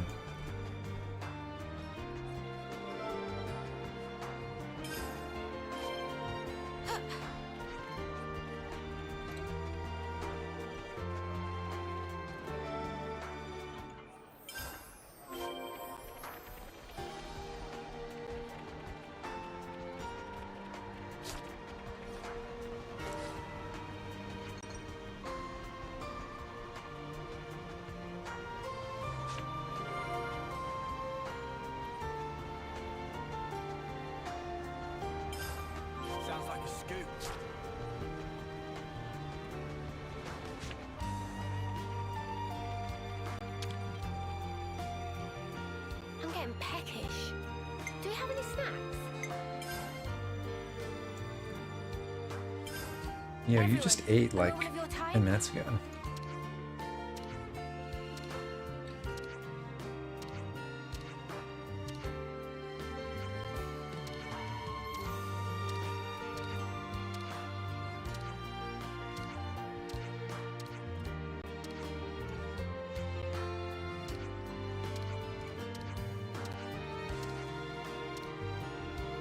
Investigate the fields, and then we'll have to gather the ingredients. Nothing left behind? Okay, let's go. The fields are over there. I'm so excited for you, Xeon. They're looking hale and hearty.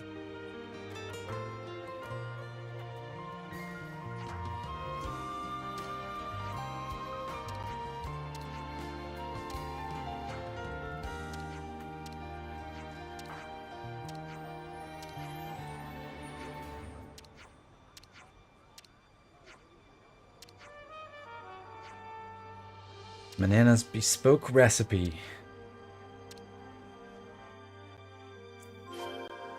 It's time to show you the true Oh hey, it's raining. How convenient. Luckily, that does not matter for this quest.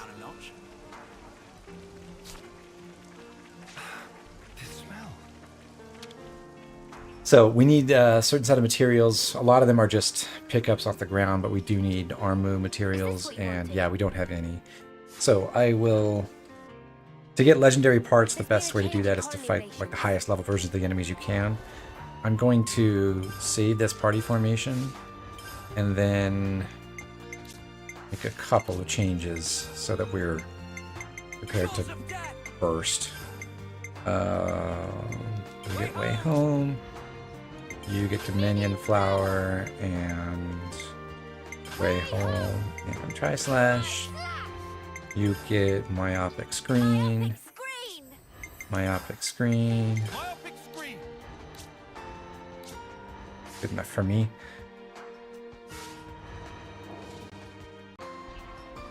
And now we work over to Agnus Castle. And east of Mulith Depot, there's a couple of like mid-40s Armu. There really aren't many super high level ones that I'm aware of in this game. This is just about the highest, so we'll have to depend on this. It shouldn't take too long though. We only need 2. And we do have, well, I guess, yeah, we do have our big Spongy Spud collectible boost. Meal working for us. So I'm going find an elite Armu. Actually, we'll try not to deal any collateral damage. And this will automatically trigger the Kinder Armus as well. I'm focusing attacks on the elite one. And with any luck, let's burst.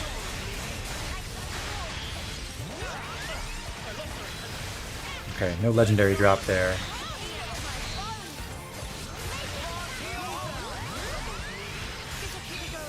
think that's gonna be too slow. Got it. Good.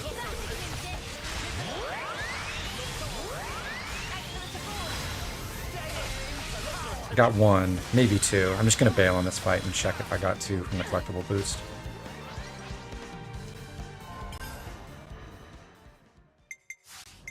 Items... 2. Good. Okay. So... restore that formation, and we'll head back. Yeah, the party formations feature was added in an update a while after the game came out. It wasn't in the original release, so if you played all the way through in the first couple months, you wouldn't have seen that ever. And yes, it does say the equipment that you have equipped. It's like every configuration you have for every character will get restored, I believe. This smell.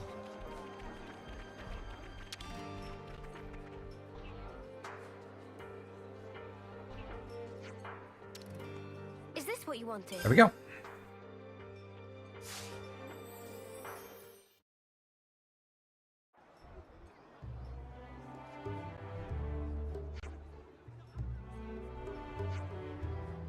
Bon appetit. I love that.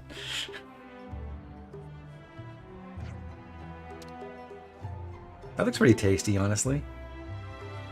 Hope that's some kind of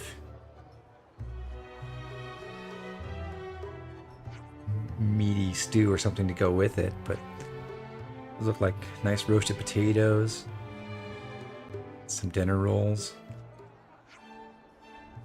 Yummy.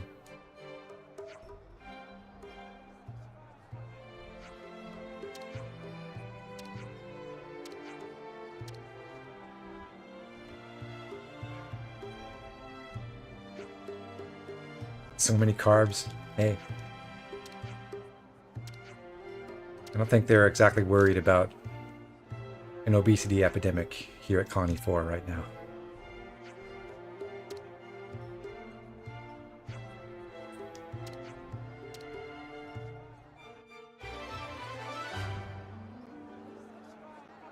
Depends what's in the stew.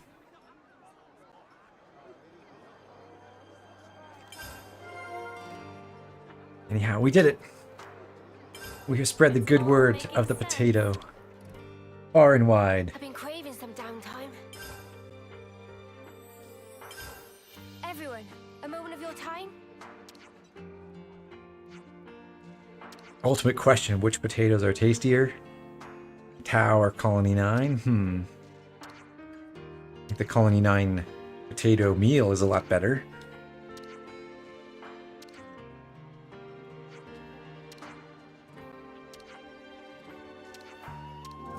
There is a new potato meal to order, though. Whichever colony you go to, whether it's Mew or Colony 4, will get a second meal, just like what Colony 9 got. The Tadato surprise is basically worthless, 40% enemy gold boost, but we'll buy it just for the sake of unlocking one more recipe for Banana. Are there more potato quests? No, I believe this is the last one. We've done our part for the potatoes, though, so we can rest easy. And now, we have another quest to resolve. I'm going to put in... Let's take Teaches Teachers. I'll do the assembly yard for that. Assembly Lord. And we'll finish off the Colony Gamma quest chain, so we are going back to check in with the squad leaders eventually, I suppose.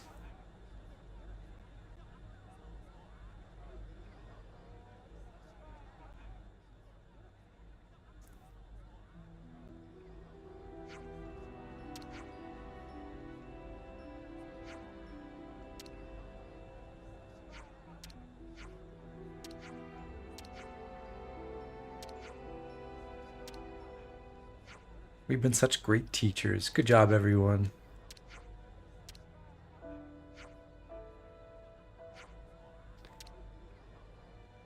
It is a pleasure to cultivate the next generation. Unfortunately, there's not going to be a next generation.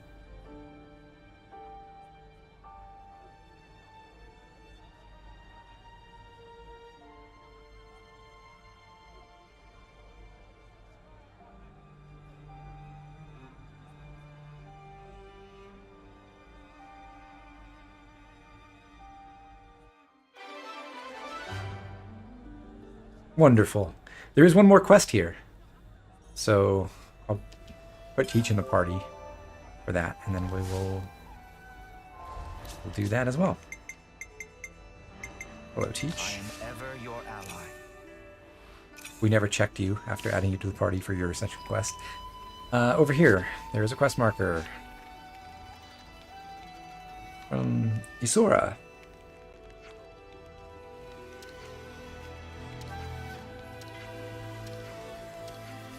She wants to learn how to be a healer. Well, kind of. She wants to be a doctor.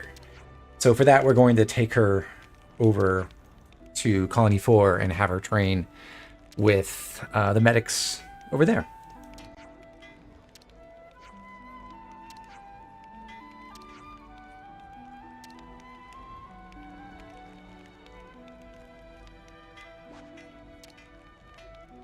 I guess the cactus prayer, the thing that kind of sort of justifies it, is that there's a very strong hint that everyone involved in the story does have a continued existence in some capacity. It's just in a different context. So probably these experiences do color their lives in the future.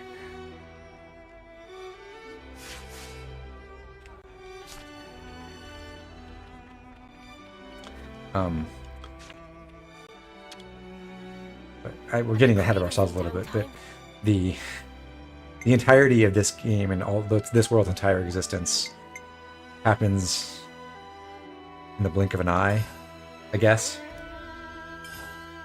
for everyone outside this origin collision moment.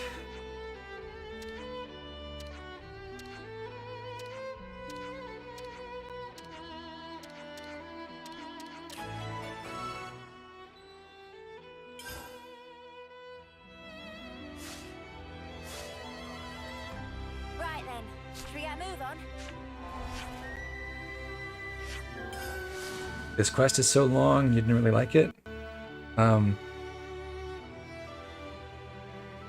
We have to discuss info and then talk to two people and then go. We'll talk to the first person we talked to again.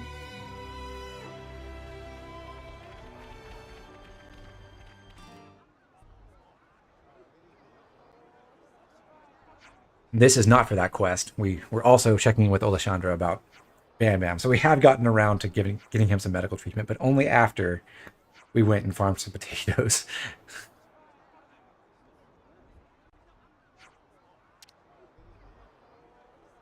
The whole teaching sequence. Yeah. Well, it's meant to be a gradual progression throughout the game. It is kind of frustrating, though, that you get Teach's teachers as soon as you recruit Teach, and then you can't finish it until Chapter 7.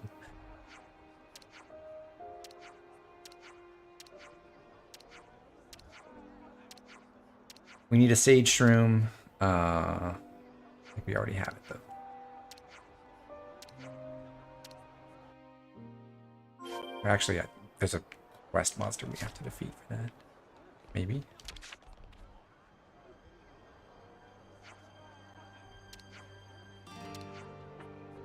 Anyway, now to talk to Alessandra about good old Isora.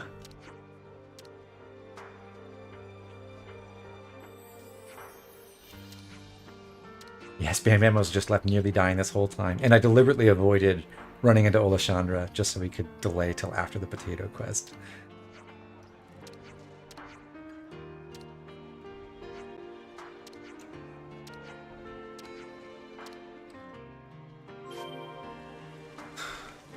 Okay, so we talked to Maybach to make arrangements about Isora's apprenticeship, possibly.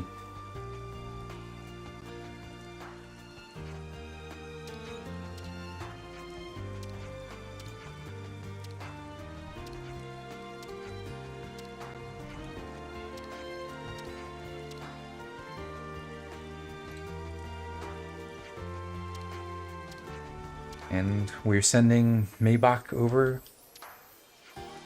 to teach Isora.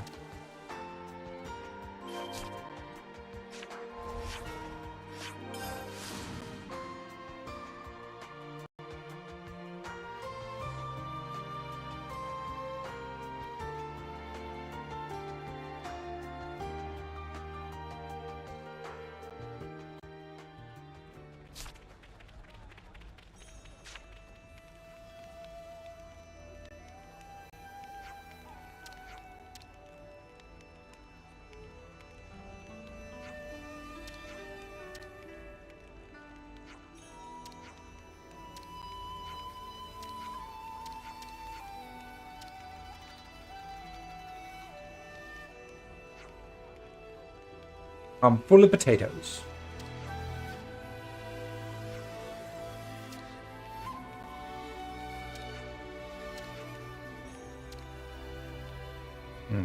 Arhead, you have an issue with the trail following ones, but you love the ones where you just follow an NPC, right? Greatest question in the game, counterpoint.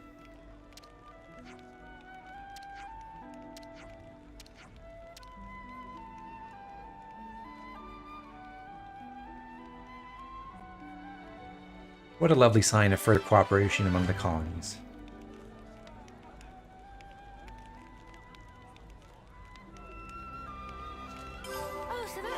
And we got to rank 5 in Gamma, hooray!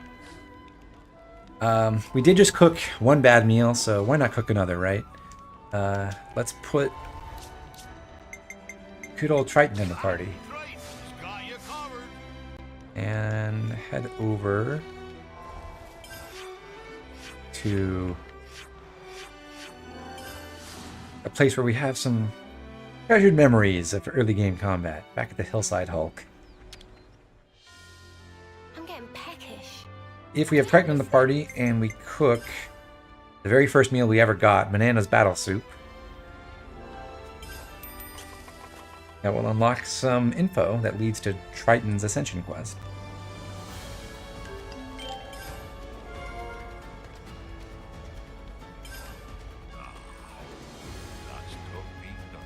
I'm going to immediately replace that meal, which we definitely don't want an XP boost, with a Crumble Crunch block bar.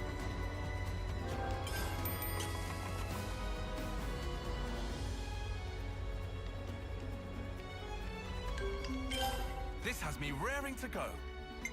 And I'll check if we can craft any gems. Maybe we burn some more materials. It's ready. Steel Cleaver is pretty useless at this point in the game because our base attack is far outscaling this modest boost. But the high level Steel Cleaver is very funny if you start going to New Game Plus and you just have like what normally would be like 30 attack and you make it 100 instead.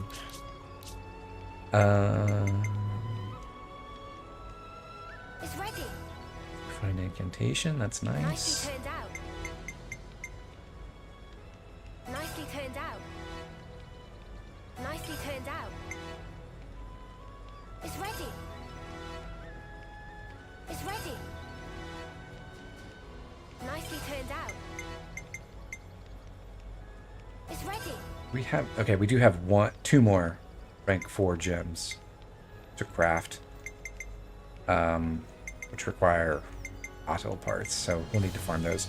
But this is good progress. Basically, our expectation is to have everything to at least rank 4, so that rank 5 is showing as the next level to craft, and with most gems we'll have a chance to get through rank 5 before the final dungeon. A lot of the higher level tiers beyond that require like a ton of parts or enemies that only appear in the final dungeon or things like that. That's enough for today.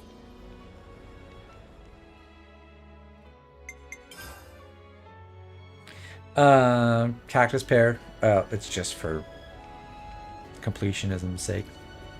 Yes, I could absolutely just skip some ranks and not worry about it. Let's have a little huddle up. I just think it's kind of fun to see the intended progression. Ahoy, laddie. There's somewhere I'd be wanting to go to.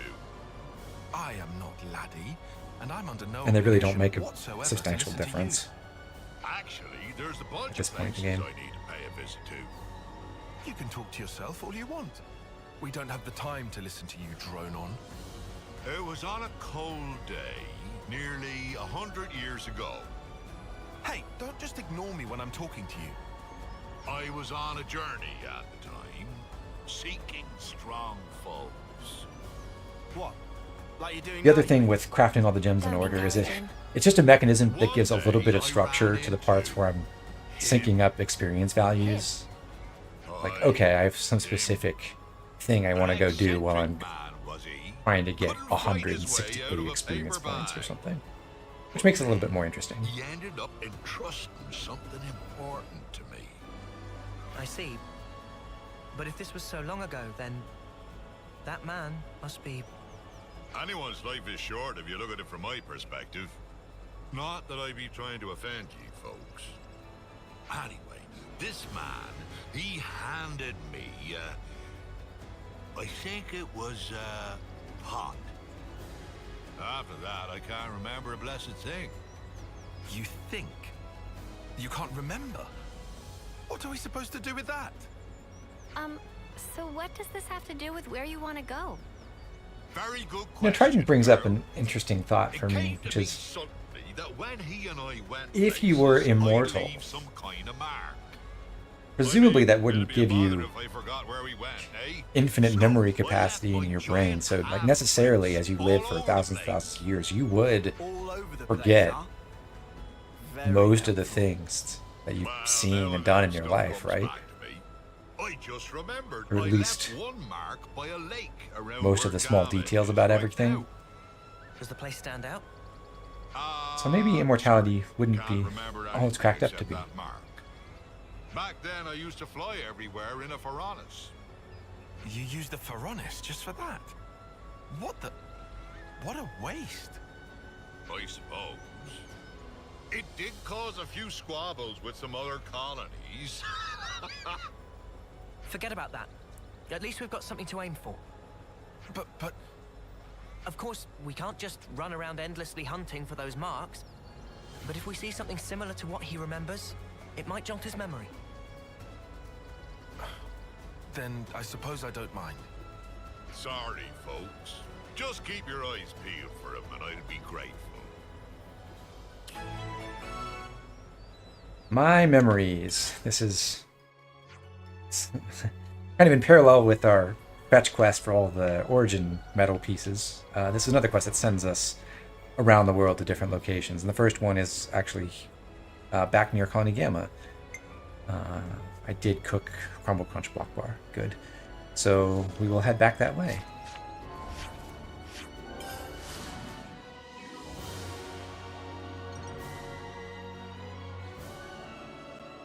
Quite a rare sight. Oh, so that's how they're doing. Judging by the lay of the land. I suppose if you were immortal, you'd want to get good at journaling, so you'd have a reference. Ah, there it is. It's not like you wouldn't have the time to do it either. Is this? Yar, there it be. That be my handprint and no mistake. As big as a whale as always. Does that But then you'd also need to store all that stuff and update your Aye, my friend and I methods as technology improves over the years, I suppose. Sure it was in, Lots of work. That phrasing is very telling. He would keep this thingy on him that he used to treasure. Well, blow me down if I can't remember what that thingy might be. Well, is there anything else you can think of? I only traveled with him for a short time, I did. Seems like I only have to blink and another That's the thing, Alex. Yeah, you'd have to passes away. You managed to remember this much recopy about things him. or Otherwise, we wouldn't be here. basically recopy. Like find an alternative storage method every once in a while. Something from that long ago. Ah, well, it was while I watched our fair Nop-on lady cooking up a storm. And it just popped into my head. I felt I think the real key for that like is something was missing. Food of banana nummy? Nay, nothing like that. you miss. invest, I love you hope just compound about interest does its anything I thing, eat. and that whatever financial system you're invested in doesn't collapse too bad on the long term. And you amass a ton of wealth that way, and then you can afford to pay people to do the updates and the data entry on your behalf after a while. Brought out his pot. He murmured something or other about fermentation. Fermentation? What's up with that? Was it some science experiment or something? Queen's wings, what is in this pot?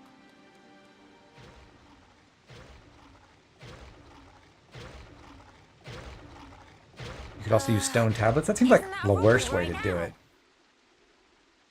On your guard, guys.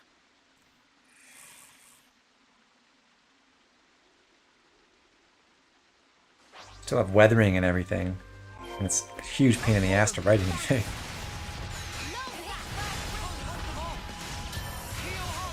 Please don't murderize me, Memorial Roppel.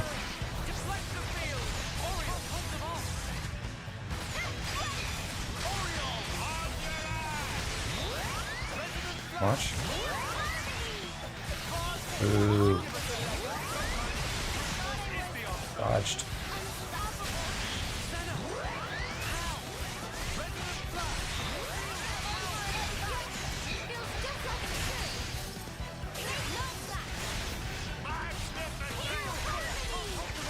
Oh, I died. R.I.P. me. Yeah, it's level 62, but it's a single target, so this is pretty manageable. Even if we don't have very good uptime on our Smash art.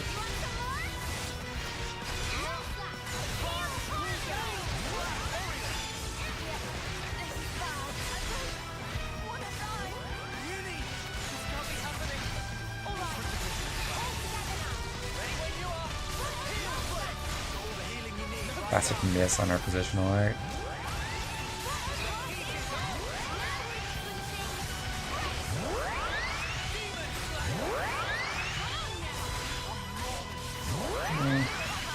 Let's do a classic Uni tie-on, shall we?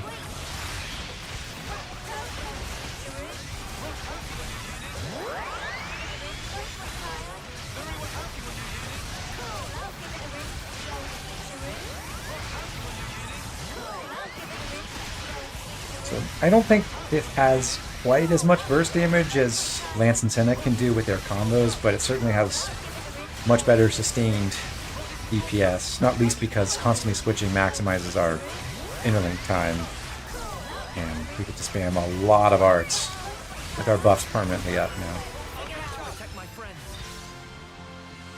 Should be time for dinner soon, right?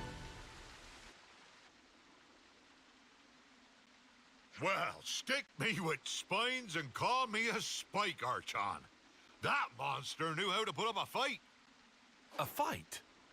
That was awful. How the spark did you forget about that? Look, whatever, it's done. Just tell us you found what you're looking for. Well, I remembered one thing. See? There we go. Reminisce away, old-timer. Long ago, when there was no Colony Gamma here, back then it was Colony Iota and Colony 18 who were at each other's throats. Of course, in I blundered with no clue at all, and I ended up with both of them trying to send me into the deep. Yeah, when I said reminisce, I meant about something relevant, yeah? They had some guts trying to I love castle, Triton. that be sure. Back then, just about anybody tried to have a pop at old Triton. Right, I'm punching him. Noah, permission to punch. Hold on until after he's done. While we were fleeing the colonies, we made a little meal of the monster Nom, nom, we nom, nom. killed here. Quite a good cook was my mate. Sorry, kiddies. Looks like there's nothing here. Come on, we can't end it like this. Well, I reckon it might be round where Lambda is now. Then let's get over there. You might remember something else.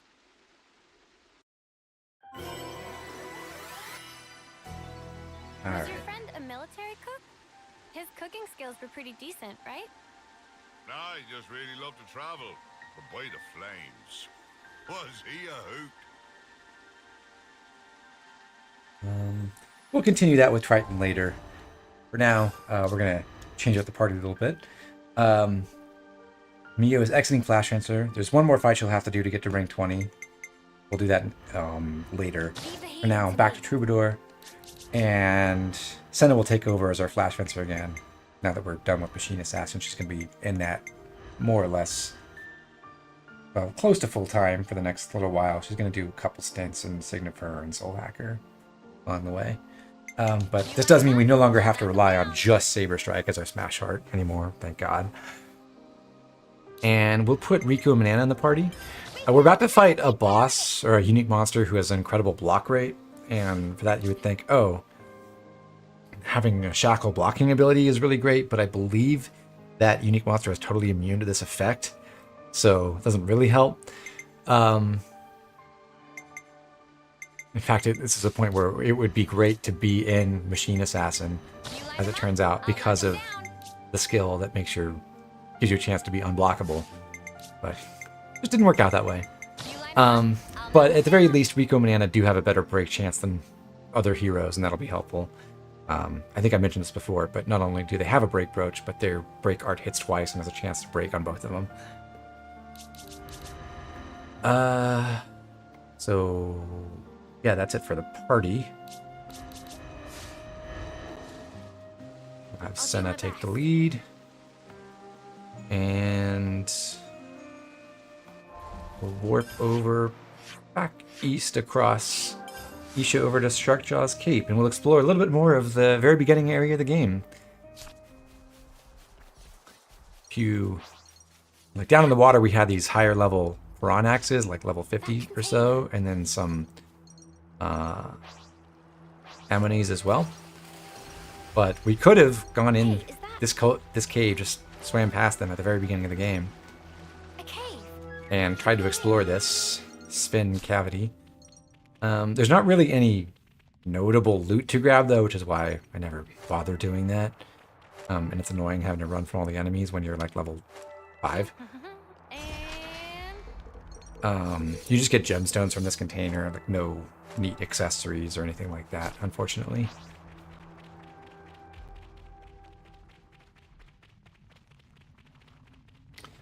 If you go in... Actually, there's nothing there. I lied. We will come back for this Ether Sphere much later on. Over here is an Origin Shard, guarded by an Elite Crustep, who we will not fight. And then at the end of the cave, in this overlook, which is actually the spot we could see back from Sharkjaw's Cape, where one of our characters, I think it was Lance, saw this container and said, oh man, there's no way to get to it.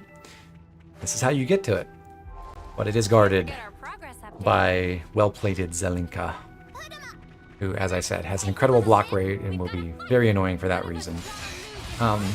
This is a fight where actually Lance and Sena's Ouroboros is probably going to be our most consistent way to smash, because they each have that skill from Sena's tree where if an enemy blocks, it automatically breaks, and also that skill makes their attacks unblockable.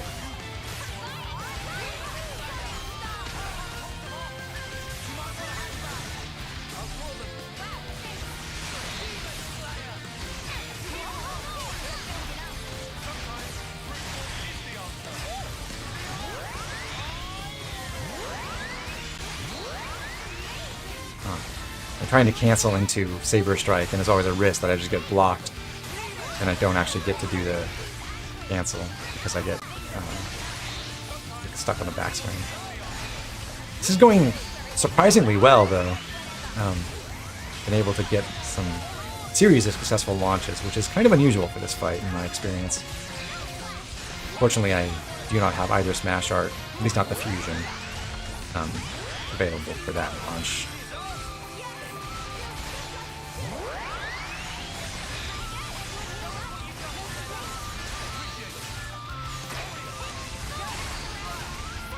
That was blocked, which is why I did way less damage.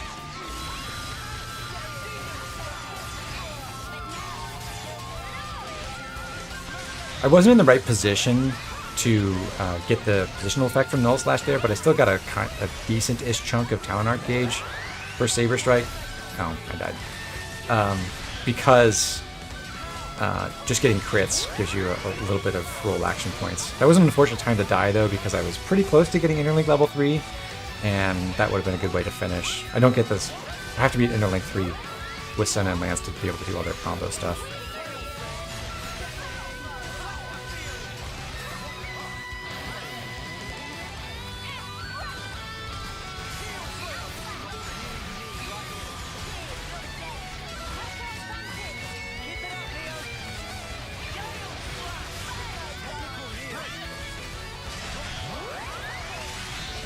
Toast, I really like the unique monster theme in Xenoblade 3 too. Actually, one thing I miss about this playthrough and like the mods I've used is I miss the chain attack theme. It's really, really fun.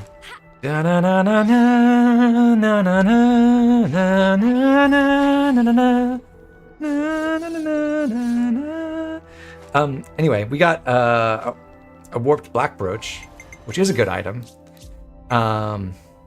It's the ether version of the warped white brooch, which is not usually that useful, but there's no ether equivalent to, what do you call it?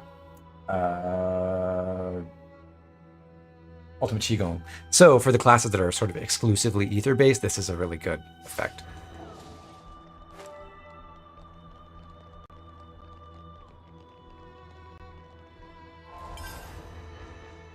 Okay, next unique monster, and there is another one here in Aetia to get a little bit farther south. Change up the party once again. We do want to train Mio in Lone Exile so that she does get a launch art for later. We'll put Tyon back into Sword Fighter. He'll take over Smash duties for the moment, and we'll stick Sena into Signifer. And everyone but Mio should already be properly equipped, but I'm going to put Shield Bash on over Shadow Eye. I'm not as concerned about spreading attack out to the party as I am about just having combos consistently. So we'll go Gale Slash, Wide Slash. All the arts are correct. And skills as well. I think we just need accessories to be changed out. Funny story, I have this written in my notes as Jake support. Jade support, thank you. And we'll get a memory locket so that she can be a third reviver for the party, and a berserk ring for the sake of launch duration.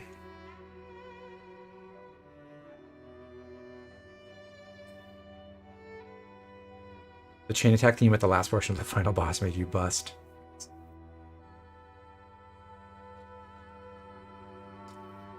That's a pleasant thought. Okay.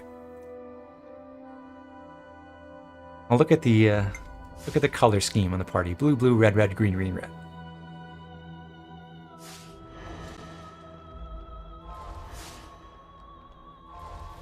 Off to Altruistic Mirabelle's grave, kind of just on the other side of the cave wall here. We're going to take a big leap of faith.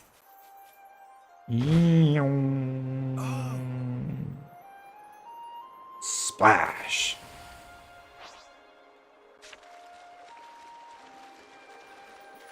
I'm your guy. Don't let your guard down for a second.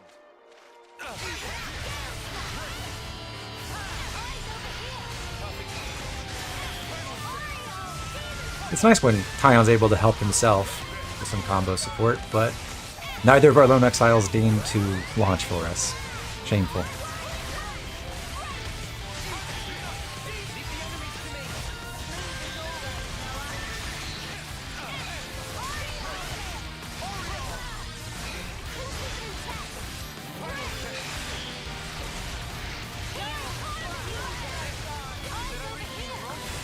Well, I tried to power through that attack by using Overclock Buster, but it just doesn't last long enough to really be invincible for enough time. I'm not going to take the unfused smash here. I just don't want to draw the aggro for very little damage.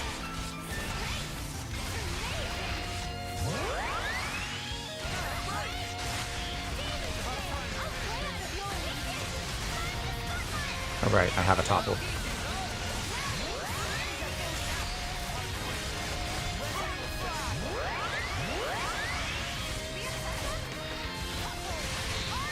Sometimes I forget.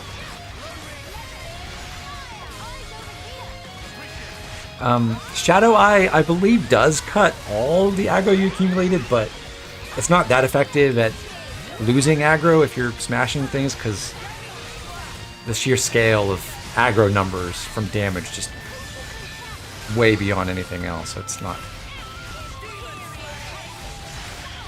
It doesn't get you below the aggro level of other people the way you might hope. But if you manage to keep the enemies stun locked or otherwise distracted for long enough, it can eventually be enough to drop aggro.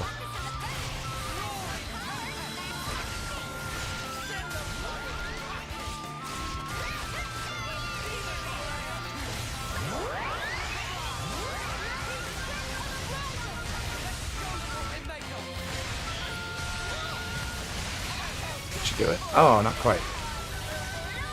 Okay. Probably didn't have power charge. It's one of the nice things about Flash Fencer in particular is that you can power charge your own smashes without having to rely on teammates to spread it to you at the right time.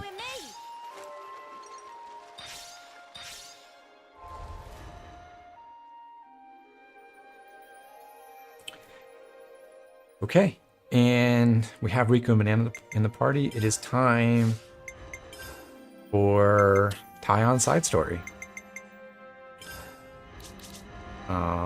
For this first part, Taion does not get to be our main damage dealer, though. He's taking over Signifer once again, and we'll put Sena back in Flash Fencer. You line him up, I'll knock him down.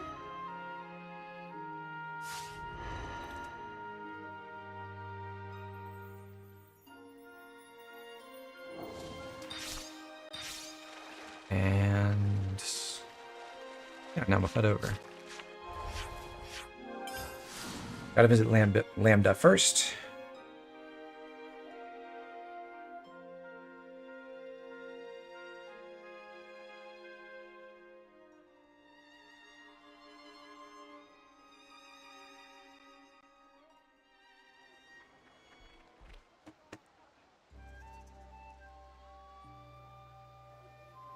Oh, now I remember. Tiny got that message from Izzard, right? I did. I was thinking now might be a good time to see him. I'm sure you'll have a lot to talk about. We'll be waiting outside. Thank you. I'll try to make it quick.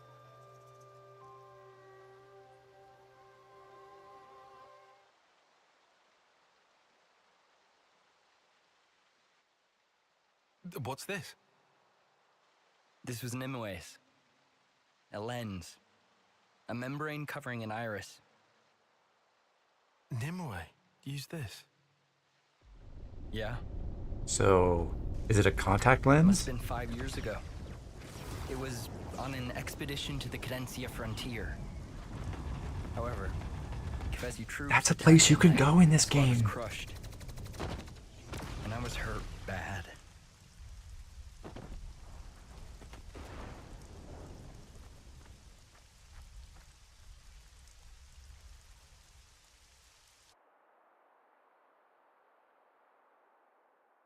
The one who nursed me back to health was Nimue.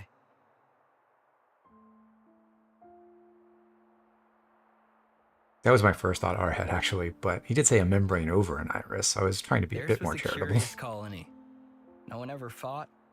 They'd spend their days tending Sophronias. There used to be a castle there at one time. But at some point it was destroyed in a great battle. And there it lay in ruins. Yes, Palladia, the greatest class of all It was time. there that I saw some cradles left over from that time. They looked like they would break at any minute. But still, some were making soldiers. Nimue, she was just one of them. The people there, they were like we are now. They lived free of the Flame Clock's yoke. Sir, you say they were like us. So perhaps their colony was freed by Ouroboros at some point in the past. Well, I'm not sure. It looked like Nimue and the others had always been living off the land. Also, They'd been strictly shunning contact with others for generations. Naturally, most people there gave me the cold shoulder. Before long, A good point, I Arhead. drifted away That from is a the bit of colony. a shocker. Along with Nimue. Isard knew. Nimue left with you? Why, sir? There's a world out there. It'd be nice to see it.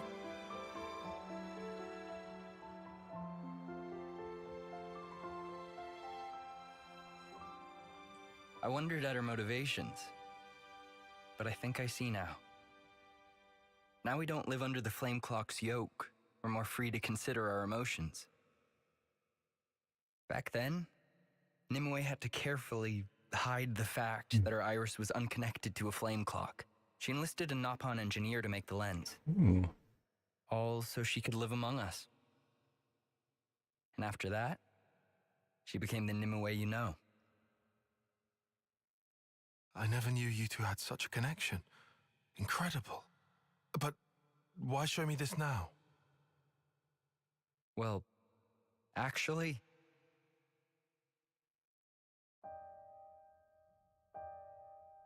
What? The leadership want Nimue's colony wiped out? Yeah. We only just heard. A Nopon merchant was able to tip us off. And since Nopon are involved in handling most logistics and transportation, the information should be good. So the brass have pinpointed its location? Could be.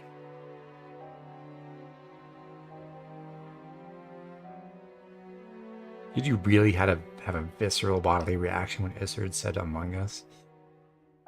You don't have to be so cagey, Commander. Brain rot these days. Cagey? You can tell it to me straight. Am I wrong? You'd like us to keep Nimue's colony safe? But I definitely can't go along with Isn't you. that the reason why you've told me this whole story? If you moved to protect the colony, it'd put this place in the line of fire. I've heard. Like how, after the consul's disappearance and the loss of the flame clock, despite sending a report to HQ, you haven't received a word of reply. I mean, we conquered Agnus Castle. That it all happened while we lay there unconscious. That's a thing that has happened. Which is the unvarnished truth. Yet still nothing.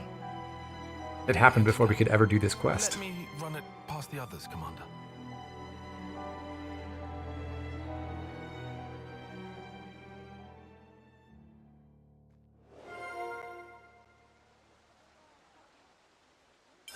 It's all making sense.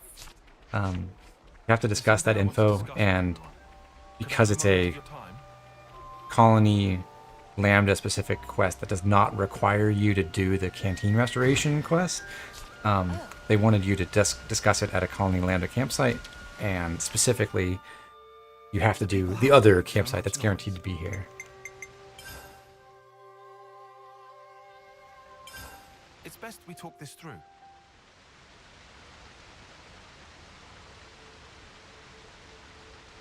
What a beautiful story.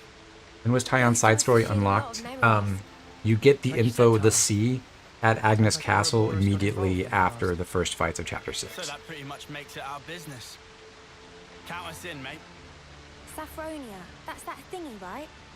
We saw one growing once. If there's loads of them blooming somewhere, that's something I'd want to see. Huh? I'm shocked. What? I don't like flowers and junk. Banana too! Banana have wished to see flowers! This is unusually proactive for you, Manana. Why so? Ladies... I mean, it is true that the colony's orders come from the consuls and not actually through the castle. That okay with friend Tyon? But sure. Still, like, there's a suggestion in this world that there is a political power structure centered on the castle, and that orders do flow from there. And I assume having control of the people of the respective castles would grant you some degree of influence over the other colonies. Although, notably, we have not actually liberated the Kevis castle. And the Nopon, this is kind of just mentioned in passing at different points in the game, but the Nopon are neutral in the whole war, and they've basically, I'm not even sure if it's really detailed in the main game, but they've reached an agreement with Zed where he won't really interfere with what they do as long as they don't interfere with Thanks. the Queen of Agnus war, and they can be involved in trading and logistics and everything Something we should do. all around the world. So they do have info about what's going on everywhere. And, you know, And that's part of our Napon Caravan project from Shilshil, is to I'm the one who threw Nimue's connect all life the into different chaos. people in the caravans and Should've get just them left her where she was. linked up again or something like that. Commander. Kion, Sir? if Nimue's been reborn, if she's in that colony, keep her safe by any means. This time, I want her to follow the path she was meant to tread. Yes, sir. I promise.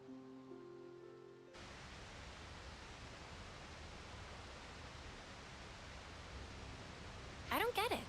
Why doesn't the commander just come along? He's got no choice, right? He might get the attention of the castle or something. Oh. Well, yeah, they work on like logistical stuff, supply chains, that kind of stuff on both sides. Our head. If he meets her again, So in that respect, they are involved in the war, but they're not Is that a bad thing? No, I don't think so. partisans as a faction But I do understand how or he feels. direct combatants or anything like that. I definitely hesitate. It's not just about himself. If I hadn't been so careless, the commander wouldn't have to feel this way. You're not still thinking like that, And they don't are get you? harvested for their life force No, or whatever. I'm just... You just what? Looking back all the time never helped nobody. Look, I know. Right? Come on then. Uni. Huh? Okay, sorry. I know you're right.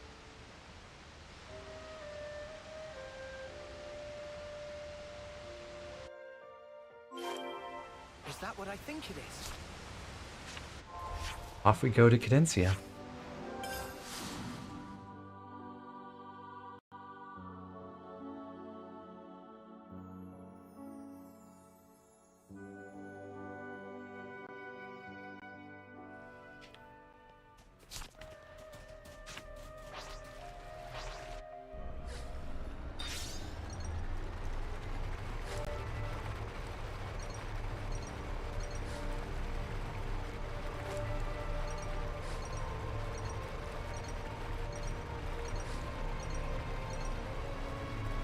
So, Tyon, feeling the pressure yet? No, why would I be? I'm fine.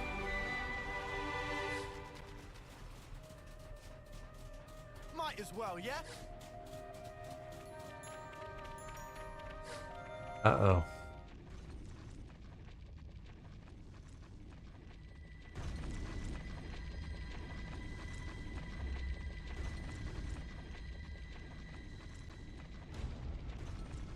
There's a Phoronis here. Looks like it's trying to clear away the earth. No sneaking through with this big thing in the way. I think we found the enemy force the commander mentioned. Manana not see any people. Whole unit made up of Levnesses. Much weirdness. Hang on, look. A console. They haven't found us, have they? No. I don't think they've spotted us just yet. This one might have different abilities than that K guy. It's mostly the same. But why have only Levnesses? I can't fathom what this Mobius can do, but they're about to wipe out an allied colony. They'd have a fun time explaining that to soldiers. True, true. Let's hurry. All that digging will take some time. It is nice to have a rare moment where we see a Phoronis in action. Be able to beat them there. Let's do that. Kind of. Make sure we don't get I mean, just spotted. kind of jiggling there, but Ready? that's more than most of them do.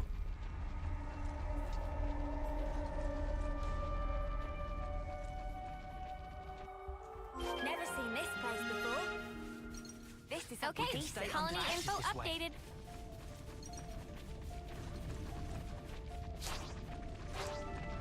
Let's give you like a... Yeah. You get dialogue telling us, don't go that way. Rain. Snuffing great. How do you know, Lance? We're inside. I guess you can see out the roof. The holes in the ceiling. We'll have to let them know about this. Right. When the foreigner starts moving, we won't have enough time. We'll have to do something before then. Can we see out this way? Ah, not much to see from this side. It says V's colony on the side. Topographical info updated. On the side of what?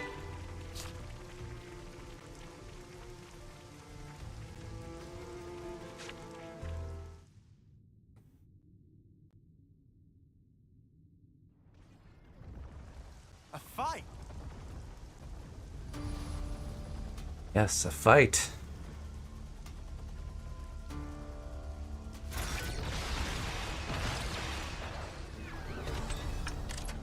It's Little Nimue. Agnian Autolevs, is it? But who are they fighting? So Nimue is Adalia, and I think I'm so glad they made her way more tasteful as a character design than Dahlia from Xenoblade 2.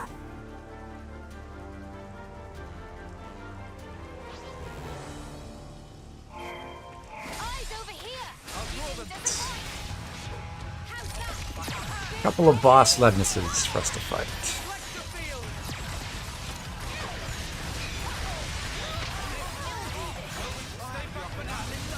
Did get a launch that should kill? Yep.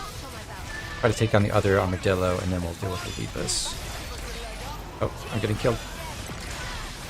And we dodge. Please topple. Okay, good. And smash. Beautiful.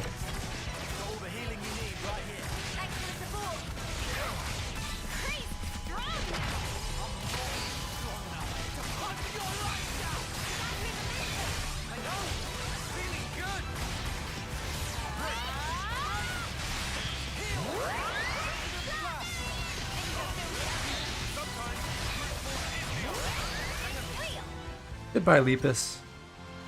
Remember when you were a major boss?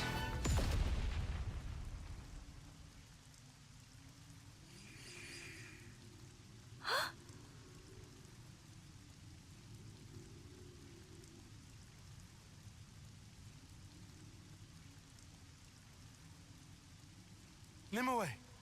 Ma'am.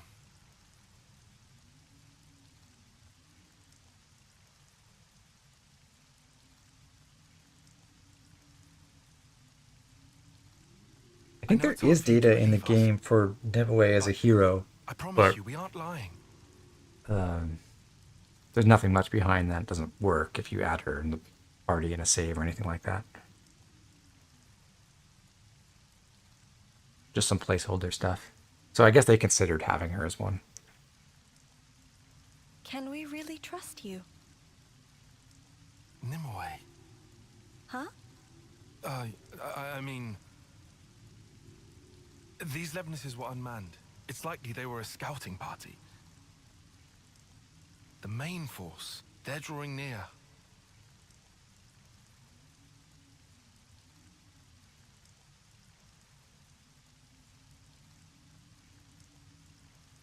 Very well. I'll choose to trust you.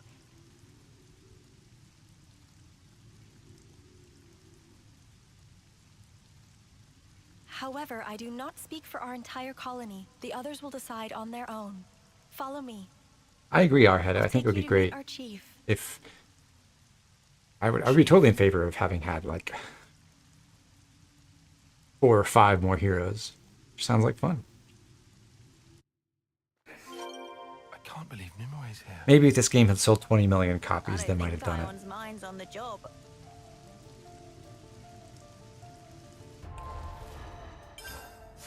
We'll do a quick class change here for the next fight. Back to Nipponic Champion for Noah, over to Lapidorist for Mio, and she does need an update to her set because now she has Resonant Flag. So similar to what we've been doing with other Kavasi healer classes, we'll put our buffed art with Resonant Flag, and Blessed Edge with Oriole, and Prismatic Ring we want a second field, so we take All About Support, Strengthening Gambit, Protector's Pride, and then put in this case, now we don't have Ring of Roses yet, so we do have to pick Staying Power. Soothing Breath, Life-Saving Expertise, Swelling Blessing, those are all good. Change out the Plate Belt.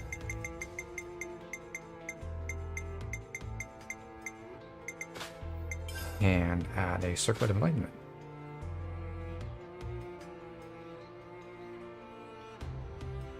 Child Soldier Nimue with the lower accurate Mondo, that would be fun. So, Mio to Lapidurist, and then we'll send Tyon back to Sword Fighter.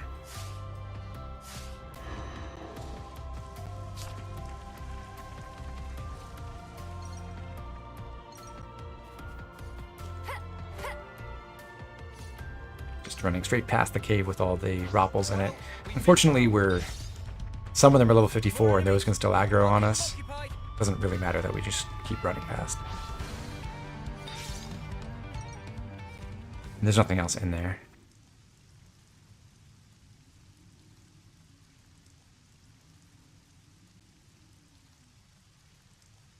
Sir Tyon, was that your name? Huh? Oh, yes. No, sir, though. Is this the second place in the game where there's a camping scene, but there's not an actual campsite in gameplay? I can remember one other occasion, which was when we first got to Milik Meadows, and the first cutscene out there has you camping on a slope Your dog tag on your near the entrance to the area. Dog tag? What? Tyon. I guessed. She is tiny. I'm told I have great intuition. Guessing a name. Tyon's kind of tall, but still. It isn't even a challenge. He's not Lance height. Wow, is that true? Yeah, you bet.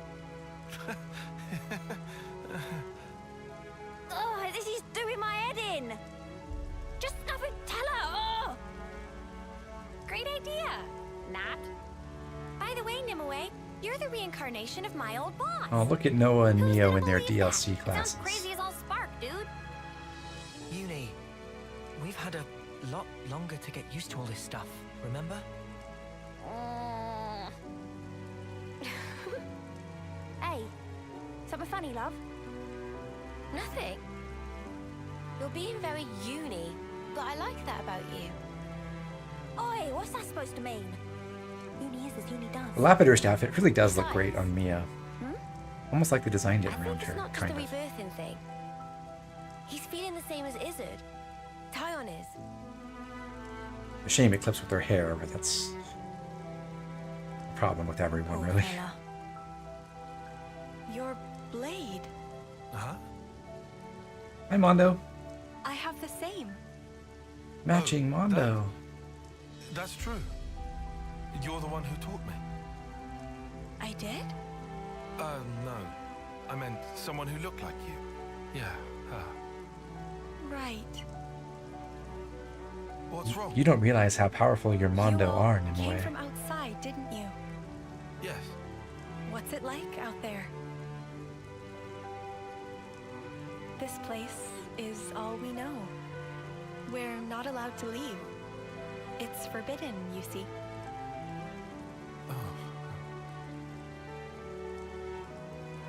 Honestly, it's not all that wonderful.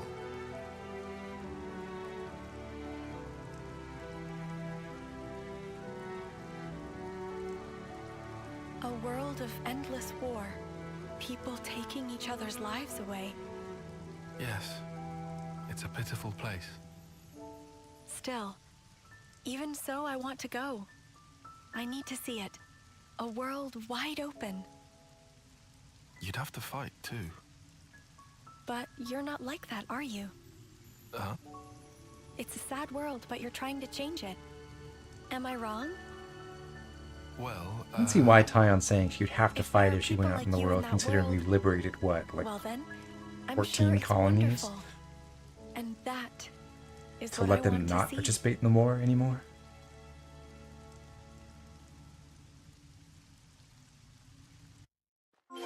I wish purple eyes were real. Wonderful. It would be so cool. Oh dear. Better leave him be for a spell.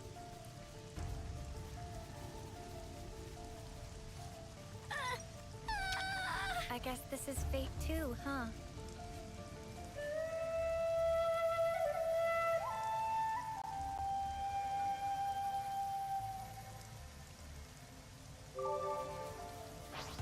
That's the other unique Aluk I was speaking about earlier. Galloping Gul'dan. And yeah, that's the hard one. And I think it partly is down to our party composition at this point. I'm gonna we could go and kill it now. At least for like experience routing. I would use different classes for it. But I'm gonna save that till after the Ascension quest, because then we could also change our heroes now and temporarily disable the quest. But we'll get the quest done and then we'll come back with a different hero to make that a little bit easier.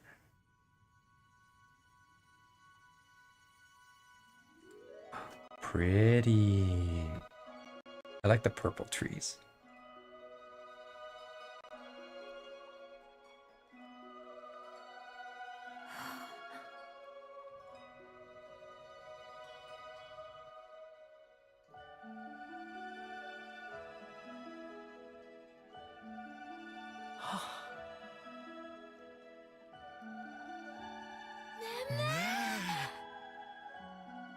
Pretty.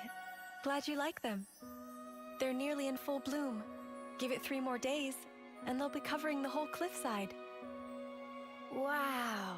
Now that I want to see. Yeah! It's my favorite Chief is area over in there. the series. Let's go.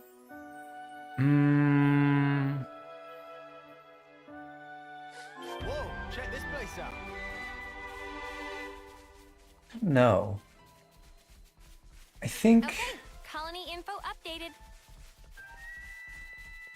it might. Well, Hey, the colony relations there's nothing changed. really special about it aesthetically, but I like the first low orbit station. I wouldn't say it has the greatest gameplay or anything, but it's fun to see the top of a space elevator. Totally unrealistic Whoa. the way it's built, but So pretty. very cool. Just like the image Nimue showed me. Oh, by the way, we can grab some info on the way up.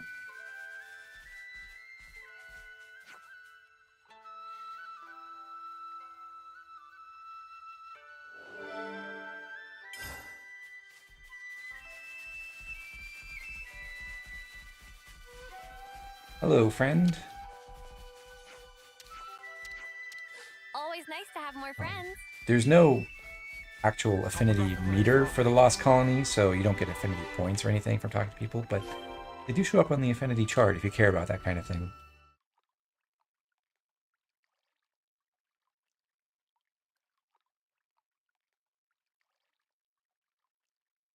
I thank you, kind outsiders. Though, I'm afraid we will not be leaving this place. But why? There are troops on the way coming to kill you. You don't expect to just beg for your life. Chief! Since ages past, we have prospered in this land we call home, even knowing war rages on constantly in the outside world. If that war is to reach our land, then I'm happy to accept our fate. Or you could call it our punishment. Punishment? Outsiders. As thanks for assisting Nimue's team, we prepared chambers. However, that is only for tonight. Tomorrow, I would ask you to leave. We must follow the path which fate has set for us.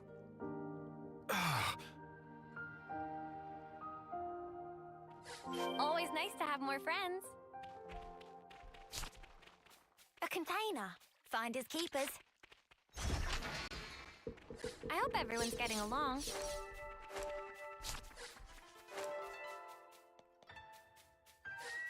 know, every time someone says finders keepers, what always pops into my head is character from Borderlands. I think it was Nine Toes in Borderlands 1, like the introductory boss quotes. Like, Always nice to have more friends. oh, maybe it's... Does it go? Maybe not. I forget what it was exactly. Never mind that point.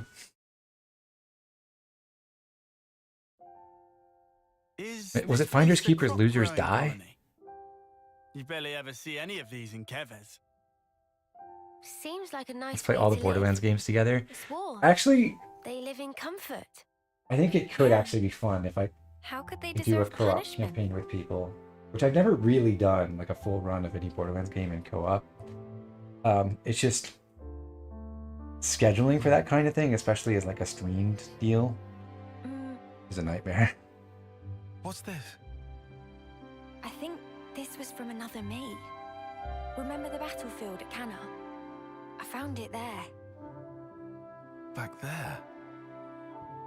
You pronounce it Cana? You're breaking my heart, Xenoblade. Is Nimue different from before? No, she hasn't changed. Same old Nimue.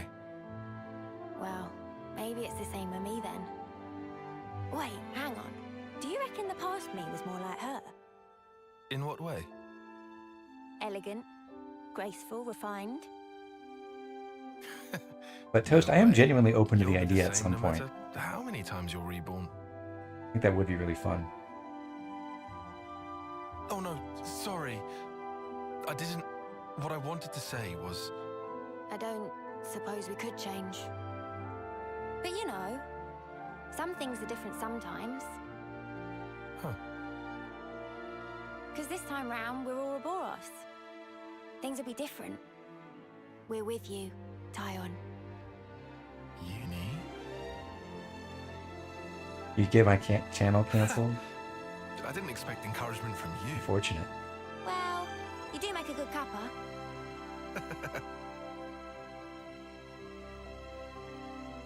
Glad Uni knows what she wants in a man.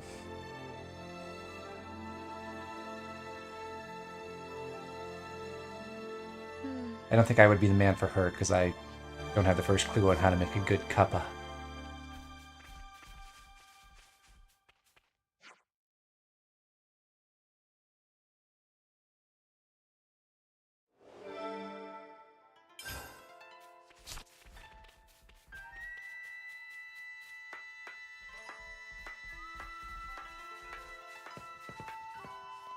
Okay, buddy. Surprise me.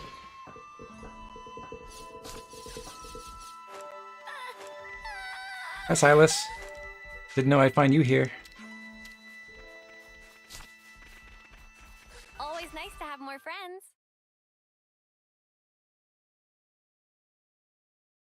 At this rate, Even has similar it's hair. going to be up to us. Can we manage? There's plenty of them. No people, though. Maybe we can just let rip out here, then. I mean, I guess so, but... If we don't, this place is done for. Only one choice left to us. Right.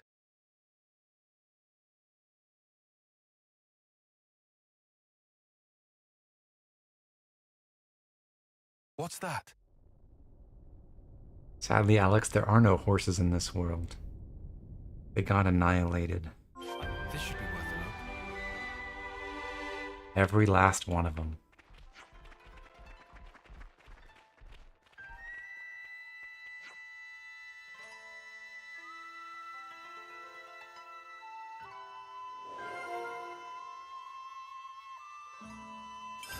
It's all making sense.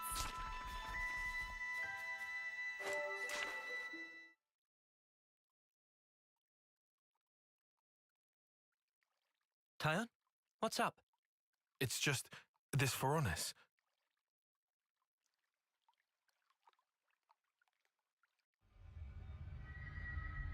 A flame clock? With how Bionis and Allrush were structured, would it even be And it practical even to tame horses? It's just a flicker. Well, Still. Is it this colony? I've said this before. I think we're meant to understand that It's ancient, so it must be a malfunction. The land masses in those games are not, Remember, the people here are especially in part of the Xenoblade flame 2. clock system. You make a good point.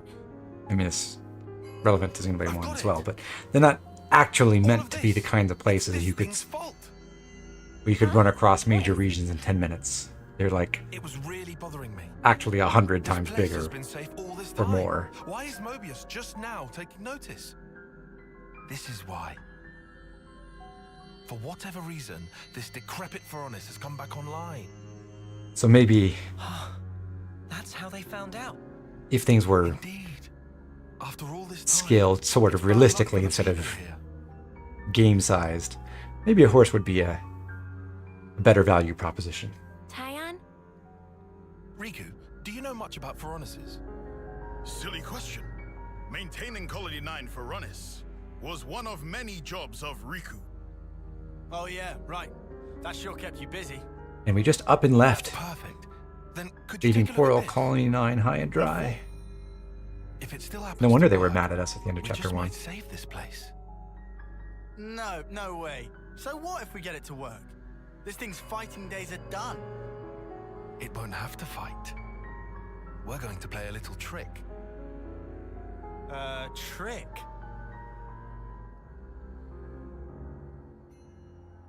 Ion has a scheme?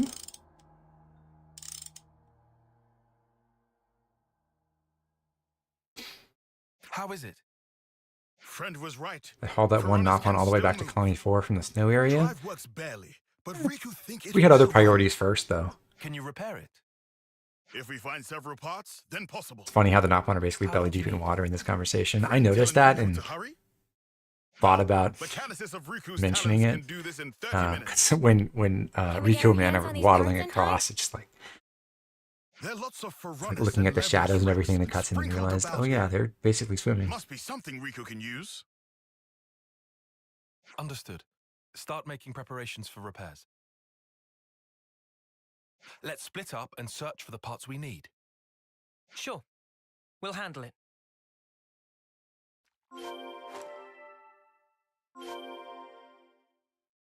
We need the 3 kinds of parts and an ether cylinder. We can confirm them by Iris later.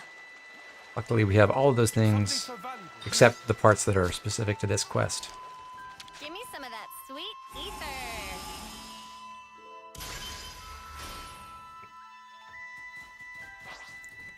There's a fun prank in this quest that, unfortunately, falls flat. If you open this right-hand shed, you don't get an item or anything nice like that. What you get is an elite Pagul waiting to fight you. Except it's like 10 levels lower than you should be when you're coming to this quest, so it doesn't attack. Oops. I'll follow you.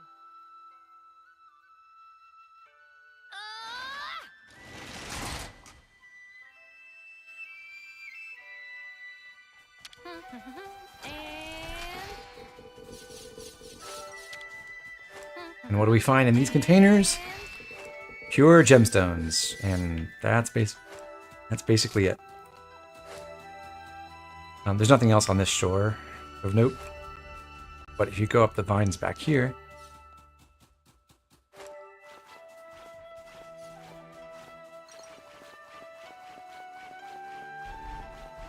slowly, and then again,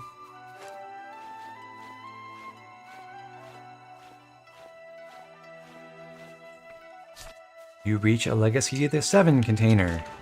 This one has the Iobis rings, which are the agility boosting accessory.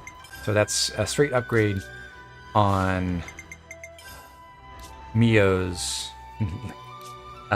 Jake support that she was using before. We will equip those once she gets back into Lone Exile in a bit. This looks climbable. I think they didn't want players to be too mad at that. You can also just run away from enemies in this game, so it would have wasted like 20 seconds of your time, I guess, but it's fun to have one jump scare, right?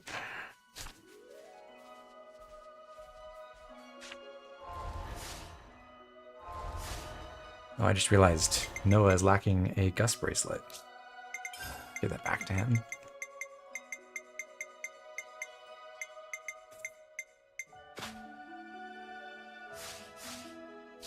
And we'll warp back over this way.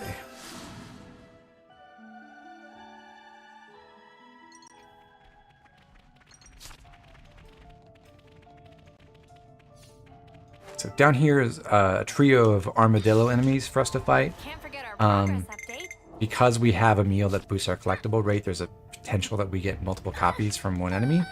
We will still kill all 3 of them regardless, though.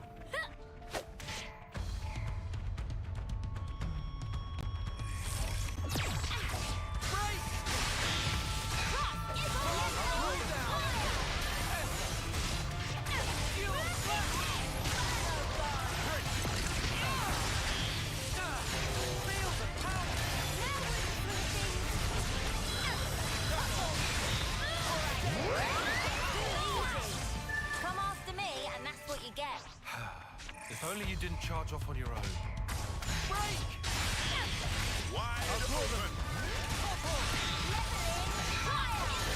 Not want to get attacked by that plant.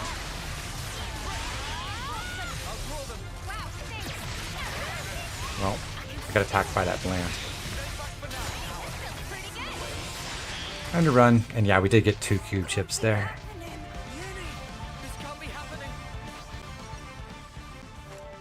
There's a skirmish, which we will ignore, and we'll kill the 3rd armadillo over here.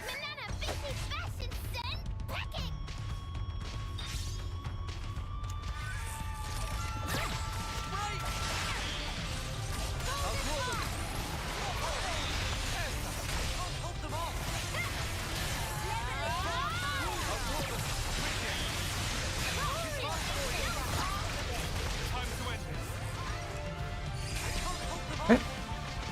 Run away from that Aspar as well. And we'll explore up this tunnel because there is a ledge up here with a container that we can only reach from this side. Carefully jump. And again. And we're there.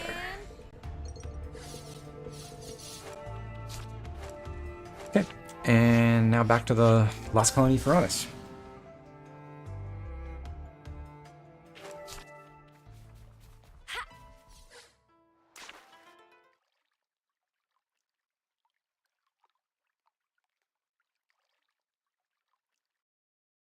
You're going to fight? Not quite. We're, Tyon, I want to fight too. No way. I'm not letting you get mixed up in all this. So you really are going to fight? You could get hurt. And that seems like it could get uncomfortable pretty fast. I couldn't take it. Sitting here pretending none of that is happening? I understand our chief's feelings. It's thanks to her that we've lived in peace this long. But there's a war going on in the outside world. There are many who don't want to see it, or wish it wasn't happening to them. Yet, you've come to us following your own path. And that is real. It's how the world really is. Nimue. Please. All right. I'll allow you to watch us while we're fighting. But under one condition. That is? When we first came here, it was like an awakening.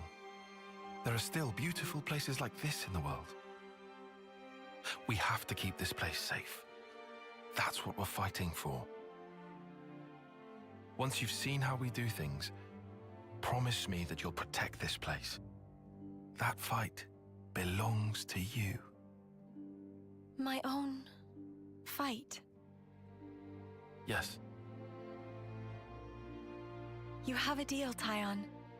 I'll watch all of you. How you fight. I'll burn it into here.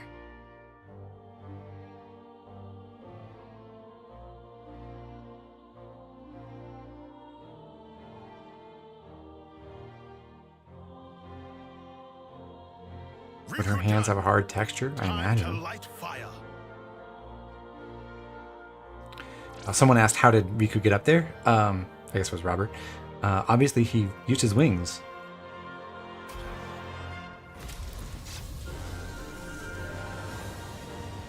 Not on flight.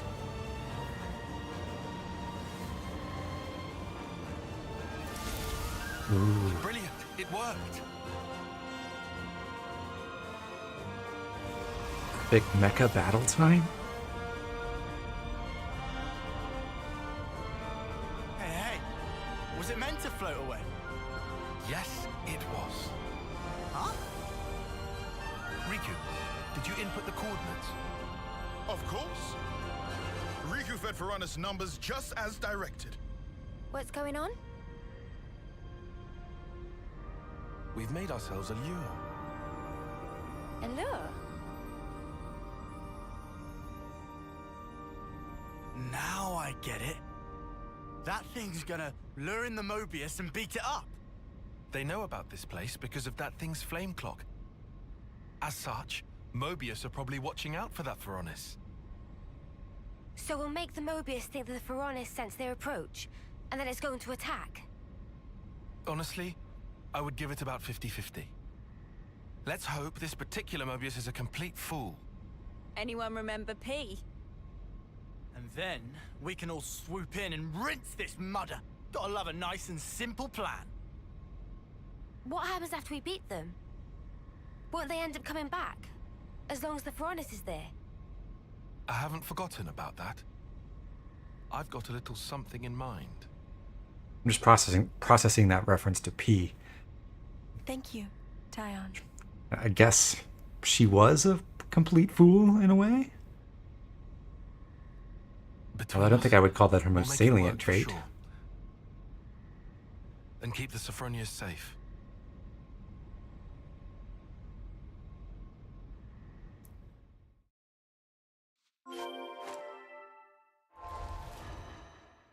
Okay, so it's just about time for the boss. And we will change up the party again. Back to Lone Exile for Noah. Also back to Lone Exile for Mio. Tyon over to Signifer. Adjust his arts because I want to have a spare topple now instead of a spare break. So we'll go with Shield Bash here. Lance stays in Warren Medic, Sena stays in Flash Fencer. And oh yeah, for Mio, Jade support, swap out for the Yovis rings. Or whatever that's worth.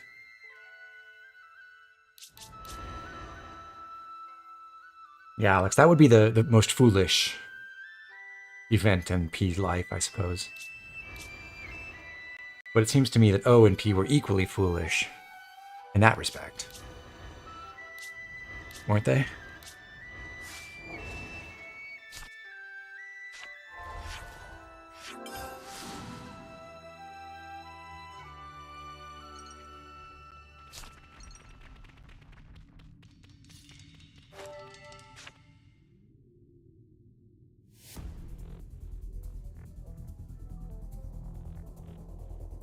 Is it go time?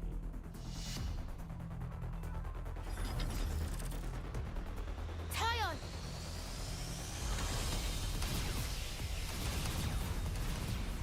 Here we go! Great. This guy really is an idiot.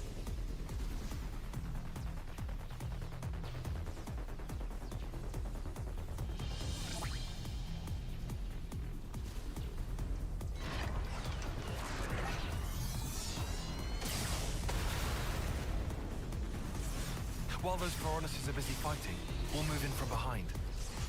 We'll hit them where it'll hurt them the most. A console. Got it.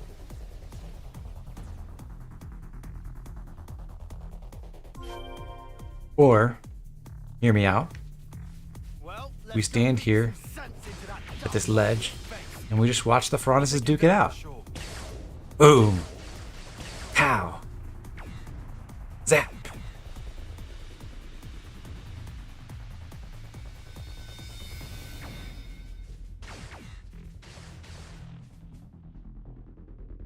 say maybe they could have worked on the sound design to make it a little bit more impactful.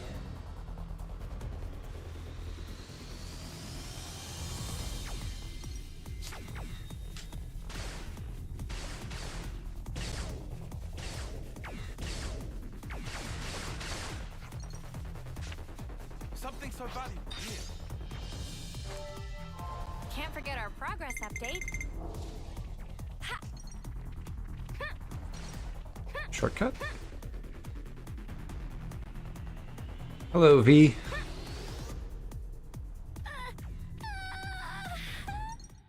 Should I say hello there? Ah! It's you lot! Wait, is it a trap? Sorry about that, mate. Turns out you had a bit of a brain fart. Nice one. Oh. Ah! Impossible! Could I really have been fooled by these peons? Pion's so proud of Lance for that one. Ridiculous! Not a chance! This just isn't happening!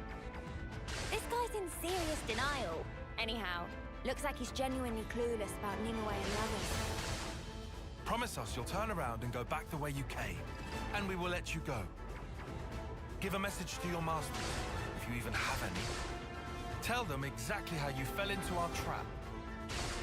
What? You think I'm some lonely errand boy? Stop your messages! I'm all about the streaming! And I will enjoy yours before the day. God, he sounded like this. That's why I am Mobius. I love the choice for this voice. It's I will never turn back. I will. it really adds what the French would call an I don't know what. I will fill this valley with the echoes of your dying screams. Excuse me, his head is clearly a W, not a V. What's going on here?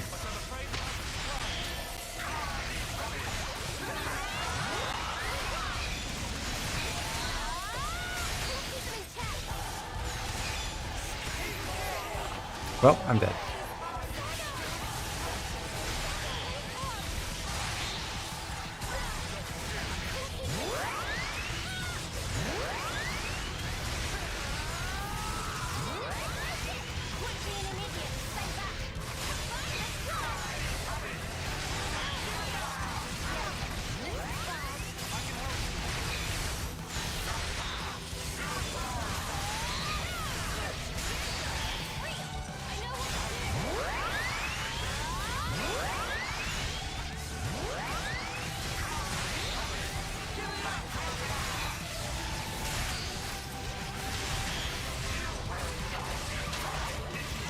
Good old Mobius Dominion healers.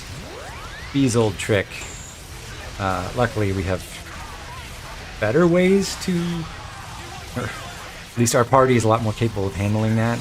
We could just probably fight through it without dying, unlike with B, let it run its course. But it's still much better for us to cycle around and free our teammates from it. Please don't kill me. Oh, yeah. Did I have aerial slash up in time in like the last couple of frames? Oh well.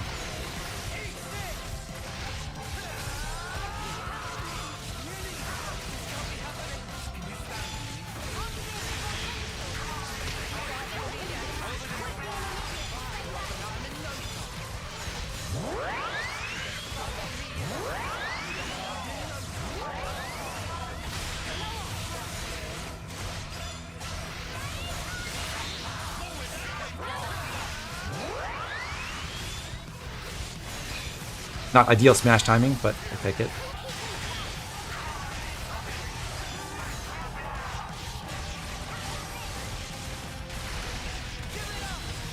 Topple, please. That's not good. Team. Couldn't you have done that like half a second sooner?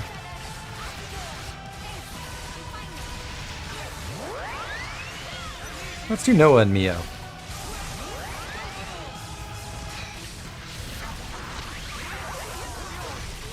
Get a nice break in.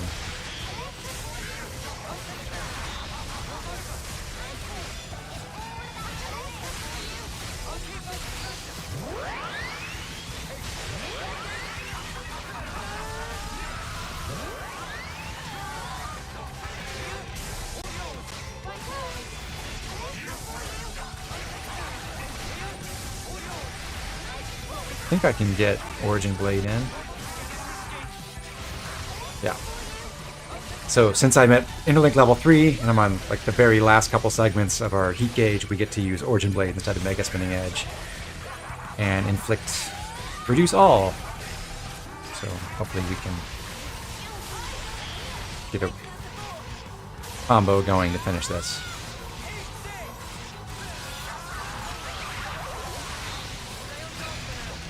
Power charge and smash, and we're done.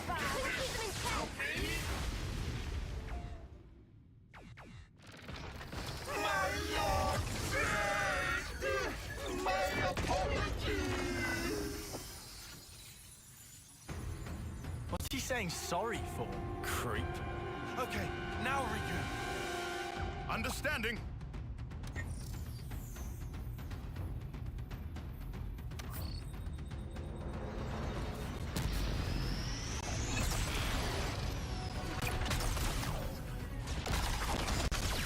You mean to tell me that any of the functional Pharaonuses we had could have done this? What did you? Guys, take cover!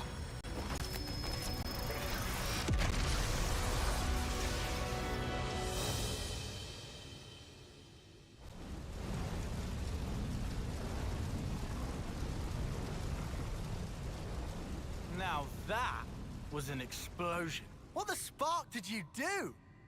Friend want to know? Dunno. Will it take long? Explaining principles take half a day. Then I'll pass. Well, whatever the snafu happened, it all went down a treat. If I was a Mobius, I'd at least try to check the situation before going all in. Seriously, what a total dingus. Anyway, we got the best possible outcome. Amazing.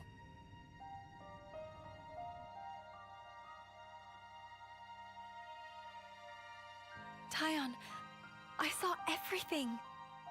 The way you fought. Do you spend every day battling like this? Gladly, yes. Huh? We need the people of your colony to protect this place. It's true, there are times when our fight takes a toll on us, but we carry on that fight because we have a mission. A mission? The foe we fought today, Mobius, who made this world the way it is, we have to take it back from them. We have to make a new world. One without fighting, where you won't have to hide away in fear. Ooh. Taion. Blowy trees. But sometimes we do need rest, to forget fighting for a time. This place could be our refuge. I understand. Then we'll protect this land, so that whenever you grow tired of your fight, you can return here to rest. Thank you.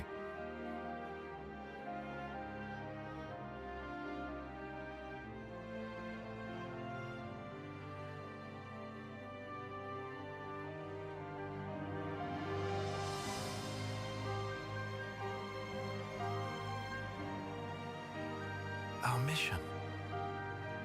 Huh? If we manage to win, there's someone I want you to meet. Someday.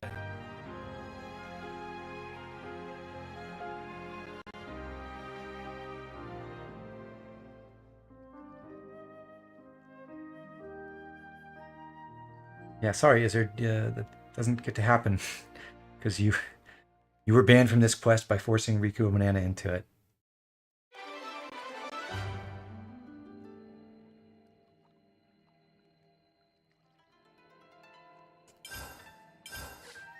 Okay, Tactician Ascension done.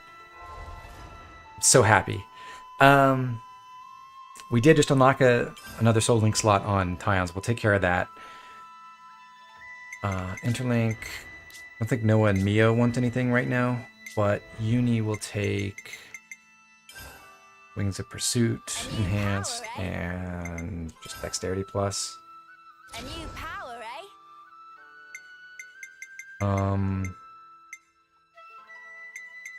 And let's go ahead and take Shared Curse. You might want to use this. Yeah. Cheers, Biggie. It's nowhere near as powerful as Shared Blessing, but it may not even be better than the attack up 25% bonus, but it's fun to stay on theme, right? And have the whole buff and debuff combination on both sides. And for Tyon, we'll enhance his talent art, which we almost never use, but yeah, we're running out of important things to buy anymore. And we'll also get body double, but not use it. And then together with Shared Blessing, we'll take Unceasing Blessing so that all our buffs are permanent while Yuni and Tyon are deployed, which really means they don't tick down. Lands, we can enhance Reflection, and it'll be good for now. Can't wait to use Tactician. Me neither. So, let's see. I'm not going to change up the party per se. What time is it? Been going for, what, 5.5 hours? Would do one more Ascension with the cutscenes and everything. It'll probably take another hour or so. So I think we'll just swap out our hero in anticipation of the next set of battles.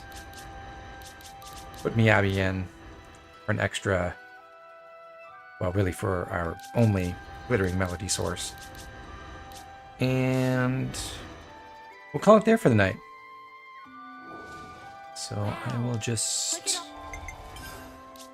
make a save. Can't forget our progress update. And that'll be it. So we'll pick up next time with some more Ascensions to starting here in Cadencia and then heading around to, well, more places around the world. Got several more to do. And then we have one last side story to head towards, which is Noah's at the end of the Origin Medal Collection quest series. So I don't know if we can get to all of that next stream, but we'll keep chipping away at this chapter. And yeah, we'll keep it going. So thanks for joining me tonight, everyone. Pleasure to have you in stream with me here in the chat room. And I look forward to the next session. See you next time, everyone.